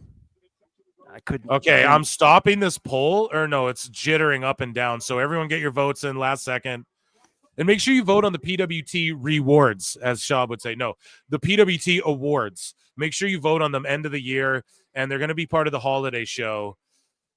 And yeah, I don't know. I might put up like a poll on YouTube or something to be like, when do y'all want me to, what time, like morning, afternoon, or evening should we do the Christmas show? Because I know people got shit to do. You're probably hanging out with family and stuff. But if you want to hang out with this family, I will be live and doing. It's going to be a fun show. It's going to be hilarious and fun. And maybe some people will pop in. Maybe their name's Chris, maybe not. So a picture-in-picture. Now, George, back in the day, did they have No. picture-in-picture? No. That was not a thing, yeah. No. You should do your Christmas show right around mid-afternoon, early afternoon. Yeah, like I'm thinking, people Before do everybody stuff. eats dinner and shit. Yeah. So, like, what time are you thinking? Well, Like, if you had I'm to not put a sure what time the on- hell time you're on. Like 2 in the afternoon-ish? 1 in? Yeah. 1, And what 2? time Yeah. zone are you on? Central Standard Time. Yeah, so that works for me, brother. Like maybe that's the right time. Chat, let me know. Is like 2, or should I go later, or should I go early? I know people are probably like opening gifts. We're talking on the 25th. It's on a Wednesday, so I'm like, fuck it, we'll just do the normal show. But it's like a fun show, and it's gonna get fucking pulled. So that show, please and thank you, tune into it live, because I'm gonna have to put it on Patreon. Like it's not gonna get pulled, but I'm gonna have to clip it down so much after. So I'm just gonna play shit that's gonna get copyright stricken. I already know. So make sure you do tune in live if you can. Try and catch the replay on like the first day if you can, before it gets blocked. And then I don't know. I mean, it's not a matter of opinion. Handing an NFL, okay. Use Hawaiian time. I don't know if chat gives a fuck. They're like, Phil, just go on the air and we'll be here. I think that's kind of chat. Am I right on that? I'll just hop on whenever. You guys will be here. They always I'll find make sure you. It works for Joe. I'll make sure like some people can hop on with me too. We'll make it a merry old Christmas. Well, I'll do my best. I have some bits planned and shit that's going to be a grand old gay old time, as they say. We'll have a gay old time. Sorry. No, it's all good, bro. It's terrible. I sang. Oh my God. Wow, WWE, a main event match, and Peacock decides to go picture-in-picture. Why? Well, because they didn't do that throughout the rest of the night, and then they can sell it as you didn't miss a minute of the action in the main event, and right now it's peak viewership. So they're fucking making them moolah, and it's a good business decision. And I didn't switch over to any hot news, actually, because I've been still eyes glued to the screen during the picture-in-picture.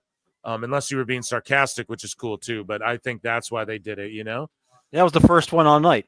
Yeah, so it makes Good call. sense. Good call. Yeah, Phil. This is peak viewership right now. So you only do one. And I don't hate on. I love picture-in-picture personally. Because I get to still watch the match, There was a match in AEW, I remember as well, with Cody Rhodes, I believe, where during picture-in-picture, I think they did the finish. Yeah. Yeah. So, and I remember everyone was like, what the fuck? Was that botched? Was that? So. Kevin Owens is fighting a good tactical match right now. But what I would do is get on the left. I don't care about the business. I care about my entertainment. Yeah. So that's just a selfish, weird mindset. Like even radio had ads in it. Even comic books in the fucking 20s and shit had ads in them, like throughout.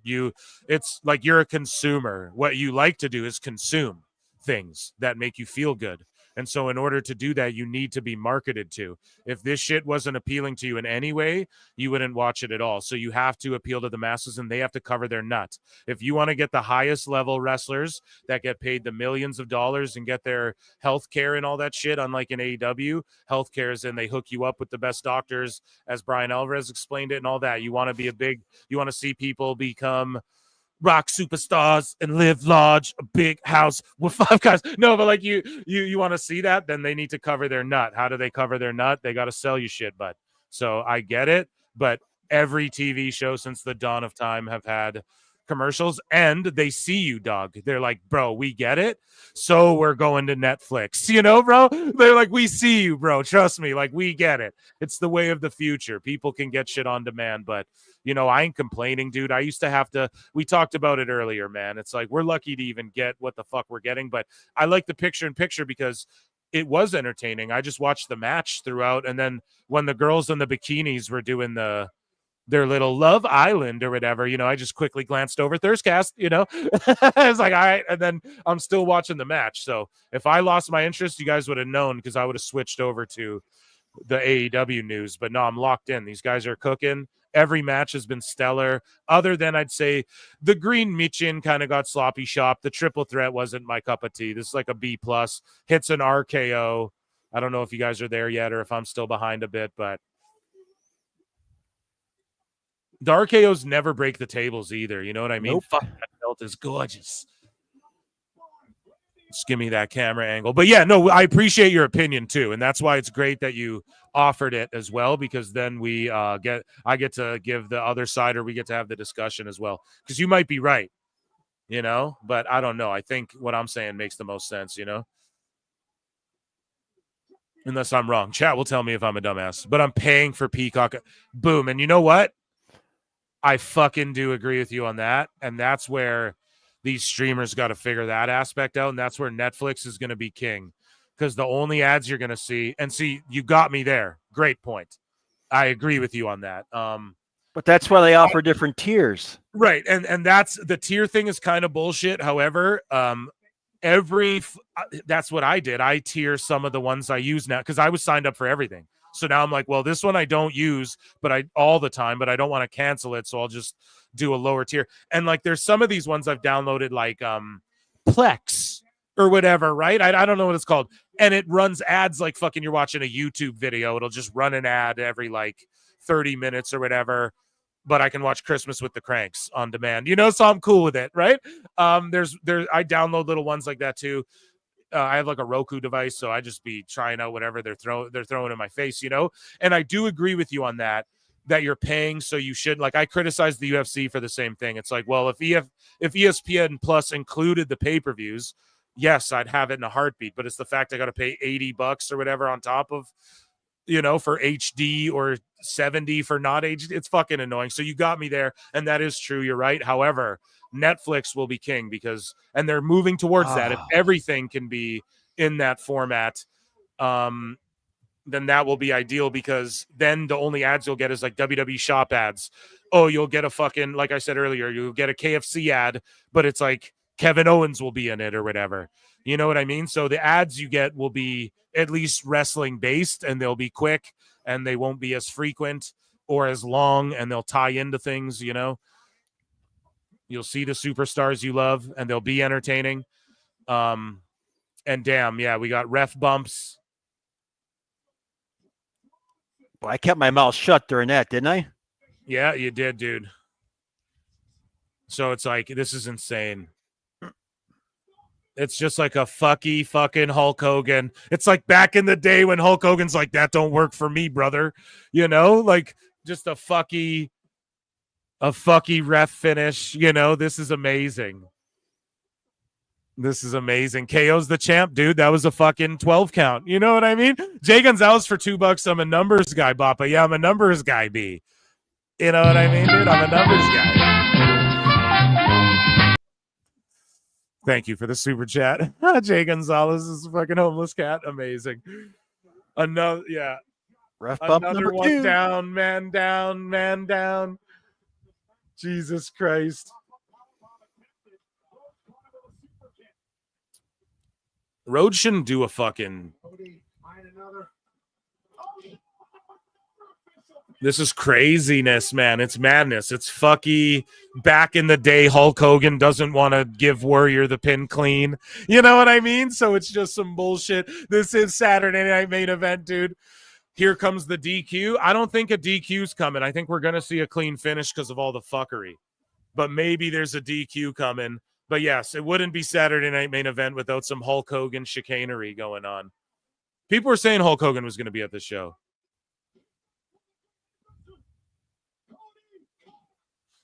Commentary's so money on this match, too, the whole fucking time. Like, Pat is just a delight. Peach is delight. Fucking Ventura's amazing. Ventura, is Rhodes going to cheat and use the chair? Like, calling it out before it happens. Good call, by the way. Yeah. Now Cody won technically. And then the ref's like not even in the ring when the fall goes down. It is a good fit. Like, okay, Cody wins. He uses the chair slowly. We're seeing Cody heel turn eventually. What a brilliant finish. What a round. And I didn't end the fucking poll, but I will right now. It was split. And 69% of you thought Cody Rhodes. So you guys did well. I didn't give you enough time to cheat, only a little bit there. What an amazing finish. I don't know. Just Jesse calling it. Will Rhodes use the chair? It's a conspiracy. Rhodes used the chair. You know, I fucking love it. And I love the double ref bumps. And it was great. You know, Ventura just like, oh, this is dastardly. And just him interacting with McAfee and fucking Cole is brilliant. Cody could eventually do a bit of a heel turn. That's showing as well. He's willing to team with Roman. Now he's willing to use a chair to cheat. Yeah, the heel brought it in, but what was Cody doing to retain his belt? Like, was that fair? Now it's questionable. All the ref bumps, but KO pinned you. I think we get this rematch at the Rumble or something. Chat, George? I think we get this rematch at the fucking Rumble. And Cody ain't even in the Rumble this year.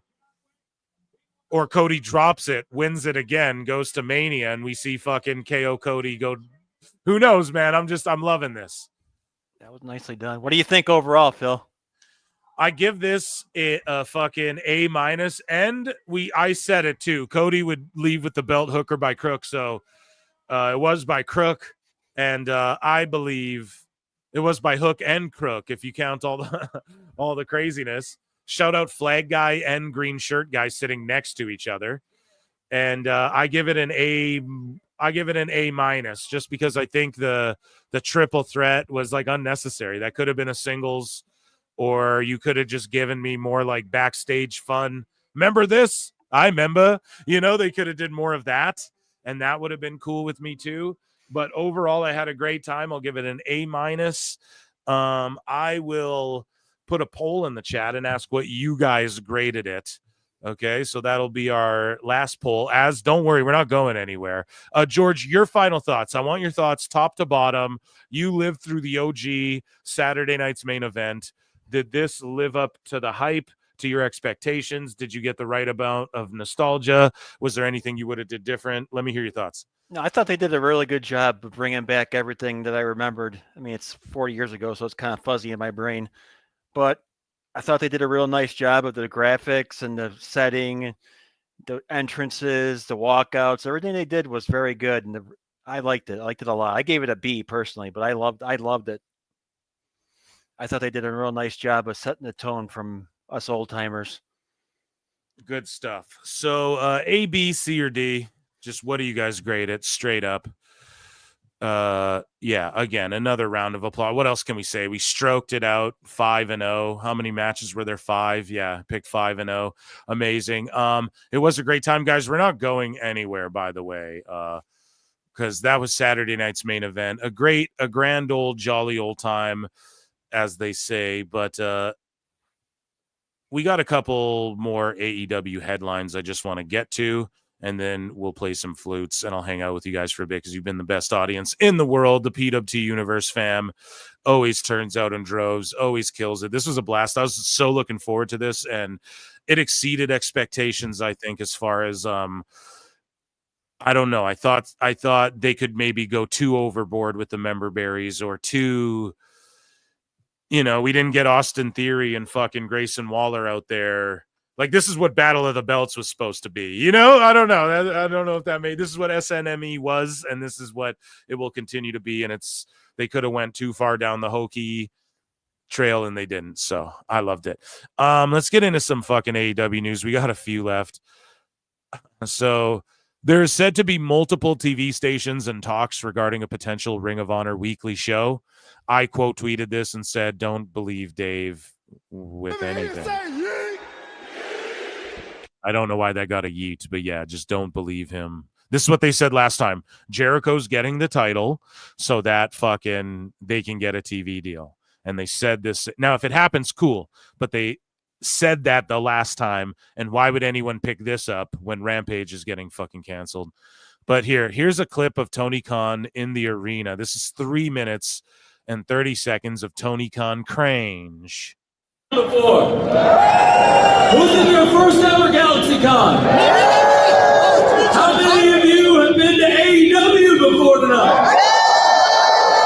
Who here was in AEW for the first time ever tonight? Okay, well, whether it was your first time, hey, it was their first time right there, my first show. Thanks for coming. Whether it was your first time or whether you've been here many times before, you were a great crowd for AEW. You were on in over 150 countries all over the world. Speaking of cringe, on Mike Saucely says the Death Riders snuck up behind FTR as they were leaving, bagged and gagged them, and took them outside and kidnapped them. Wow. Jesus Christ. Sounds like a Friday night at Moose Knuckles' place, dude. Jesus. World for AEW Collision. And now, to finish up the night, we've got some of the great stars, some of the great women and men from ROH in the back. Some of the most popular wrestlers around are about to come out and wrestle. And we have a great main event where the winner will be going to the Tokyo Dome to compete at Wrestle Dynasty. The Tokyo Dome, the crowd's like, who gives a shit? He doesn't get it. People don't care about that. So it's going to be a great night of ROH action where it looks like we're pretty much almost ready to get started. Before we get started with ROH, I wanted to give it up, first of all, to all of you. Thank you for being here tonight. You're amazing. You are great. Wipe I also want to give it up to the women event in the back and in the ring right now. Did someone just did someone just yell, wipe the cocaine from your nose? That is crazy. Now let's give it up to the crew.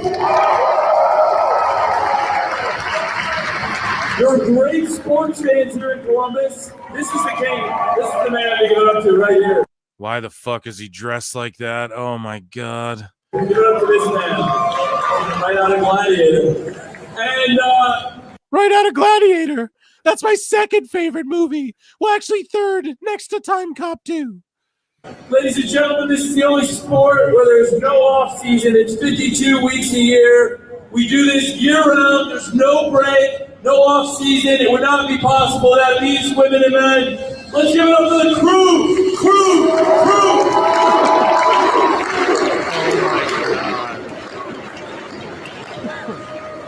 That is awesome.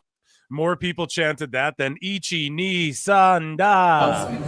It looks like they are pretty much ready to get back to going with the wrestling, ladies and gentlemen. I really appreciate you being here. You were here for the Continental Classic matches tonight.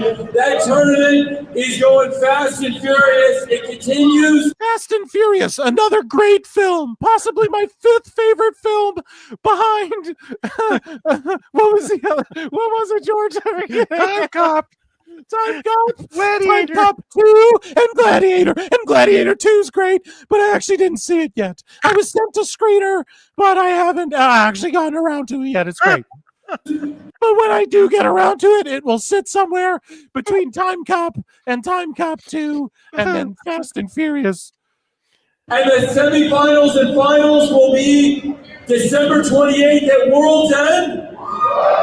I hope you can all join us either in Orlando or on pay-per-view for that show. It's just that no one can retain, like, what he's just doing an ad read, basically, and no one can retain all this shit.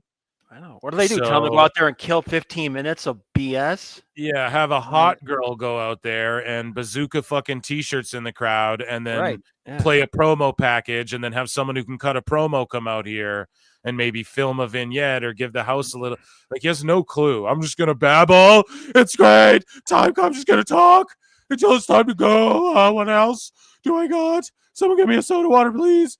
We're also heading to the Hammerstein Ballroom coming up in a few weeks. Bobby, you've been to the Hammerstein Ballroom before? I love the Hammerstein Ballroom, and since, I'm not just saying that because he's here, people close to me will attest to this. Since Tony Khan saved the Ring of Honor and saved my job, for one, and has built Ring of Honor to what it is, I have said I cannot wait for a Tony Khan. He built it to what it is. So he built Ring of Honor to below what it used to be. So he bought it for more than it was actually worth and then built it to be less than what it was before he bought it. I don't understand that at all, Bobby. Khan owned ROH in the Hammerstein Ballroom. Bobby, how many years have you worked at ROH? 20 years and 1 month. 20 years and 1 month. What a great place to spend that 20 years and 1 month anniversary right here in Columbus, Ohio. Oh, very good. Bobby, let's get it going. All right, we are ready to go with Ring of Honor action with Stefan Smith as your referee. All right, man. Well, good for ROH. Good for those dudes. Saraya's Twitter account was also removed. We talked about Nia Jax earlier in WWE news. Well, Saraya, her Twitter account was removed following leaked Patreon content drama. So she started a Patreon. The content got leaked. No shit. That's what's going to happen. I don't think she's doing like OnlyFans type shit, but you know, the stuff's leaking and I get it. That's a piss off. You know, I don't know what to tell you. Like, it's an easy road, just like being a hot girl who can just take hot pictures of yourself and like go get coffees and show people, you know, oh, I'm doing a photo shoot here. You guys get it first. Like, dudes can't do that. So my Patreon content can't leak because other motherfuckers will get copyright stricken for it. Like, you know, I'm on top of that shit. I have to do something interesting. So I get it. It's unfortunate, but just roll with it because now your Twitter's gone and you can't promote your Patreon through your Twitter. So, or this is like a marketing ploy to get more people to sign up to her Patreon because she's going to be like, that's the only place you can follow me here or whatever. It's one of the two things, but yeah, I don't know. Just yeah, it's just hot pictures of you. Trust me, Saraya. Like, there's plenty of that of you out there. People will see it and not know if it's Patreon or not. And there is people who just will pay because it's you already more than the average bear. So just be happy with, holy shit, there's people willing to pay you for thirst traps earlier than the public gets to see them, you know? The Outrunners estimated to be AEW's top merch sellers, speaking of selling, amongst talents for November 2024. Again. So, yeah, you can vote them. They are nominated because of the merch sales, and they are nominated. I nominated them as one of the 4 nominees for AEW Tag Team of the Year, and that was AEW hot news. Let's make fun of Dave Meltzer, I think is what's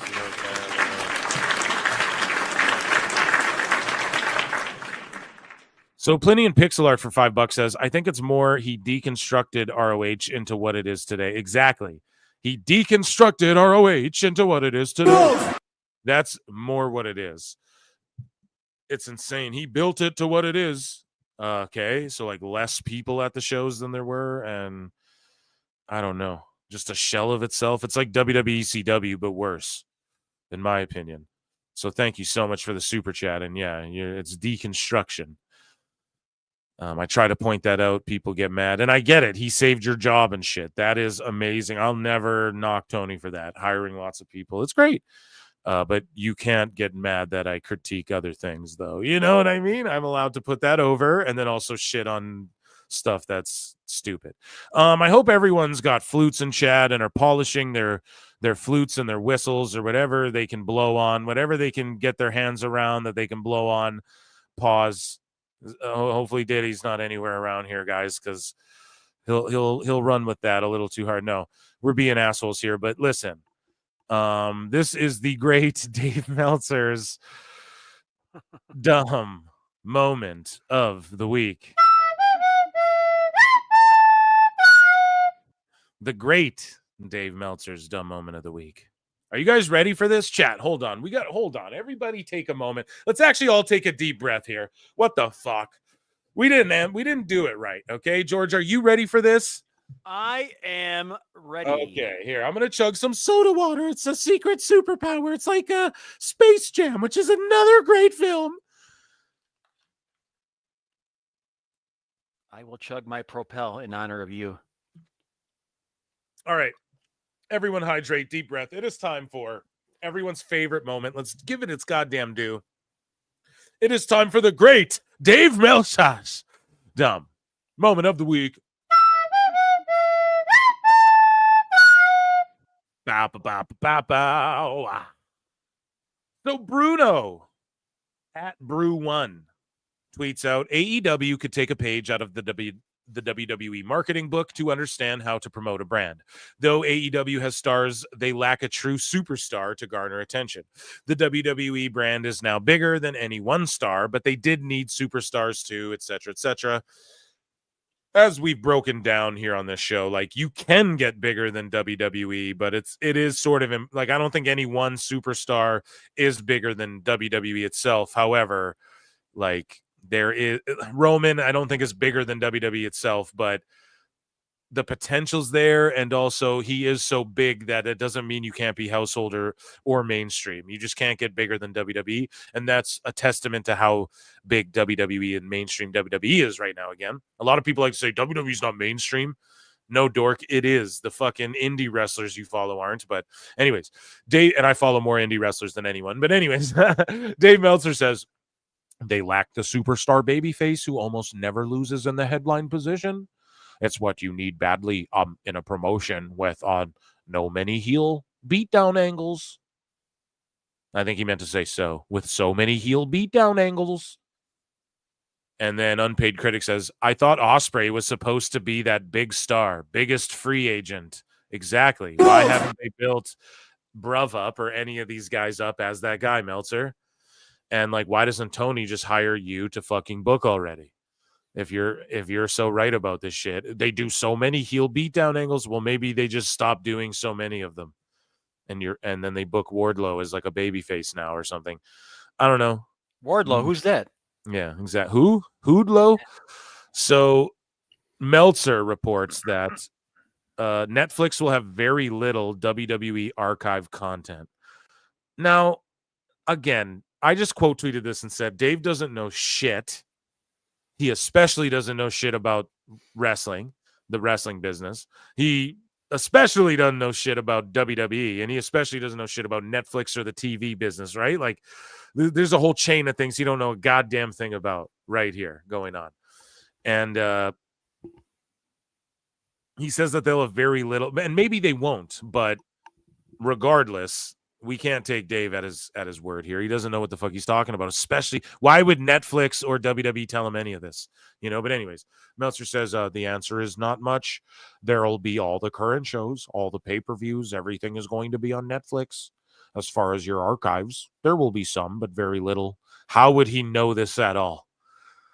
When everything starts on January 1st, they're going to have roughly 40 pay-per-views will be the only thing up.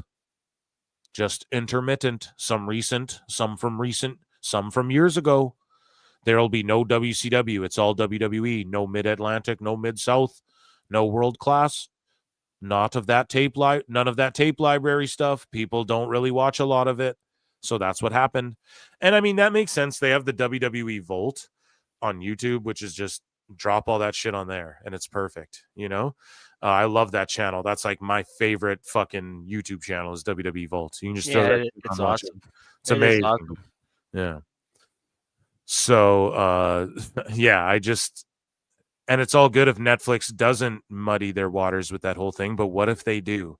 What if WWE, what if they get to a point? So like, okay, in Canada, you can buy fucking, how do you explain this? So the show Heels for Americans or whatever, right?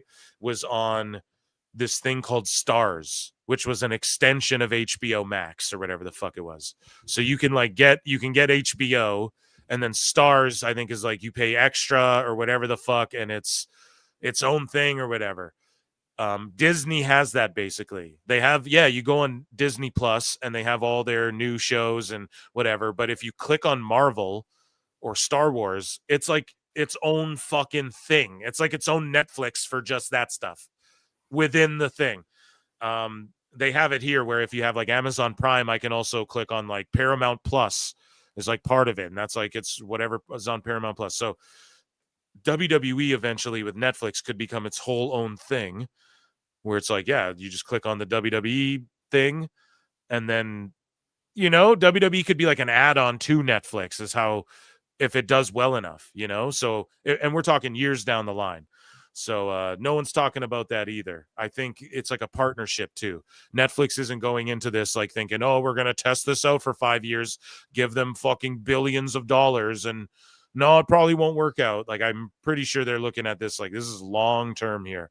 Like, WWE retains its fans. Netflix is all about, we have enough people paying to make all the shit we're making. We need to just retain all these people and have them not go anywhere. WWE, pro wrestling, retains that core audience.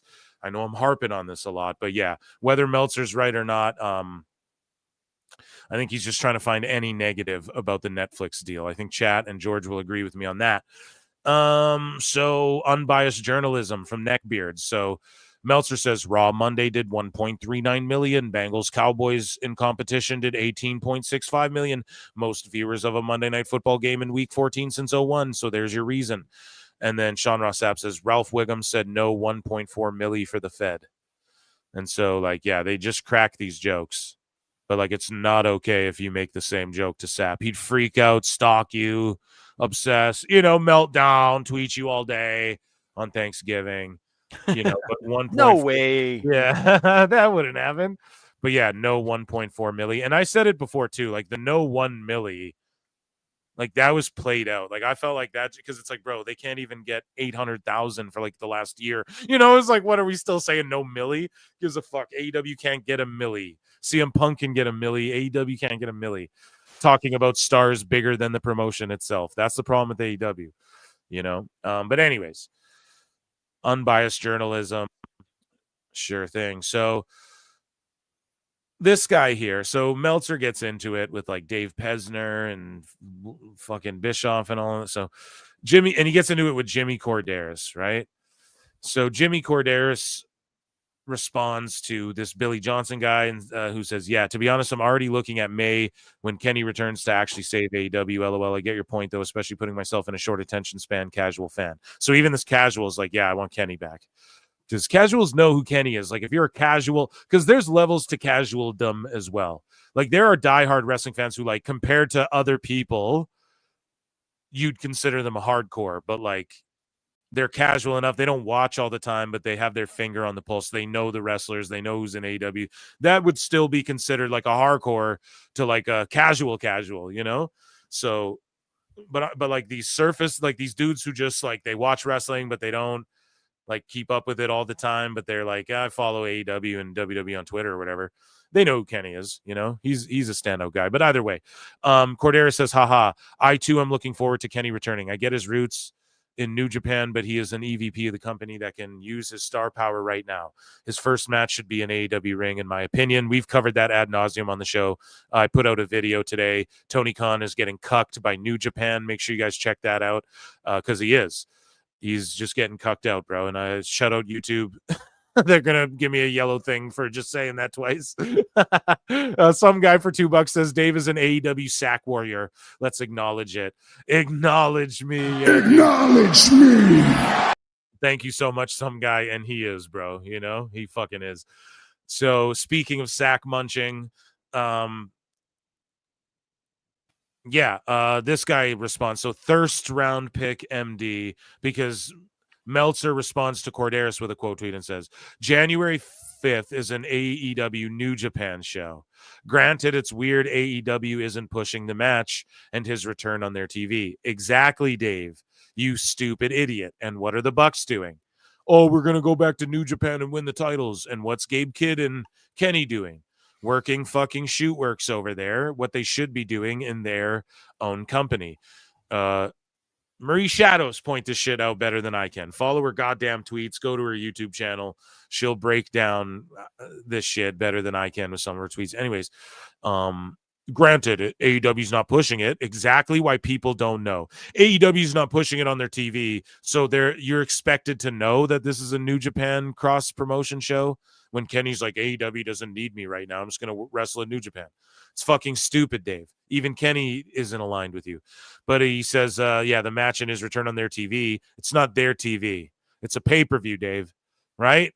So it's pay-per-view. So it's not their fucking TV. Oh, pay-per-view's TV? I know, but it's not their regular TV. So he's not returning to their TV. That's the point. But the idea his debut is not an AEW show is incorrect. And then Pesner says, if AEW doesn't announce it or promote it, is it really an AEW show? Boom. And then this guy goes, no, it's not. And Dave's no, that is the answer.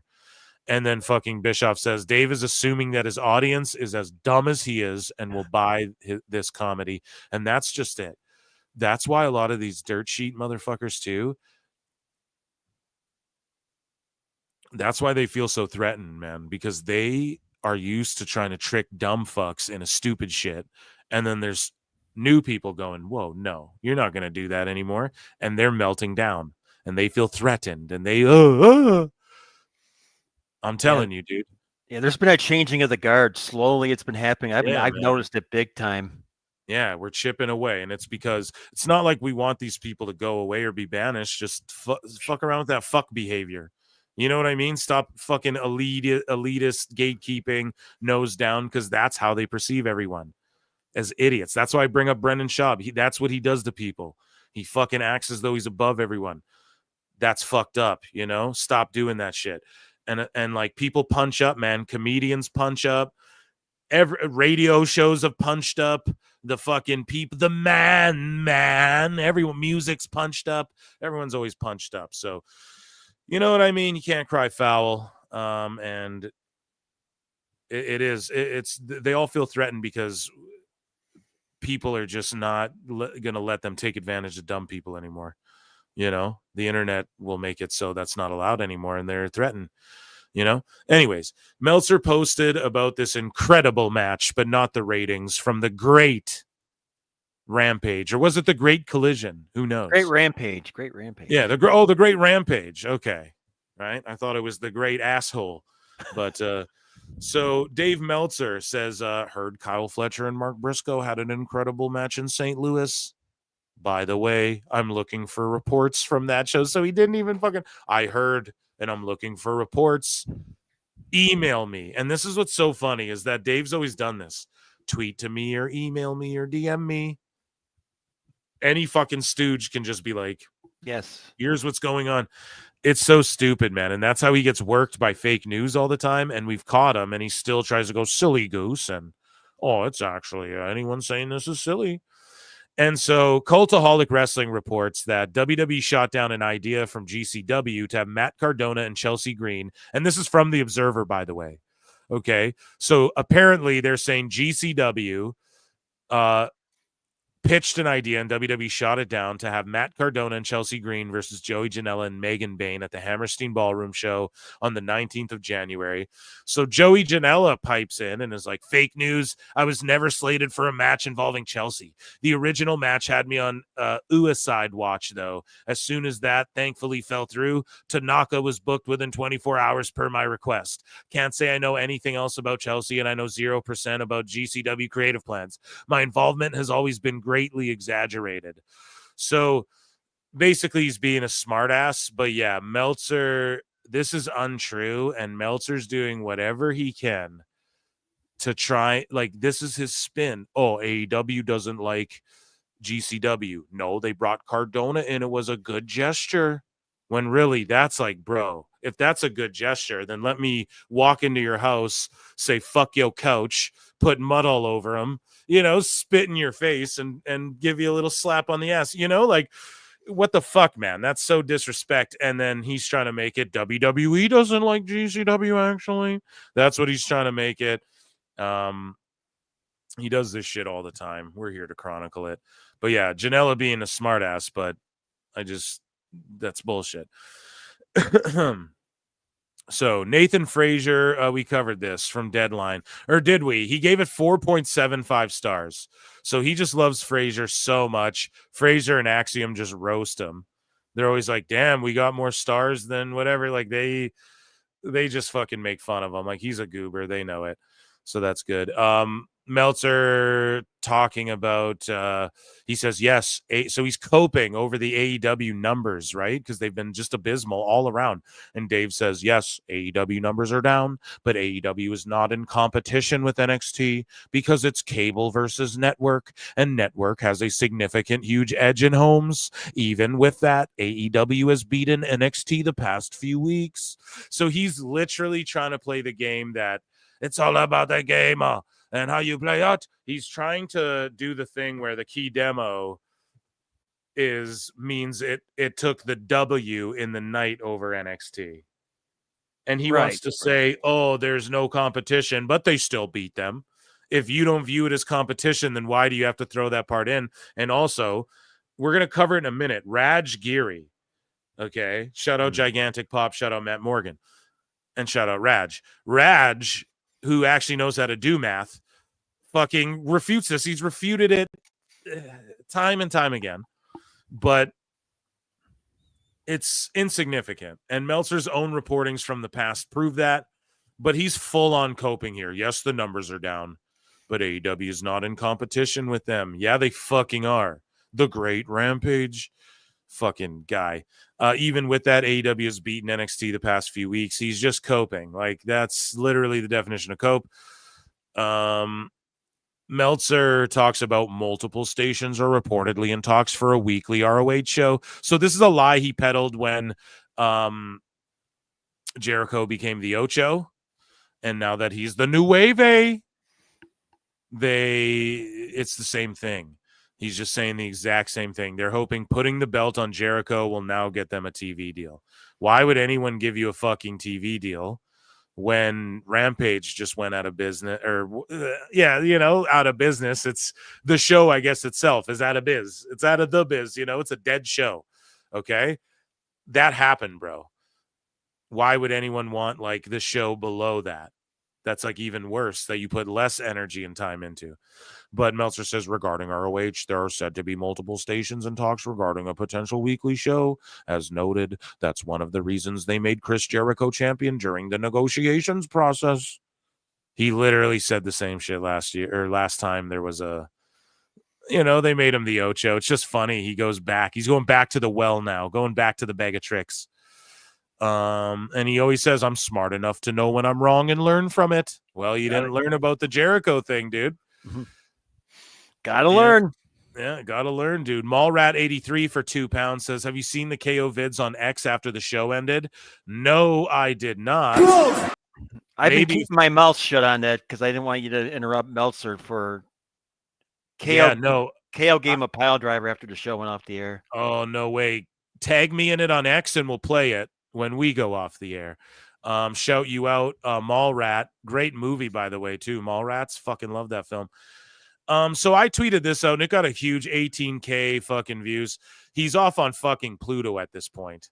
So that was my response to Meltzer saying, yes, AEW numbers are down, but AEW is not in competition with NXT. I just quote tweeted. I was like, this guy's off in the fucking stars. Like, he's just saying whatever he's got to say at this point. And yeah, it's pretty crazy. So Mike says, Bischoff, are you seeing this nonsense? And Bischoff's response to that tweet is, he says, he's both delusional and in denial. Denial is a defense mechanism. So he's going to break this down. I've done this as well on this show. I've brought up fucking this sociopathy or whatever. I'm no doctor, but it is, man. This denial is a defense mechanism, and then what you do is they like victimize, and then you project and go onto the offense, and that's what all these motherfuckers do. We can just identify it immediately. So denial is a defense mechanism that involves acknowledging reality but choosing not to apply it to your current situation. Denial can help you avoid stress and anxiety by allowing you to focus on something else. However, it can also be a way to avoid dealing with painful emotions, like realizing one's pro wrestling fantasy come true is a fucking dumb idea. Delusion is an unshakable belief in something that is untrue and conflicts with reality. Delusions can be difficult to change even when presented with evidence that contradicts them, like drastically deteriorating audiences. Bro, come on. Bischoff, come on this fucking show and roast. Come on now, Eric.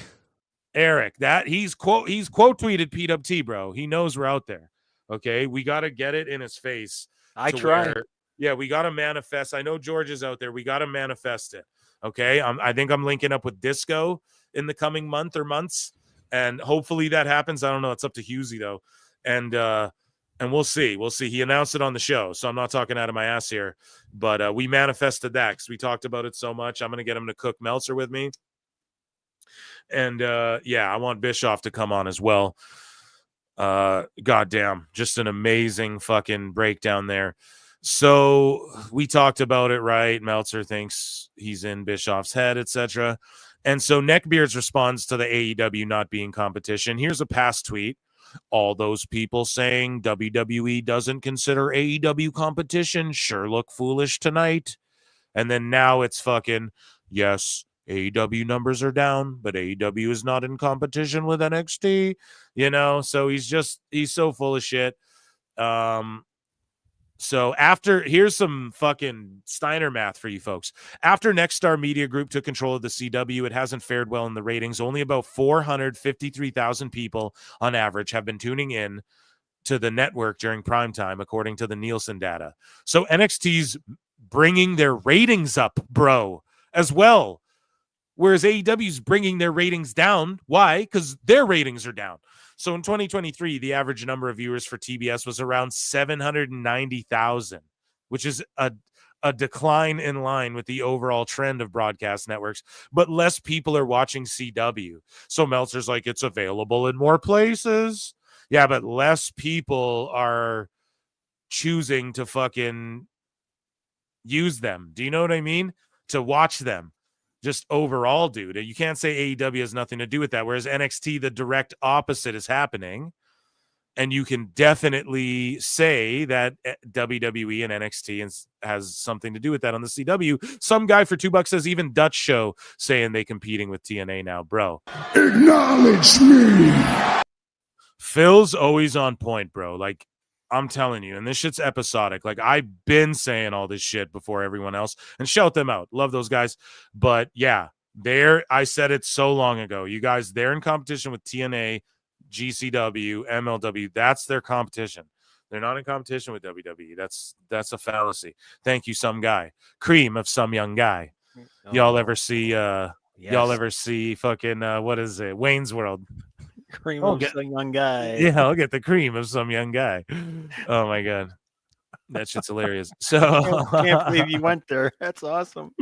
So Dave Meltzer, this is why Meltzer said what, and he put this out here. Dave Meltzer says the top 2 matches for WrestleMania 41 will probably be, and this is just his fantasy Mark booking because he's a Mark who lives in a fantasy world. He says The Rock versus Cody Rhodes, okay, Roman Reigns versus Solo Sikoa.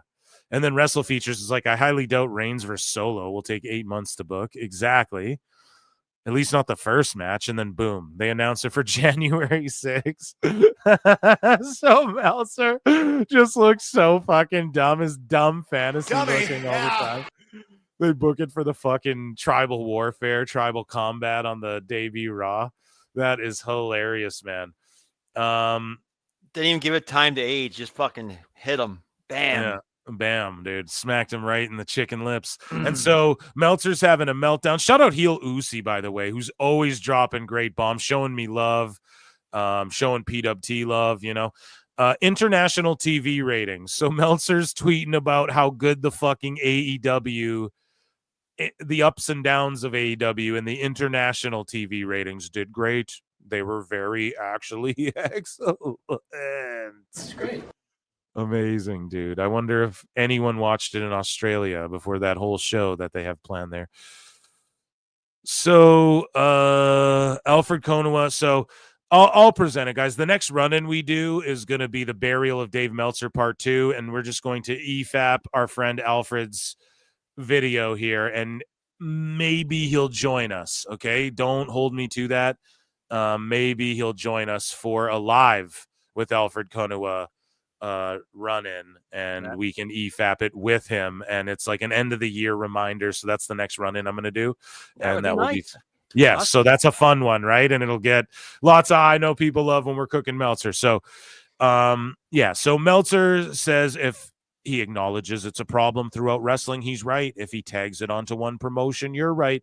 And this is in response to a guy who says Corderas is just a common grifter and was a mid-referee.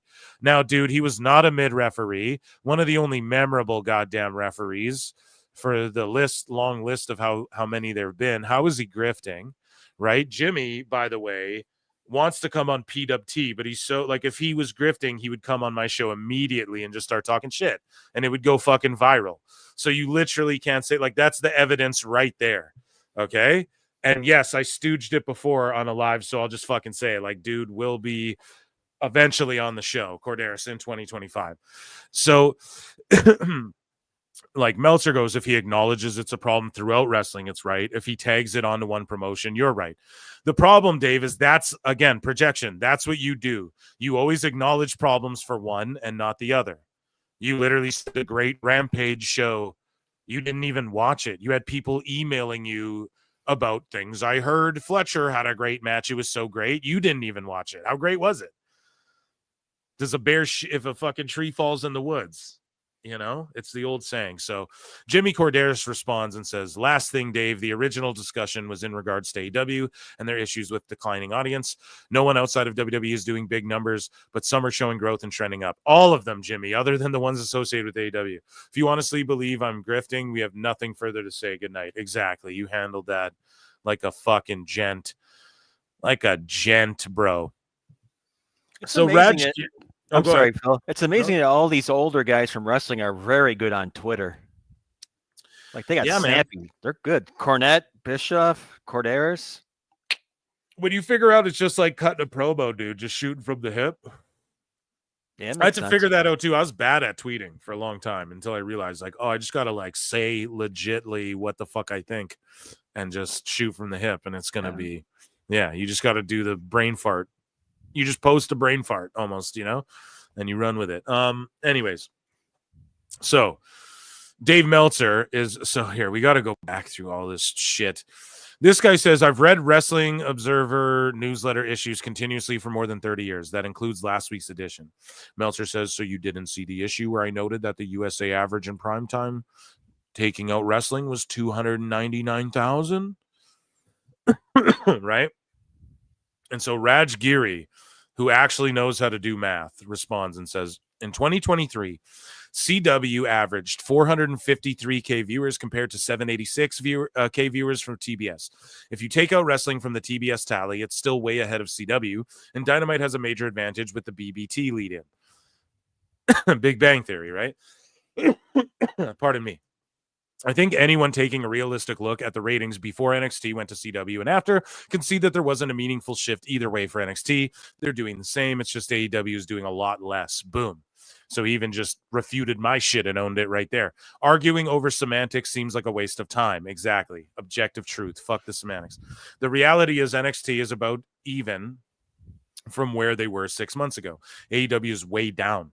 NXT started gaining and overtaking AEW in total viewers in June when they were on USA, and because of AEW's continued decline, NXT is now routinely beating them in P2. In 18 to 49, AEW still has the edge, but it's now very close, and if the trajectory doesn't change, NXT will start winning consistently in the demo sooner than later, and that's what we're always trying to say, Dave, you dumb fuck. We're trying to warn you before it gets to the point that then they lose the key demo. You just keep making excuses and going, we'll see the key demo, and that's where, but it's going to change is what we're trying to tell you. In like 6 months, that will be different. And then what? Then what is the new excuse? You're just going to keep saying this and spiral. We're trying to point out to you, Dave, it's going to be fucked. Yeah, right now, the key demo's better. Great. I know you're clinging on to these little shitty arguments, but they don't matter in 6 months, bro. And that's what we've tried to warn against. If Tony doesn't adjust now, then it's going to, with the creative, it's going to be so bad in a year, it'll be all fucked up, man.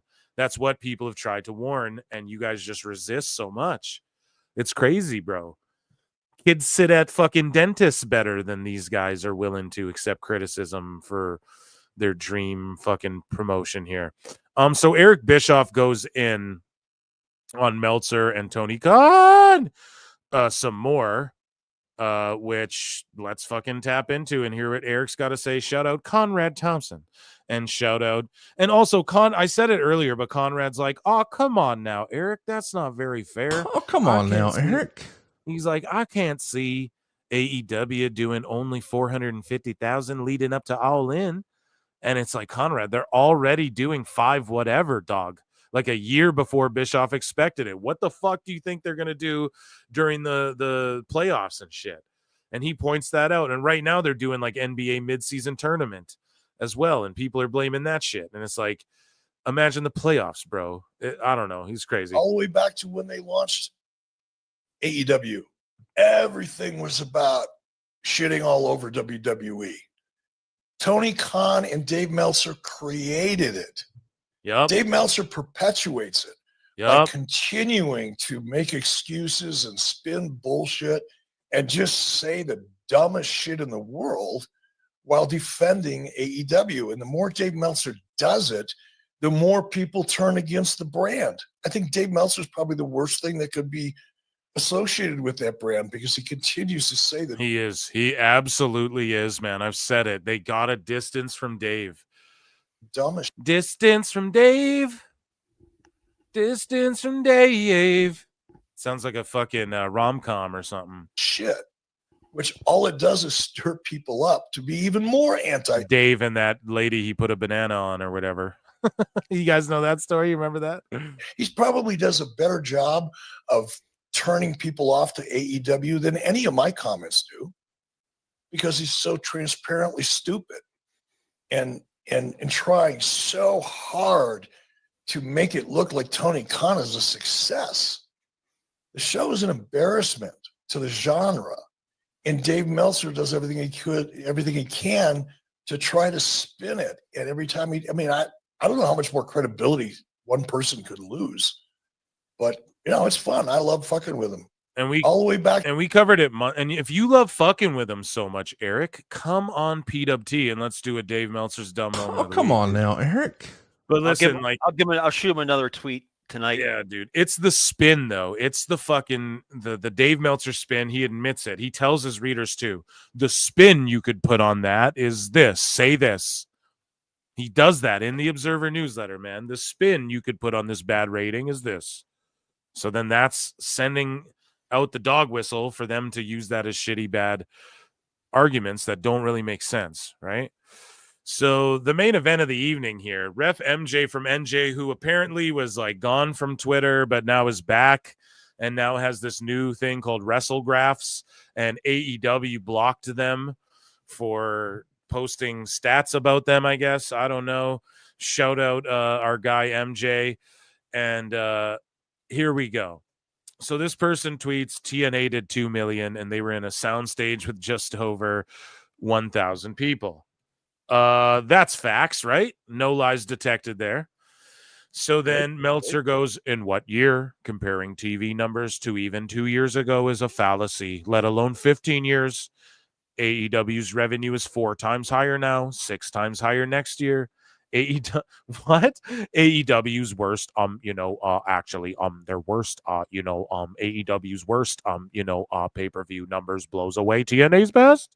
TNA's best live attendance was 8,000 in London, and AEW did 81,000 paid. It's just not true.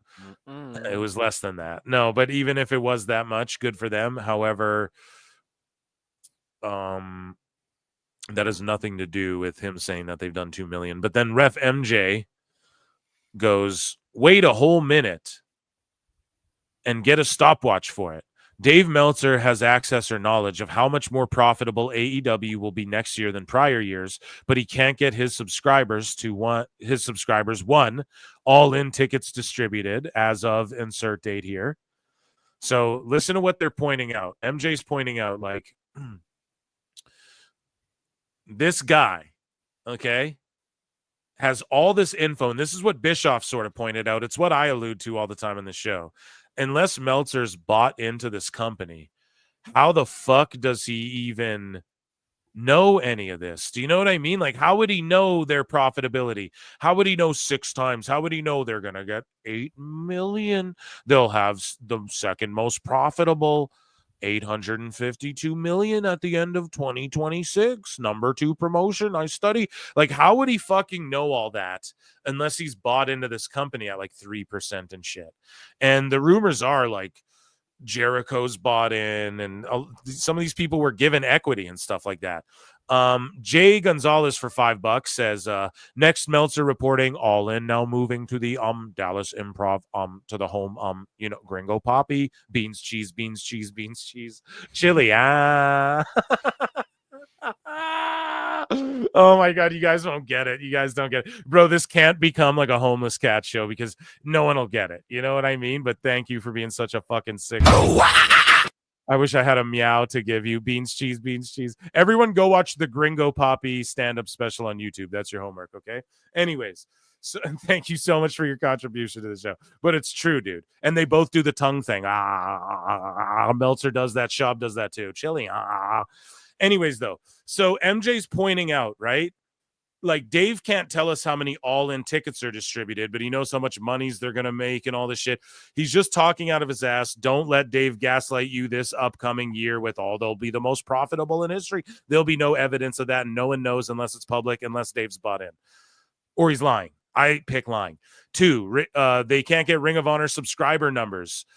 Exactly. No one can accurately get what the Ring of Honor subscriber fucking numbers are either for Honor Club anymore. That's the problem. Okay. 3 accurate pay-per-view buys for AEW, which Meltzer for sure knows because he knows those numbers about everything. Actual gate number of pay-per-view events, their actual revenue, roster expenses, or losses to date. Meltzer's never speculated on how much the roster costs because that would blow up everything in his face. All this shit he's talking about, they're profitable. He knows if he even speculated on what the roster is. Someone find me him even going, well, if you add up this and what I think this and what I've heard this. He refuses to do that. Why? Because he knows that'll blow up this whole, they're profitable. Trust me. I'm in the meetings. I've seen it with my own 2 eyes. The best guys, Tony Khan. And that was a Dave Meltzer's the great Dave Meltzer's dumb motherfucking moment of the week.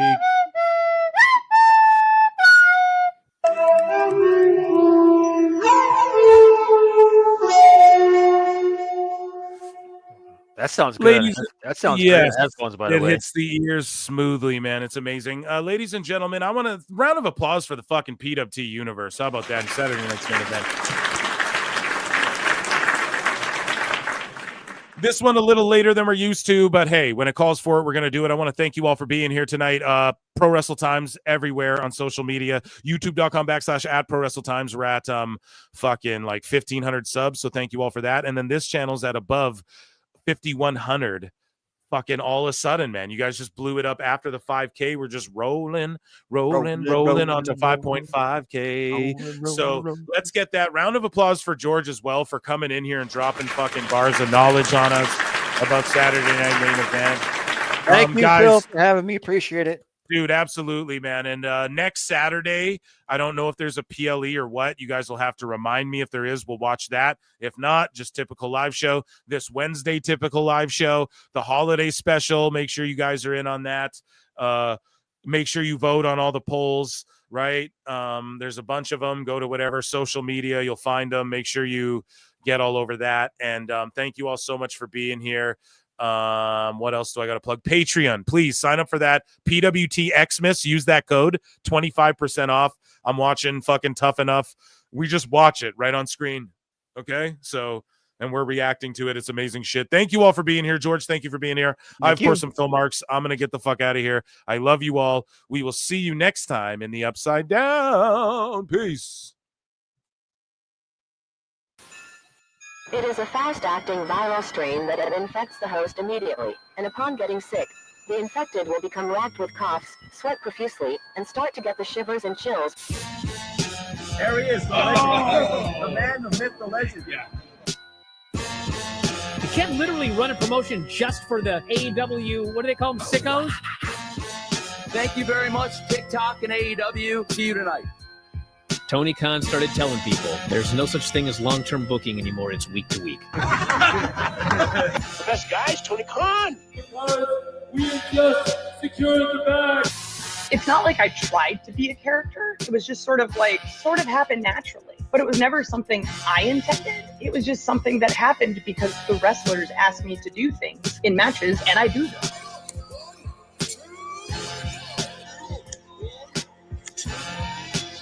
If you run a promotion just for the sickos, you're going to do 400,000 viewers eventually. Effing melts. You know that Smackdown actually went over and everything? Yeah. You know, What's the point? the point of Smackdown. What are you getting at here? That the DVRs didn't pick it up. Did they not pick it up? You know, mine didn't. Let's get into everybody's favorite moment, and it is called Dave Meltzer's Dumb Moment of the Week. What would you like to listen to in your ears? I'd like to hear the flute. Well, if you'd like to flaunt your flute, then we can find you a flautist. We just secured the bag. It doesn't help me. Okay, so complain, but I will complain. Let me have my misery. And when I heard that, I was like, what? Thank you, fuck you, bye, boom.